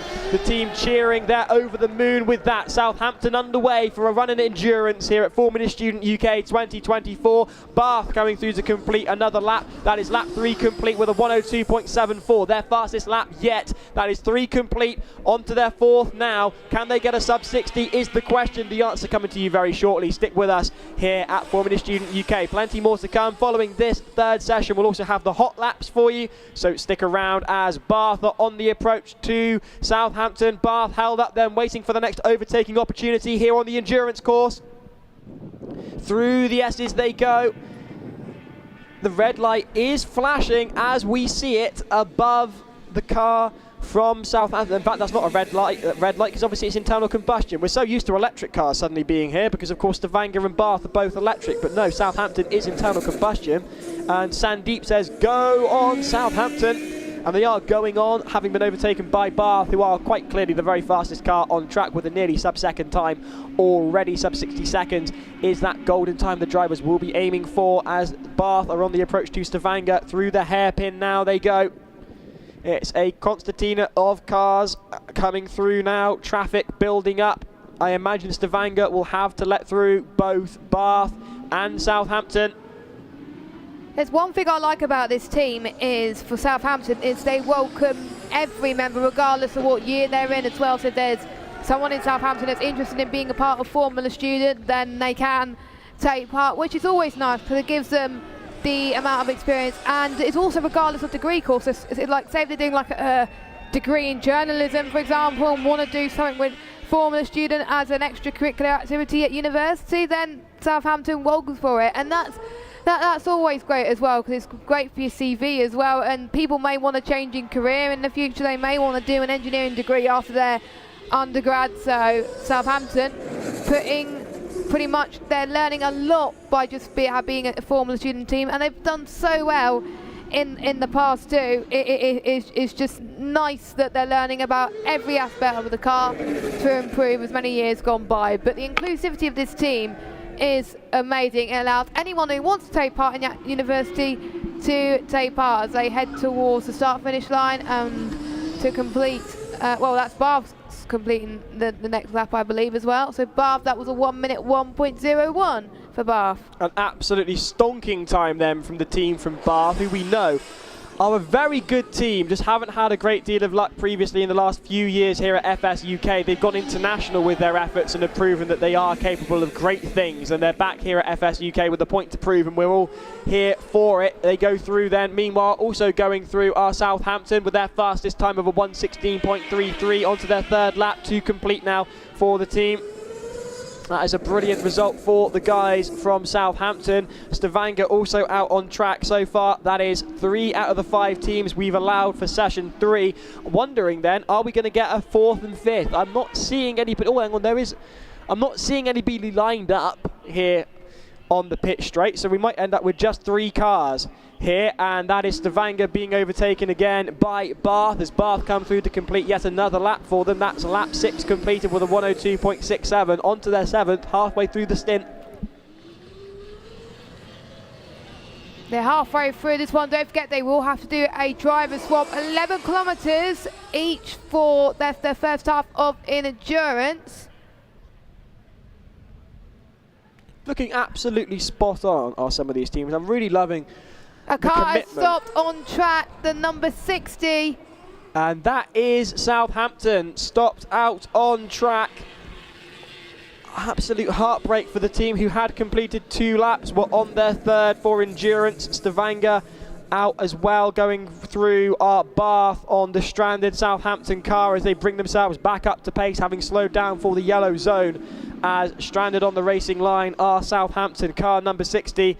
Stavanger also on track, moving at the moment as well at a fairly conservative pace. Their fastest time, a 2:01.49 as Bath go through. They are improving. That's a 20-second drop on some of their first laps. Bath go through to complete lap number 7 with a 1:05.33. They did have to slow down to get past the stranded Southampton car, and it looks to us here in the commentary box like the Purple Army are on the way to collect the car from Southampton, and that well may be a premature end for the team from Southampton. A real shame indeed, Jess, for the team who managed to finally get through endurance, and I imagine we're so thrilled to be getting out on track. And that is it. That is a huge achievement, isn't it? Let's forget, of course, about the rest of it. They got a car through scrutineering and out onto the Dynamics events. Not a lot of teams have done that this year, so it's a real testament to the work ethic that they worked through the weekend to get to this point, irrespective of how they finished. And they know what to do for next year as well, and I expect Southampton to come back fighting in 2025 because they know what they can do to make sure they go through scrutineering a bit earlier this time as well, and they can get racing as soon as we can. I really hope we see them again next year, because it's a shame to see them pretty much in this manner, of course, but these things happen. Sorry to interrupt, but there's a black flag coming, I think. And that's, yes, Stavanger have been black flagged. For driving too slow? That's the only thing I can think it is, because I can't well see any bad behaviour in terms of driving. They've come in for the overtakes when they've been requested. There's been no aggression from them as far as I've been able to see. And here is a team I've been waiting for all weekend. Oh, thank you very much. Here is University of Strathclyde. Yes. A team I've got a whole lot of love for, as does Jess. And here they are, taking to the track for Formula Student UK 2024. That's me clapping here in the commentary box. They're back, are the Scots. Absolutely first rate from these guys. It's taken them all weekend to get through scrutineering. They have been working their asses off to get here, and it has paid off. They've got a car on track. Congratulations, Strathclyde. That is amazing for Strathclyde, the second Scottish team to make it through scrutineering, and even though it was only today, I believe, that they got through, it doesn't matter. They made it to the queue in time, and that was incredible stuff from them. The team, they do not have very, very long to make it through, but points are on offer for every lap you complete. So they are going to get some points if they do at least one lap. Bath just done another lap with a 1:10.03. So I think for Bath, again, they're just being conservative. I think most teams are being conservative at the moment, but fair play to Stavanger for giving it a go, because again, like Southampton, it's a achievement to make it through scrutineering, but unfortunately there's a certain speed you're meant to drive at Formula Student, and that was about a second slower than anybody else, and if it was a Formula 1 race, that would have been an instant black flag right there. Shout out to my little brother Runar and the rest of Ion Racing. I am so proud of him, says Stein. Rowan says, come on, Strathclyde. Sandeep, my disappointment is immeasurable and my day is ruined. A supporter for Southampton. Let's go, USM, says Easty. And over at the pit lane, we've got Monty. Well, earlier, guys, we saw Staffordshire take the finish line in endurance. Unfortunately, they were pushed straight into Parc Fermé, so I didn't have a chance to have a chat with them. But they're out of Parc Fermé now, and it looks like thumbs up from all the cheering I saw over there. Mission accomplished. Oh, yeah. Fantastic. Well, congratulations, guys. Now, obviously, I'm used to seeing you guys in the esports world. Today, you're driving the car for proper. What's the difference? And well, actually, more importantly for now, what was that like to drive the FS car out there today? I mean, honestly, best experience of my life, driving out there on Silverstone. You know, not a lot of people get the chance to do that. And this car, you know, it's different from anything you drive in esports or anything. It's just, ours at least is so planted to the ground. Like, you can do anything. You can give it anything and it'll take it. You know, it's just a surreal experience, honestly. Fantastic. Honestly, it looks so well behaved out there today, so well poised. I know it's the first time you guys have used aerodynamics on the car as well. Have you had a chance to test something without aero and aero? What's the difference like for you? So we had a little bit of testing before we got the aero package on the car, and it was quite a significant difference. It felt a little bit more planted. As well as that, we've got the anti-roll bars on the car as well. So yeah, it's a different animal really to when we first drove it to now. We've come a long way. Well, the results are quite telling. You won the acceleration yesterday. You were competitive in sprints as well. Currently second in the standings for the endurance as well. We have our fingers crossed this is going to be a strong score for you guys in the award ceremony this evening. All I can say really is congratulations. Any final words from you guys from Staffordshire? What are we going to expect next year? Probably the best aero package you've ever seen on a car. You heard it here first, guys. Back to the comms booth. Yeehaw from Staffordshire there. Thank you very much, Monty and the team from Staffordshire. Bath out lapping with a very, very quick time of a 1:03. Is that Jess? Yeah, 1:03.11. 1:03.11 for Bath. USM, University of Strathclyde, carrying on their way as well. And rejoining the track are, of course, Stavanger. So we can't quite fathom in the box here why they were black flagged beyond the pace. If Monty can find out, that would be lovely. Monty, there's a job for you as through go Bath to complete yet another lap. That's lap 12 completed. They stopped. Stavanger stopped, Giles. It's a bit. They've just been let back out again, and they've got ground to a halt. Have the team from the University of Stavanger. I wonder if there's an Ion engine Racing. issue. It could well be an issue. It wasn't, however, the black and orange for mechanical problems. We have got another stop as well elsewhere. Please tell me that's not Strathclyde. We're trying to find it on our viewing screens. And That is Strathclyde, I think. That is Strathclyde as Bath go past them. Oh, they're going again. They're going. Strathclyde are underway. Not again. Let's not do this again. Let's not go through the start-stop. My heart can't take it. It's already been a day of drama enough, Strathclyde. As Bath fly on through. We know these guys can be lapping close to 60 seconds without having to move around slower cars. Bath doing very well indeed. Strathclyde following suit. Stavanger stranded on track. Southampton out. 4 out of the 5 positions used here for session 3. We've got space, a blank space for one more driver, one more team, one more car. As past the commentary box go Bath Racing Electric. Team Bath Racing Electric, and that is a fantastic time. Stavanger stopped again, Giles, and I think he's got going again. Yes, the number 17 has got going again. So it's all that stopping and starting that's making my heart go. Ooh. So, yeah, it's just like they don't seem to have a hold of the car right now, which is very disappointing. But let's hope they can pick up the pace a little bit and find out what's wrong with that car, because the more points that they can get in this Formula Student Sim Racing Series, the better. Meanwhile, Helga says happy birthday. University of Strathclyde, driver number 2, Murray McFarlane. Nev says show Strathclyde again. We have done. And Strathclyde has got to be the smartest, coolest car of 24, says Victoria. It looks cool. I'll let you decide that one yourself. But there are Bath and Strathclyde both on track, and Stavanger struggling on. There was a black flag for Stavanger. Do you have a reason for that, Monty? Unfortunately, no. I've not been told about that yet. I'm still waiting to hear a response from everyone. I was busy just interviewing Staffordshire there down in the pit, so I will go and find out that for you shortly. Now seems like a good time, though, just to do a couple of extra shout-outs from around the paddock, if that's okay. Definitely. Yeah, go for it. There's a few bits of goss going on. You see, earlier I thought we were looking at what was the furthest travel cone, an orange cone walking down the track. Turns out it was actually just one of the marshals in their boiler suits. So now seems like a good time to actually have a shout out and a huge thank you to all the marshals who have made this event possible, because, well, without them, we couldn't go racing. You know, these are Silverstone marshals, these are Motorsport UK marshals. They give up their time to come and run this race, or event I should say, and keep us all safe. So honestly, guys, without you, we are in your debt.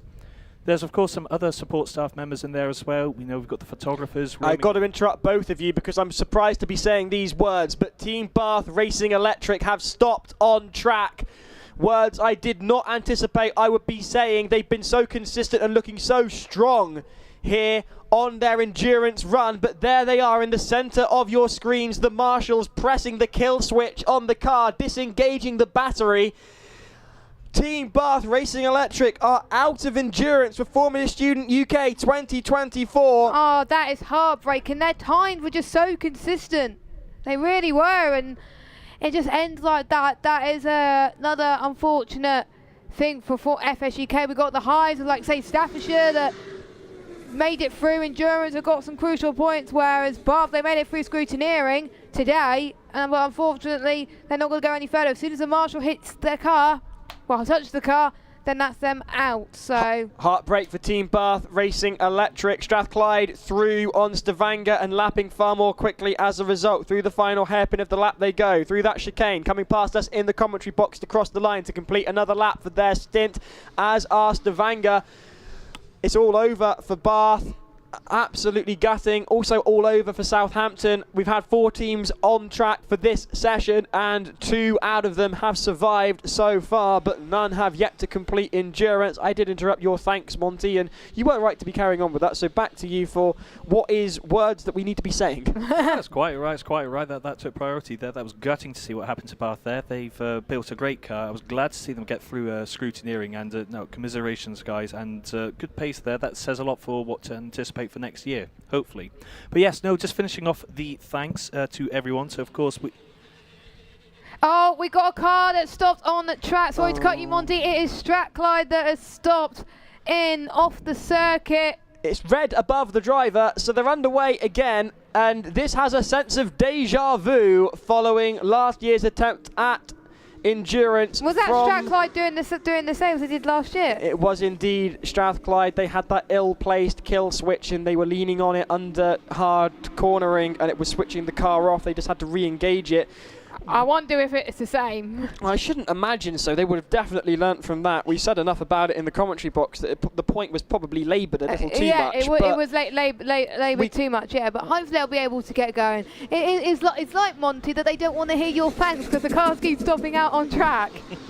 Strathclyde going through then to complete another lap. That is 7 laps down. Onto their 8th are Strathclyde. Their fastest time of 106.62. That time there a 126.96 with a loss of drive. That still is fairly competitive even with a drive loss. Absolutely. Let's see what they can do this lap if they can keep the drive going for a full lap now.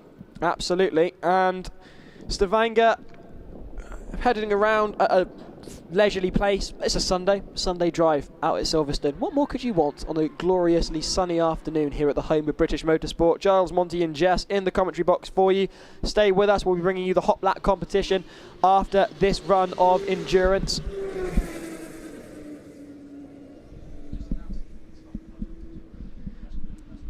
If you want to compete in that, we'd love to have you, so please head over now. Yes, please do head over now. If you want to compete in the hot lap competition and your car has passed scrutineering, then all you have...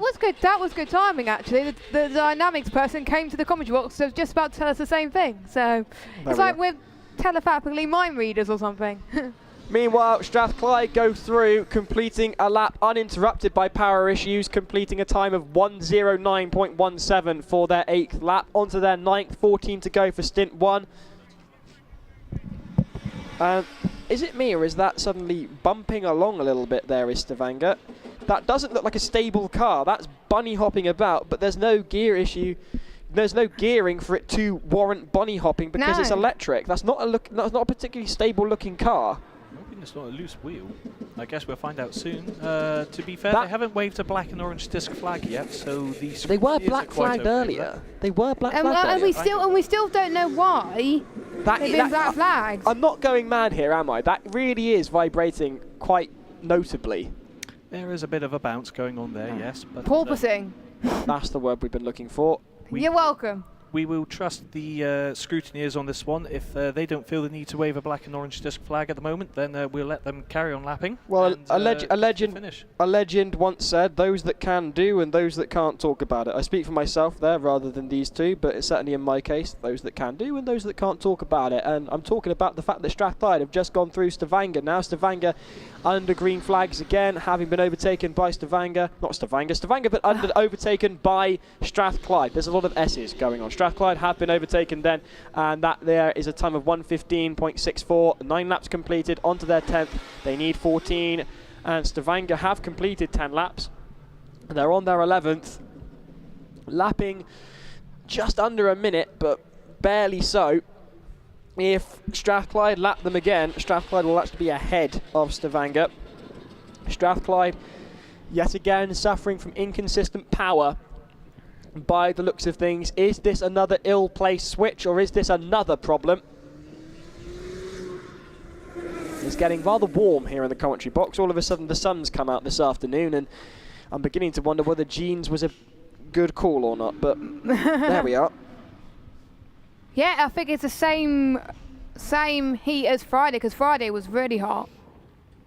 And through they go on that hairpin, headed back towards us here in the commentary box. Coming into sight are the team from Scotland as they come across the line to complete another lap with a time of 1:11.30, 10 laps down, onto their 11th.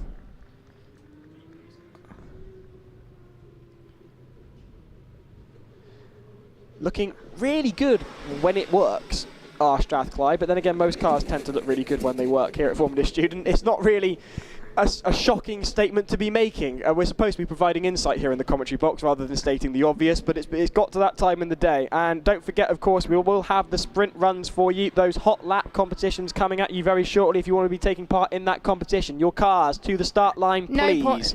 No points, and the car must have gone through scrutineering and passed it. There's teams cheering here at COPS. Someone's passed something. By the looks of things, scrutineering. Teams are still intent on getting through scrutineering. That in and of itself is a massive achievement. Even if they don't get their car on the track, at least they know what to do for next year if they pass scrutineering but don't make it out on the track. Absolutely. A team that I was really desperate to see, really wanted to see in this session, Jess. South Bank Racing. I was hoping to see South. I think they passed 3 out of the 6, I believe, but I wasn't sure what was going to happen after 4. I think there was a few other teams I wanted to see as well, but they just missed out, which is a shame. But they've got many Formula Student competitions coming up, many years to come, to try and get past as well. We've seen teams like Salford that may have not passed a few times, but passed this year. So teams like Salford could do it.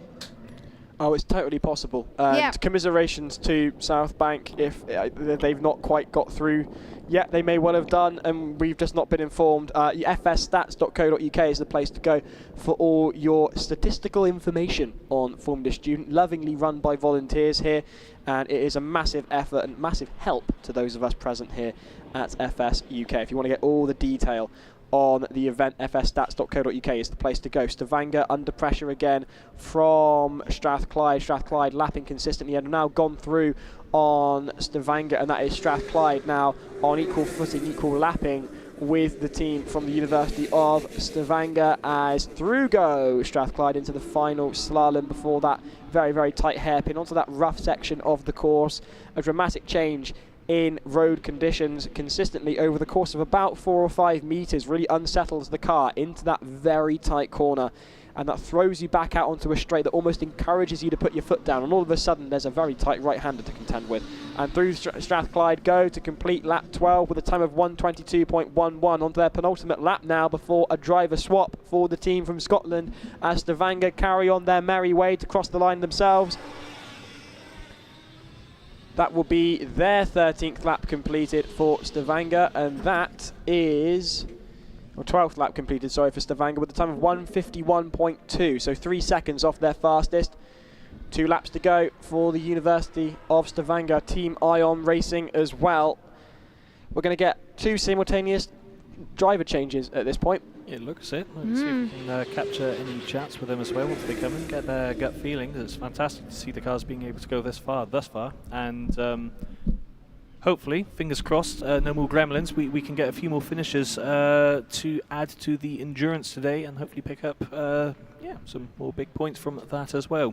As things have seemed to have calmed down, third time lucky, let's try and finish off those thanks. Yes, we should. Fingers crossed, touch wood. Go for it, Monty.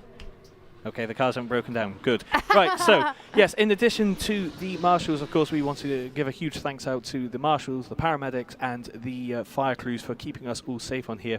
The other guys we want to give a massive shout out to are the photographers, the media team from IMEC, and, of course, High Vis, who, without them, wouldn't be able to bring this event They won't be able to hear us. Exactly, wouldn't be able to hear us, wouldn't be able to see any of this unless you were physically at Silverstone, and they really have done such a fantastic job of engaging and bringing this event to life for the audience to enjoy. A specific shout out as well to Kat Evans, who is one of the producers at High Vis, and they have been an integral part of this production success for the last 4 years. It is their last time doing this with Formula Student before they head off to pastures new. Black flag for Stavanger. We are going to dearly miss Kat, but we hopefully will see them sometime in the future again, because it has been a pleasure working with them and really wish them all the best for the future. Yeah. But for now, I will hush up and let you guys talk about that black flag, which I'm going to go and investigate. It's a checkered flag for Strathclyde and a black flag for Stavanger. Monty, if you'd be so kind and try and get us some information. Aye, aye, Captain. Thank you very much. Yes. Thank you very much, sir. Meanwhile, there is car 35. That's Bolton wanting to make a go, by the looks of things, of The this fastest lap. Yeah, this hot lap competition will be running shortly. Strathclyde in for their driver change first, however. That's a very bold choice from Bolton to be trying a hot lap competition, but Because they haven't made one lap, but they must have fixed the car. They've made laps yesterday during sprints. They didn't complete a lap of endurance. They're running a flexible drive train, so to speak. It's not a chain as opposed to a belt. They're using a belt chain instead, and it may not have paid off exactly.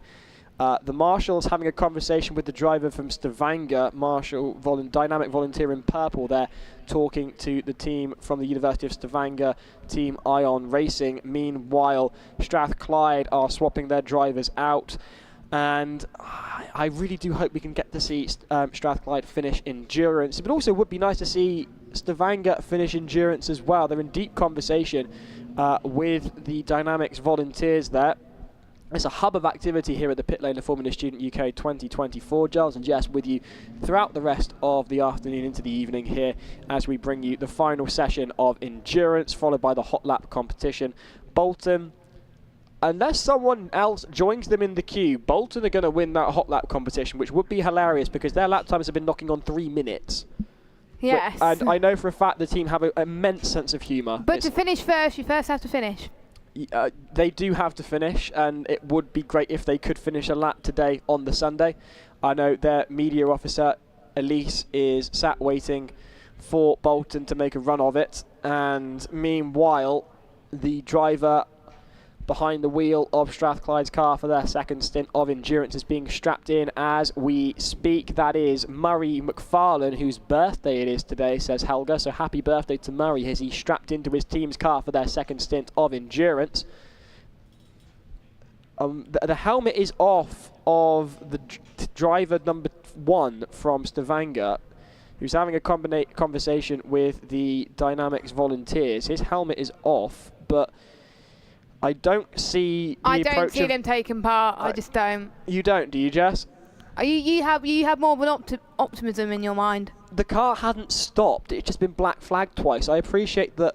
Could it be the pace potentially? Could it be? The pace is the only thing that I think it could be. Helga says go Strathclyde. Meanwhile, Bath are being wheeled back to the pits through a combination of one of our Purple Army and the Dynamics member of the Bath team. Gutting for the team from the University of Bath, Team Bath Racing Electric, winners of Formula Student Portugal, and they've also done incredibly well in Spain. So heartbreaking to see them not finish endurance at their home event. On your screens at the moment are Strathclyde preparing for their second stint of endurance, and Stavanger having various conversations with the Dynamics marshals. So hopefully we'll find out the reason for that black flag as well, because if you can get them going and get them finishing endurance, that's better than them scoring no points. And with only 7 teams finishing endurance so far, if they finish, they can get in depth, they can secure themselves the top 10, and that is huge win in Formula Students, Meanwhile, please can you give we have done the shout out for Bella Shepherd, haven't we? We have done that. We have at the start, yes. Wonderful stuff. There is Strathclyde getting ready to get underway, and off they go. Driver number 2 away for the team from Scotland. Happy birthday, Murray McFarlane behind the wheel there of Strathclyde's car. Isn't it amazing to drive a Formula Student car on your birthday, competing in a competition? Blue skies, open track, Sunday drive, weekend birthday, behind the wheel of your team's car. Around the home of British Motorsport. What more could you ask for? I was going to say, I can't think of much better. Around the hairpin they go, do the team from Strathclyde. As they go through the S's, variable radius on those corners, headed down to the two slaloms. Now, this is a little tricky, these slaloms here, because they look one and the same, but there's a small distance between them as Strathclyde heads towards them now. And if you try and get the entrance correct, you end up compromising on the exit of the other. And there's not a lot of opportunity to change direction. So once you commit at one end, you're going through on both of them in the same manner. They go round and through those onto the final hairpin. You'll notice the change in surface. 3 different surfaces in very quick succession there on the left-hand side of your screens there as they go through that chicane onto the final overtaking zone, round the right-hander and across the line to complete the first lap for driver number 2 from Strathclyde. That is a 1:17.559 seconds off of their fastest time. Not a lot separating that. That can easily come down. We have seen, however, that Strathclyde have struggled with inconsistent power in their first stint of endurance. Will those gremlins rear their ugly heads again for the second driver? Hopefully not, as they come down through into the S section of the course. Very high speed through here. You can really put your foot down and play chicken with the cones. It's Strathclyde's 25th anniversary this year, Jess, so happy birthday to the whole of Strathclyde. Victoria says, good luck, Strathclyde number 2 driver Murray. Bring that beautiful car home through endurance. Eastie says, you've got this, Murray, as Callum Farquhar says, come on, Murray. And Caramel Crispy says, Mon Strathclyde. Yes. Plenty of love for the Scots. We've already seen the success of one team from Scotland, from Aberdeen, here at Formula Student UK. Can we go 2 for 2 of the Scottish teams that have got on track here at Formula Student UK 2024? Another lap down for Strathclyde. That is 17 complete onto their 18th, a time of 1:10.23. A massive improvement, only 4 seconds shy of their fastest time. And that's crawling to a halt, Jess. That is crawling to a halt, and that is gutting. Come on, we've seen this before. You can get back on the power. We know it's happened before.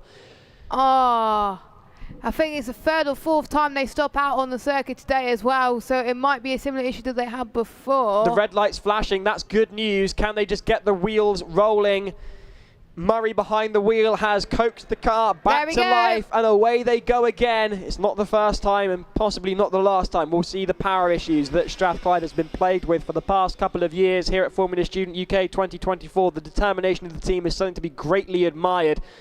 An electric car that can cross the line, hopefully irrespective of what's thrown at it. We'll see. Through the S's they go. All eyes on the blue, orange and black of Strathclyde, and it looks to me, Jess, like they're a lot slower than they were. I think they're crawling right now. That's a green light above the roll hoop again.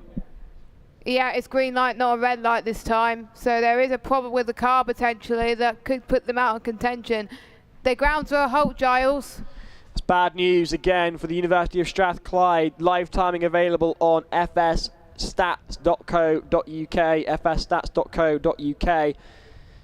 and the stopwatch is on because I can see one of the marshals putting the rubber gloves on. That's not a sight the driver wants to see. The driver shaking their head. Those rubber gloves mean that the marshals can touch the electric cars, and that is going to put Murray right on edge, as if they didn't have enough problems as it is, trying to coax the car back into life. And now, almost like vultures circling their prey, the marshals are waiting for this car to just completely give up. The determination there, and Murray has managed to coax the car back to life as the red light flashes on the roll hoop. Can the wheels rotate? Yes, they can. Yes. And Strathclyde are underway again. The rubber gloves are off for the team from Scotland. Oh, this is intense at all, is it? It is quite tense, because 1 minute you think, oh, they're going to make it, and then the next minute they're like, whoop. So I think they know they're not going to reach the fastest time now because they stopped a few times. Can they get to it? Or it could be just the hotter temperatures, because compared to what we saw earlier on, it was very cloudy earlier on. Now it's nice and sunny, very hot track as well. It's going to be hard for Strathclyde to do it, but anything can happen in Formula Student, as they haven't got that long before they reach the start-finish line. It's also going to be a slow lap because they only completed one bit of the lap before they stopped right now. Another lap with power issues for Strathclyde. At this point, I think it is a case of just coaxing the car home and getting it over the line. We've seen the Scottish are very good at that. Aberdeen had some issues, but were able to get the car through. I think there was a transmission problem, a worn clutch from what I could gather. They've been testing the car very heavily, and as a result, may have tested it a little too much, and the clutch wore as they continued testing, and as a result there were some transmission problems in the second stint for the team from Aberdeen, but not a problem. They completed endurance. They'll go through that second scrutineering, as all teams who complete endurance must do so. Through the S's go Strathclyde, another Scottish team trying to coax it over the line in their second stint. 2 power issues already in 1 lap for the team from Strathclyde. Murray behind the wheel, his birthday today, the team celebrating their 25th anniversary, only a year out from the inaugural Formula Student itself. So they've been here nearly as long as FSUK has existed, and it's great to see them out on track in their 25th year attempting to complete endurance. 28 laps to complete, and as we have it here in the commentary box, that is on their 19th lap currently. Their fastest, a 1:06.62, their slowest as things stand as a result of those 2 stoppages, 2:44.75, coming across the line, and away they go again. That is another lap completed for Strathclyde. 19 done, 20 in progress, 1:15.69, back closer to what we might expect from the team. I would recommend a little mechanical sympathy just to get the car through there, and fingers crossed that their power unit stays consistent. We've seen this before with Strathclyde. We know that they've come through this sort of thing before and come out the other side to success. The question, of course, is can lightning strike twice with an electric car? Potentially, we'll see. Through the S's they go, the high-speed section of the course. The gravel almost beckoning the drivers into it. Very nervous there. Parallel with the gravel they run. Into the slaloms they go. Strathclyde on track for session 3 of endurance here at Formula Student UK 2024. The last of the cars in session 3 as well before we go to the fastest lap attempt. It indeed, by the looks of things, I can't quite see who is lined up for the fastest lap attempt. It's just Bolton, I think, but it might be some other cars as well. But I would encourage any teams who would like to compete in this to do so, although it would be hilarious if it turns out that Bolton do win the hot lap competition. Through Strathclyde go, round past the overtaking bay at the beginning of the course into that first slalom. There's a few cars waiting, I can see. There are other cars waiting here at Copse. So there's one car that's literally just joined, Giles, as we were saying it. Staffordshire have arrived to join the fray alongside Bolton lining up for that hot lap. And not that surprise for Staffordshire. They want to get, even though they're not going to get points, they want to get at least one driver an award as well. So the driver at the wheel of this car here, not only is it Murray's birthday, and not only is it the 25th anniversary of his team, it's his last time competing with Strathclyde before he enters the world of Formula 1. So wow, so it just shows they're not looking for the next Lewis Hamilton and Max Verstappen in Formula Student. It's the next Adrian Newey. Ross Brawn was an engineer as well, and he's got a major amount of experience in this competition, and that got him the gig at a Formula 1 team. And we see many students gone on to great things in the world of Formula 1. Tell that to the likes of Bernie Collins, who worked in the likes of McLaren and Aston Martin, and now she's a Sky Sports F1 pundit. So. And talking of Strathclyde, that's not what we wanted to see. No, again. Strathclyde have stopped. Murray, can he magic up some power out of the back of that car? The marshals approaching yet again. There is the marshal. I see the green light. Oh, it's red again, Giles. It's red. Fantastic stuff. Car 119. Or not, is that 116? It's under its own power again, and it's away. The round of applause erupting round Copse corner. 115, Giles. 115. There we are. You can see the numbers on our timing monitors. Looking excellent here at Copse corner. Round the hairpin they go. Back down towards us here in the commentary box through the high-speed S's. Various different radii on those corners, really taxing the drivers. And that stopped again, Jess. I just really hope that I really hope it's not over. I really do. The talent that this Murray clearly has to actually get that car. I think he's the only team that stopped that got the car going again, I think. There's been I think there has been occasions where we've seen it, but this is the most consistent, and away they go again. It's not the first time we've seen this from Strathclyde. They have previous with this sort of behaviour from the car. It seems to be a mechanical problem where the car just keeps stopping and they have to just plough on through. 21 laps they've done so far. 22nd underway, 28 to complete for Endurance. Following that, we'll have the hot lap competition. So far, Bolton and Staffordshire have lined up to compete. If we can find out which driver will be competing as well. That would be great. Through the hairpin they go. There's that short straight before that very harsh right-hander. Past the overtaking bay. One more right-hander to do and they'll cross the line to complete another lap. That is lap 22 complete for Strathclyde with a time of 2:04.78. 2 stoppages to contend with there. Murray nursing the car around.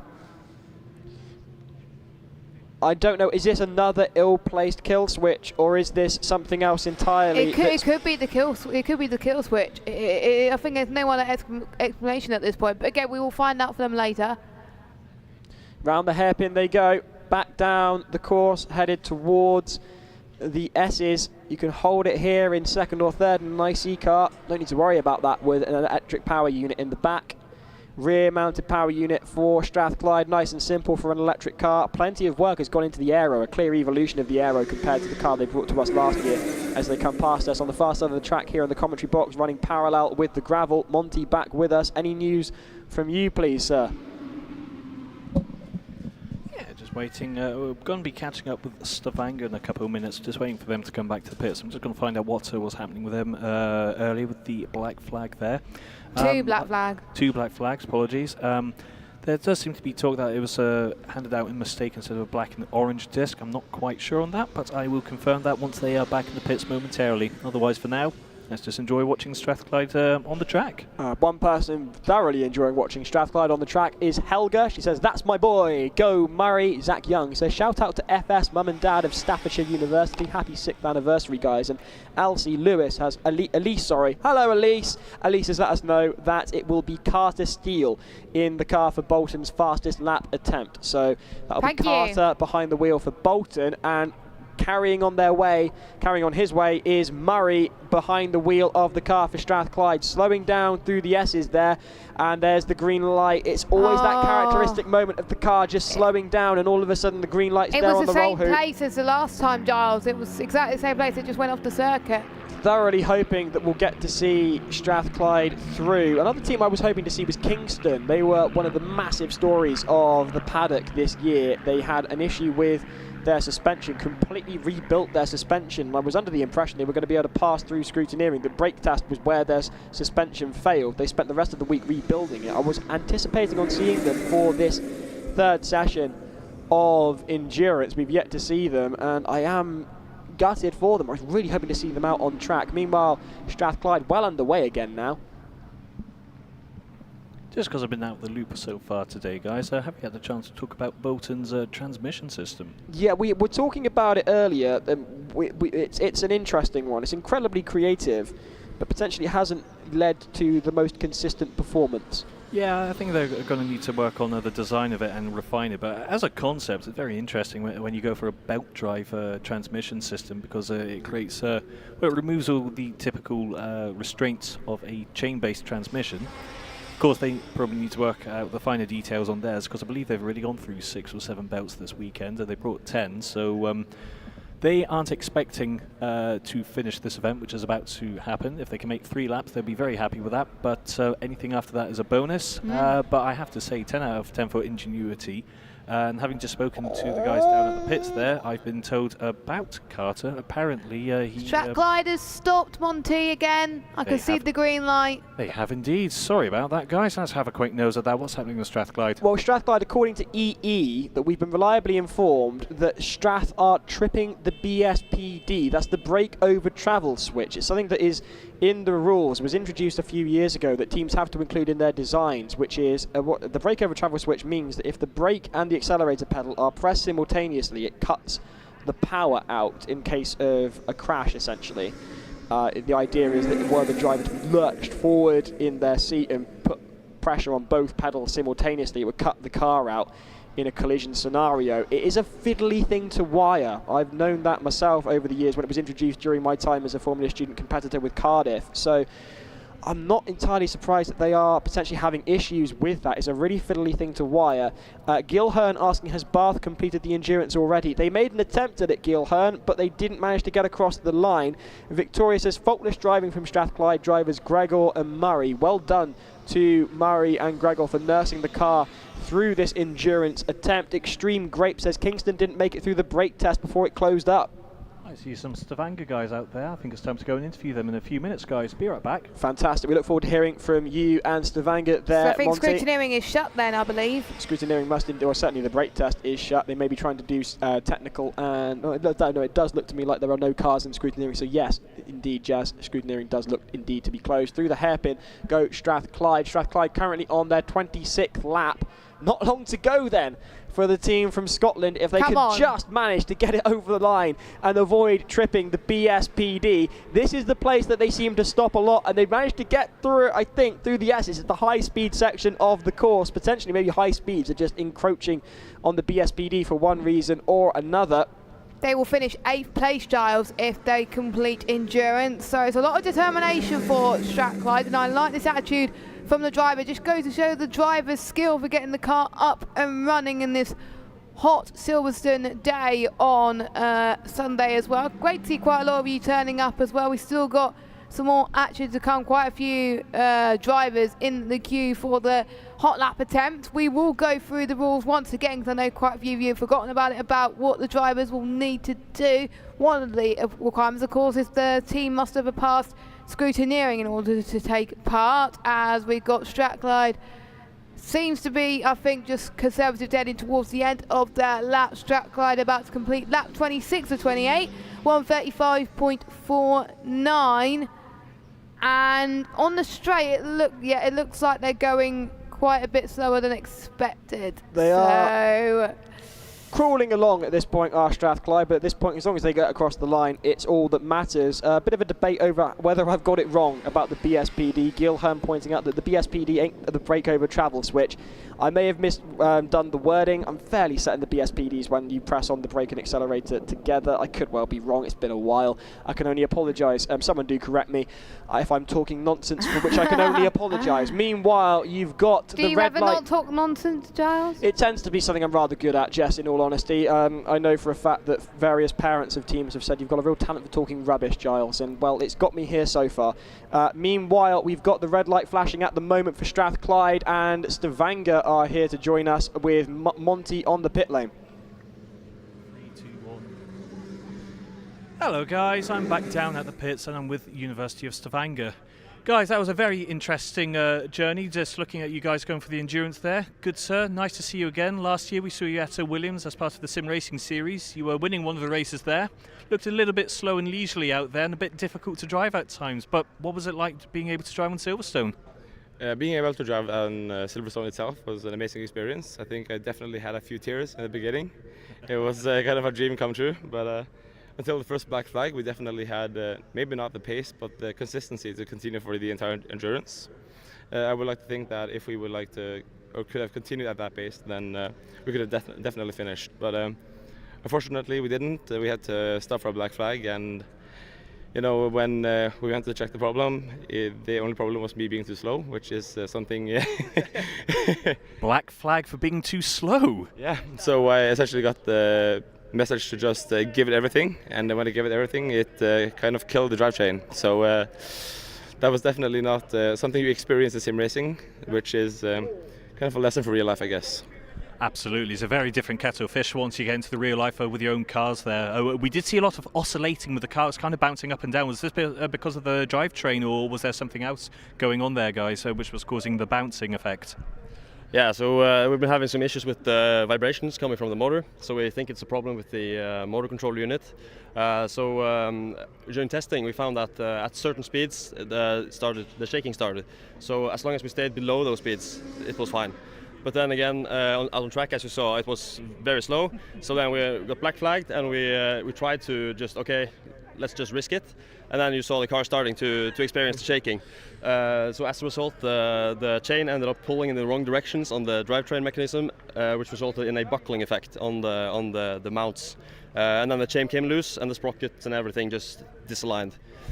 Tragedy there. I mean, fair play for getting it that far along, but it's certainly... We've got to cut you off there, Ted, I'm afraid, because we've got some on-track action as Strathclyde crossed the line to complete endurance against all odds. They're saying, take a look at me now. A fantastic effort for the team from Scotland as they complete endurance for the second year in a row, fighting against various technical issues, and they have completed endurance, completed the 28 laps. Excellent stuff for the University of Strathclyde. The final team to complete the full 28 laps of endurance. That means 8 teams have completed it this afternoon, which is amazing stuff. And even though it wasn't the slowest time out of all today, so it's great to see from Strathclyde and 2 Scottish teams. But now it's the fastest lap endurance style competition, and the award will be presented to the driver that has the fastest clean lap, no cones or off courses, and completes the full course distance. 10 laps of the endurance circuit. They must have not taken part in the endurance event today, the driver, and only clean laps with no cone penalties or off courses will be eligible for this special award. And we've got a few teams taking part as well. We expect all drivers to drive safely and in a controlled manner, and no, as I said, just clean laps, because otherwise they won't take part. I think we've got 3 teams lined up, and that's going to conclude Formula Student 2024. Meanwhile, the debate continues raging in the comments over whether I've absolutely rinsed how to explain the BSPD, whether or not. Johan saying it is, but the purpose is more for if the throttle gets stuck in any way. I'm going to let that crack on. I may have well started a fire and just walked away. I can only apologise. Meanwhile, out on track at the moment, as Jess has been saying, we've got the fastest lap competition to do, and we can see that is a line racing. That is Staffordshire, and that is the University of Bolton lined up to compete in that. Strathclyde are over the moon and are cheering like the Scots' lives depend on it. They're Scottish, what do you expect? And they should be over the moon with that, because they've nursed that car against all odds over the line for a second complete endurance in as many years. So well done to them. Helga saying, Yahoo, impeccable drive, Strathclyde. Murray, unshakable. He really did appear completely concentrated. He was calm. Really, really well done to Murray, even with the orange high-vis of the marshals lurking next to it. You just know that after a minute they're going to come to the car, and that's very well held there. Meanwhile, we've cleared the timing screen because we're about to get underway then for the fastest lap competition. Only 3 cars here, Jess. 3 cars? I was hoping for more. I was hoping for more as well, but this has been a great competition so far. We started off the week in style, and now we're reaching the final event, which is for pride more than anything, and I do believe that'll get rewarded tonight at the award ceremony, which is, I believe, I'll need to check the timing on there.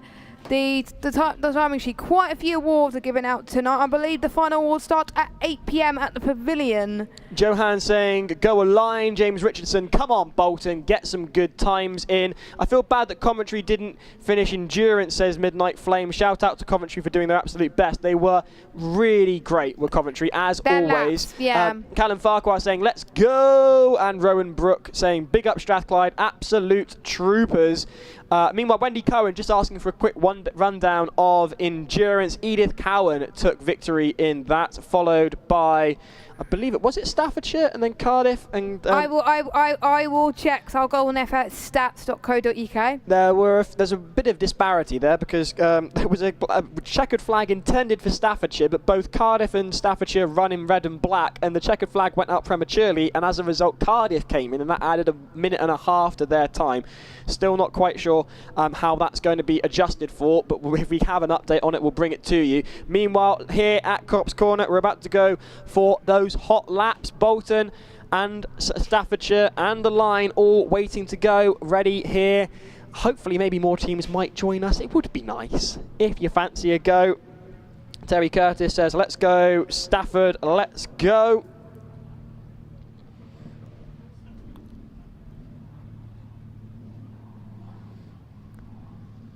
Meanwhile, there's a man I have deep admiration for, not just for his hair, but because he's a nice person. It's Noah Pete, out on track, walking past us here in the commentary box. Give me a thumbs up. He'd like to give me something else, but he's being respectable. He's doing his job, Giles. I was at uni with Noah. He's a good guy. He's a good guy. Uni of Bolton will go first, followed by Staffordshire, followed by a line. Could be quite interesting to see out of a line in Staffordshire who's going to post that fastest time, Jess. I think that's fairly competitive and a nice way of comparing IC and EV. Yeah, I think it's nice to have a variation of classes too, and a line taking part in the individual event as well. I think we've seen a line in the endurance earlier on. Unfortunately, they did not finish, but they set some really quick times earlier on. So I'm expecting a line to challenge the likes of Staffordshire. Bolton, obviously, we haven't seen, so they didn't complete a full lap. But again, it's different drivers that did not complete endurance. So they get another shot at it, of course, but they may have taken part in the likes of autocross, acceleration, skid pack throughout the entirety of the Dynamics event. The overall Dynamic Award will be announced at the award ceremony tonight as well. It'll be interesting to find out who goes on top of that, but I don't think it'll come as no surprise as to who tops that one. I think we've made our predictions here in the commentary box on that subject. Wendy Cohen saying, well done ECU, they've travelled far and that's been well worth it. We also think it's been well worth it because they brought us Tim Towns. And they brought us Cadbury as well, yes, Caramello Koala. And the team has been lovely when I was speaking to them earlier as well. Great attitude, and I wish them the best of luck in their other competitions happening at 6 months' time, because they work in reverse compared to us. Their summer is in December. I think they might not do this year's because obviously they've spent 6 months. Is a very quick time to turn the car around. Yeah, so I wonder if they're going to take part in like European competitions next year potentially. Meanwhile, Monty, we've got a bit of a job for you. Victoria says we want to hear from Strathclyde driver Murray. I don't suppose you could secure us an interview with Strathclyde's driver, could you, sir? That is on the pipeline. They've gone straight to scrutineering, so as soon as they are out of that bay, I will try and grab them for you afterwards. Yes. Well, there you go. You've heard it here first. We're going to get that Strathclyde interview for you as soon as we are able to bring it to you. Meanwhile, getting lined up for that hot lap, it's Bolton, and there is support for Bolton here. Alison B saying, Bolton, you can do this. I'll be interested to see what they can do. I'm sure Elise is thinking the same thing, waiting for them here to go off the start line for their hot lap attempt. Give us a wave if you're over in the stands and you can hear us. Someone waving. There we go. We've got a couple of waves. We'll take that. There we go. Brilliant stuff. Thank you very much. It has got to that time of day here at Silverstone. You can tell, yeah. You can tell.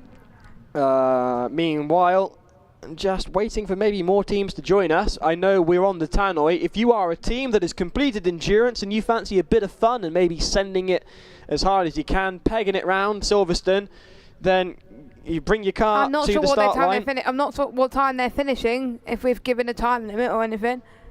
Meanwhile, Charles McKinnon says, has UGR Glasgow gotten through scrutineering? I made the mistake of thinking that they were a line, because obviously the black and yellow I associate with Glasgow. It turned out to be Stavanger, Ion Racing, and as a result, I don't know. I don't think UGR have got through. Meanwhile, watching this while finishing our car, greetings from Perseus Racing Greece. Last year was amazing. Good luck to all teams. Great to hear from you. Hansini says, let's go Staffordshire. And A says, we never got to hear from Aberdeen. Great work, guys. I'm going to go and catch up with Aberdeen in the pits later, even if we don't get a chance to hear from them, because they've been a fantastic team across the board. Congratulations to them for finishing endurance. 2 Scottish teams completed endurance this year, as did the Welsh.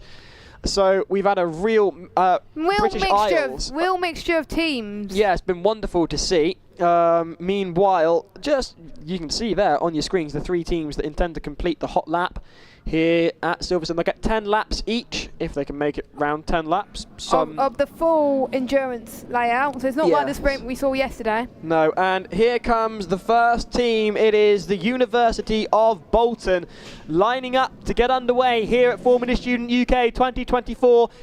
This is just for fun. There's no points, but there's always that glory of knowing that you've posted the fastest lap on the circuit.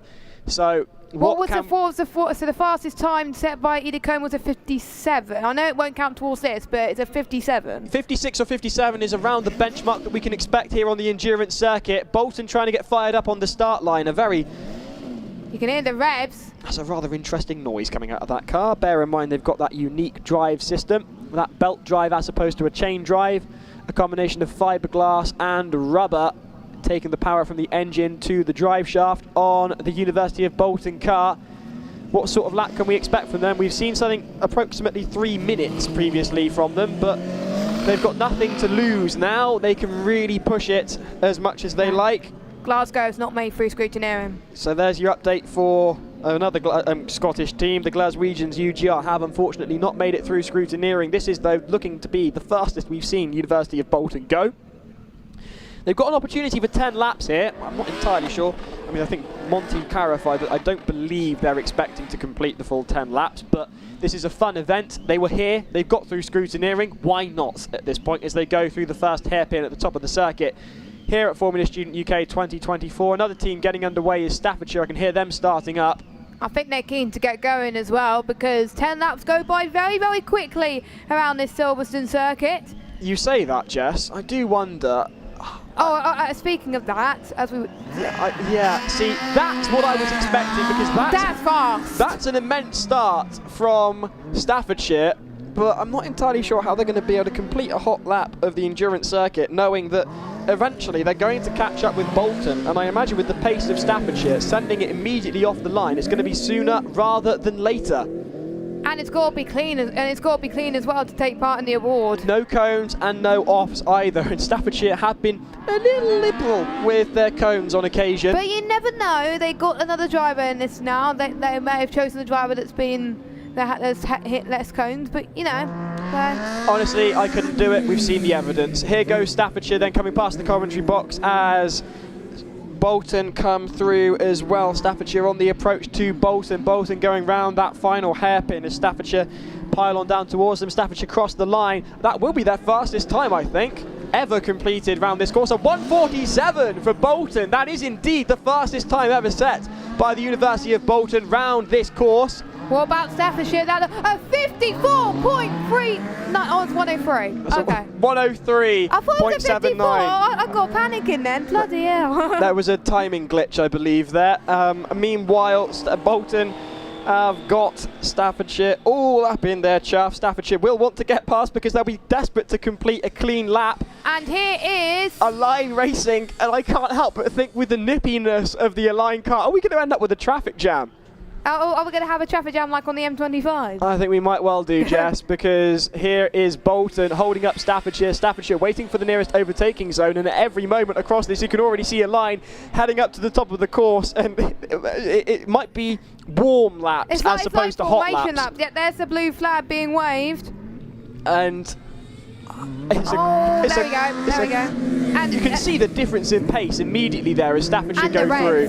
Staffordshire's team cheering their car on. They finished second last year. Where can they finish this year?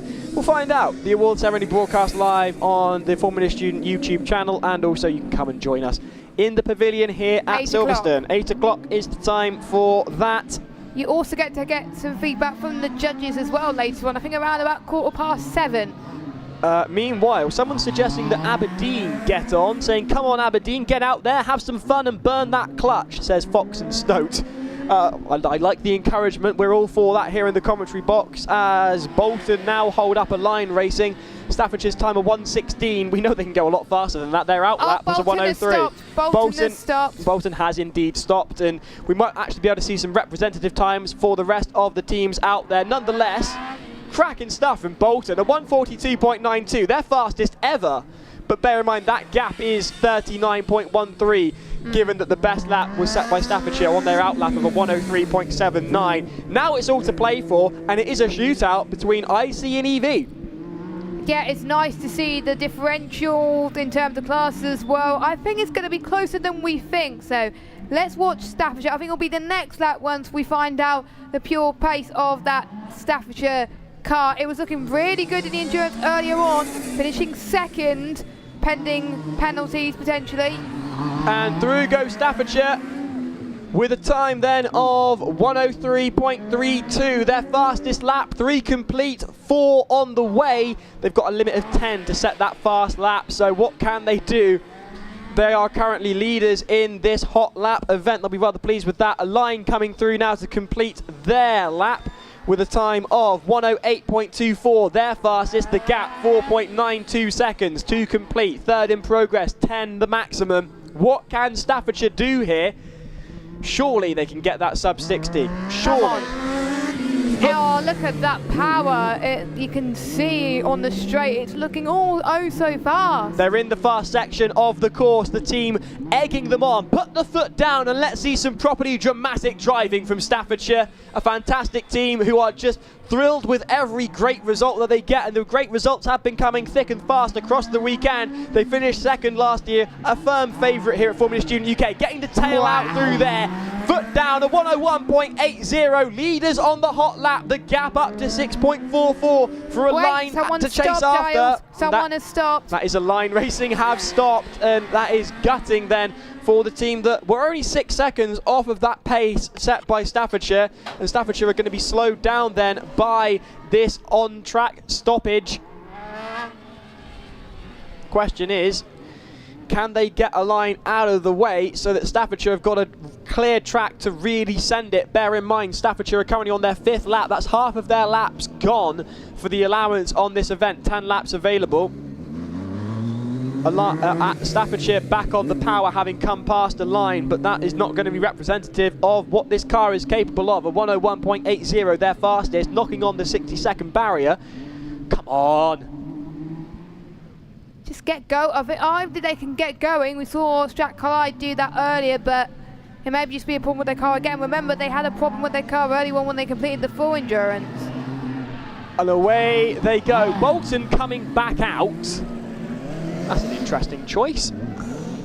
Staffordshire desperate for a clear track. They're trying to get into gear. With Bolton on the circuit, doesn't necessarily look like they're going to get that clear track that they so desperately need in order to post a representative time, as Staffordshire have got to contend with a stoppage from a line and a car that's very much off the pace with Bolton. So hopefully we can get a clear track at one point or another. I do respect Bolton and their determination to keep going. They've got the opportunity and they're taking it, and it's a really interesting drivetrain and a wonderful team. They compete so well in the sim racing, a bunch of lovely people, and a car that is incredibly unique, and that's what we love at Formula Student, the great variety of cars that we see here at Silverstone, as Staffordshire carry on their way on their 6th lap.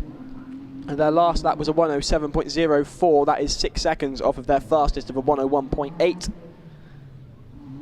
The yellow flags have been waving to make sure they move out the way. I think Bolton's been grinding to a halt as well. Oh, that's a cone gone and completely munched by the rear left of Staffordshire as they send it. That lap therefore won't count.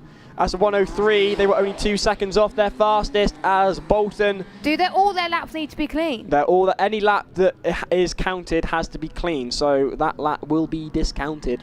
As a result, this lap that they're on now, immediately out of the gate, they got a cone, so as a result, this lap will be discounted. Bolton heading onto the fast section of the course, but notably 40 seconds off of the fastest pace as set by Staffordshire. Tell Staffordshires really putting the hammer down, even when slower cars are moving out the way for them as well. This is a great way to end the Formula Student competition for 2024 as they go round the hairpin and being stopped by Bolton in the background as well. Respect to Bolton for giving it a go. Bolton pulling out the way for Staffordshire. Staffordshire putting the foot down as they enter a brand new lap. Can they keep it clean through here? Yes, they can. On the power, if I were you, Staffordshire, it's probably the best opportunity they're going to have to really send it. Their fastest, a 101.80. Can they get beneath that sub-60 time? Meanwhile, Bolton, their fastest is a 142.92. Currently a 2:15 was just set there. Yellow flags out for Staffordshire. They've got to slow down as a line are wheeled out of the way. Slowing down through yellows and back on the power goes Staffordshire. Looking absolutely impeccable are the team who came second last year and may well be on track to replicate it this year. Points, prizes, all of the above revealed tonight at the pavilion, so do join us. Meanwhile, Bolton cheering for their team, rightfully so. A real effort and a fantastic car from the University of Bolton. Staffordshire going through with a 1:00.35, their fastest yet. Congratulations, that is on their penultimate lap. And Bolton are egging their car on to complete as many laps as possible. It's a Four laps completed, more than they were anticipating, more than they did in endurance. And that will be 5 laps to go for the team from the north. Meanwhile, Staffordshire on the way into the far section of the course. That looks really intricate from Staffordshire this time around. You can tell they wanted to go on the circuit as quick as possible. The driver is used to it as well, and with other teams struggling a little bit there, that could be something really good for Staffordshire. But they still want to get a good lap in. They're competitors as they head towards the start-finish straight. Bolton have pulled back in, and that gives Staffordshire a clear run now for their final lap, their final hot lap. 58.61. I could see a 57. Can they do a 57, Giles? They've got 1 lap left to do it. They've got to keep it clean. Do Staffordshire. They've got to put their foot down with an empty track here at Silverstone. It's their final attempt of the hot lap competition here at Formula Student UK 2024. This is just for fun, but hey, it's a lot of fun. Bolton on their way to the pits to meet their team. Align Racing were pulled off after completing 2 laps. Their fastest was a 1:08. The fastest from Staffordshire was a 58.61. They got 1 final lap to do, sending it through the far section of the course. Onto the 2 slaloms they go now. Can they get that 57? There's 0.6 of a second between them and that target, and I reckon they're well on for that. They've got a clear circuit, nothing stopping them, but it's a brand new hot lap for Staffordshire with a clear course. Through the hairpin now is all they've got to complete. Away they go across the line, and that is a 58.01. Wow. 100th of a second off of a 57 time. Fantastic stuff for the team from Staffordshire. They're chanting 1 more lap, I think. That is not allowed, unfortunately. I wish we can give them 1 more lap, but we are not in a position to be able to say or do anything. No. Apart from say that we've now got a VT lined up for you, so let's go to that.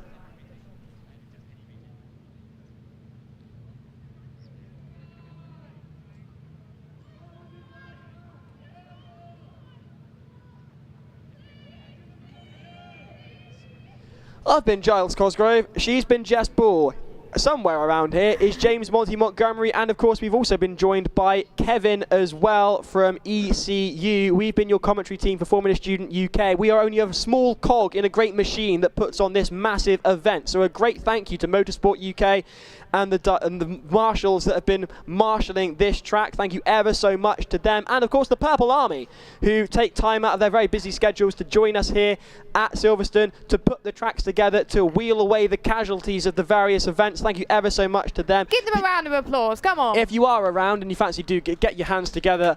For also the teams that have competed here, that have come all the way from around the world to join us at Formula Student UK. Thank you ever so much to them. It's a testament to the talent around the world in engineering that they've got here. And no matter what you've done, if you brought a car here or if you've entered as a concept, to get to Silverstone is a massive deal. So huge congratulations to them. Thank you ever so much to you for watching. If you've come to Silverstone to spectate and you've listened to us on the tannoy, or you've been watching at home, thank you ever so much. But for now, I've been Giles, she's been Jess, he's been Monty, he's been Kevin. A great thank you from all of us, and hopefully we'll catch you next year. But for now, it's goodbye from Formula Student UK 2024. Bye.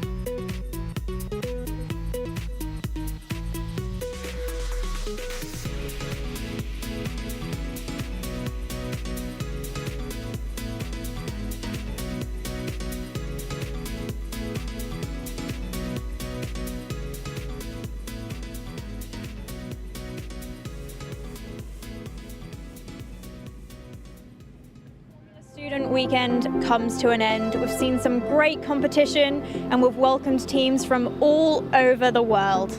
We've seen the ups and downs, from engine failures to Salford completing endurance for the first time ever on track. Australia taking the competition by storm after travelling for 26 hours to get here. Well done to all of the teams, the staff, the volunteers, and just everyone who makes this incredible event possible. And finally, thank you for joining us for Formula Student 2024.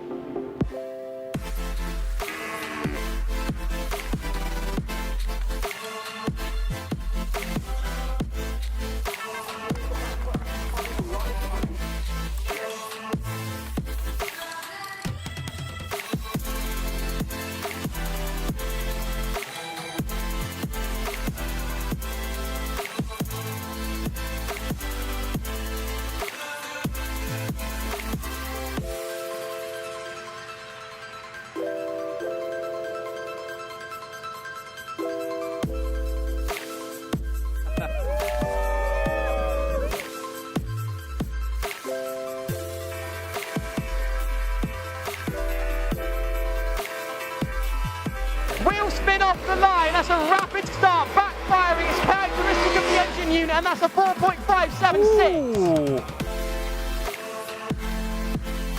Away they go for the fourth and final time, and that is an immensely rapid start, backfiring there through the first chicane, onto the second one almost immediately, and into that first slalom. Go the team from Australia, current leaders in Formula Student UK 2024. They've come from all the way near Perth, and now they're here at Silverstone on the final lap for them. Through the hairpin they go, defending their top position. Really tight turning circle there, no power loss through the final chicane. Here comes the line.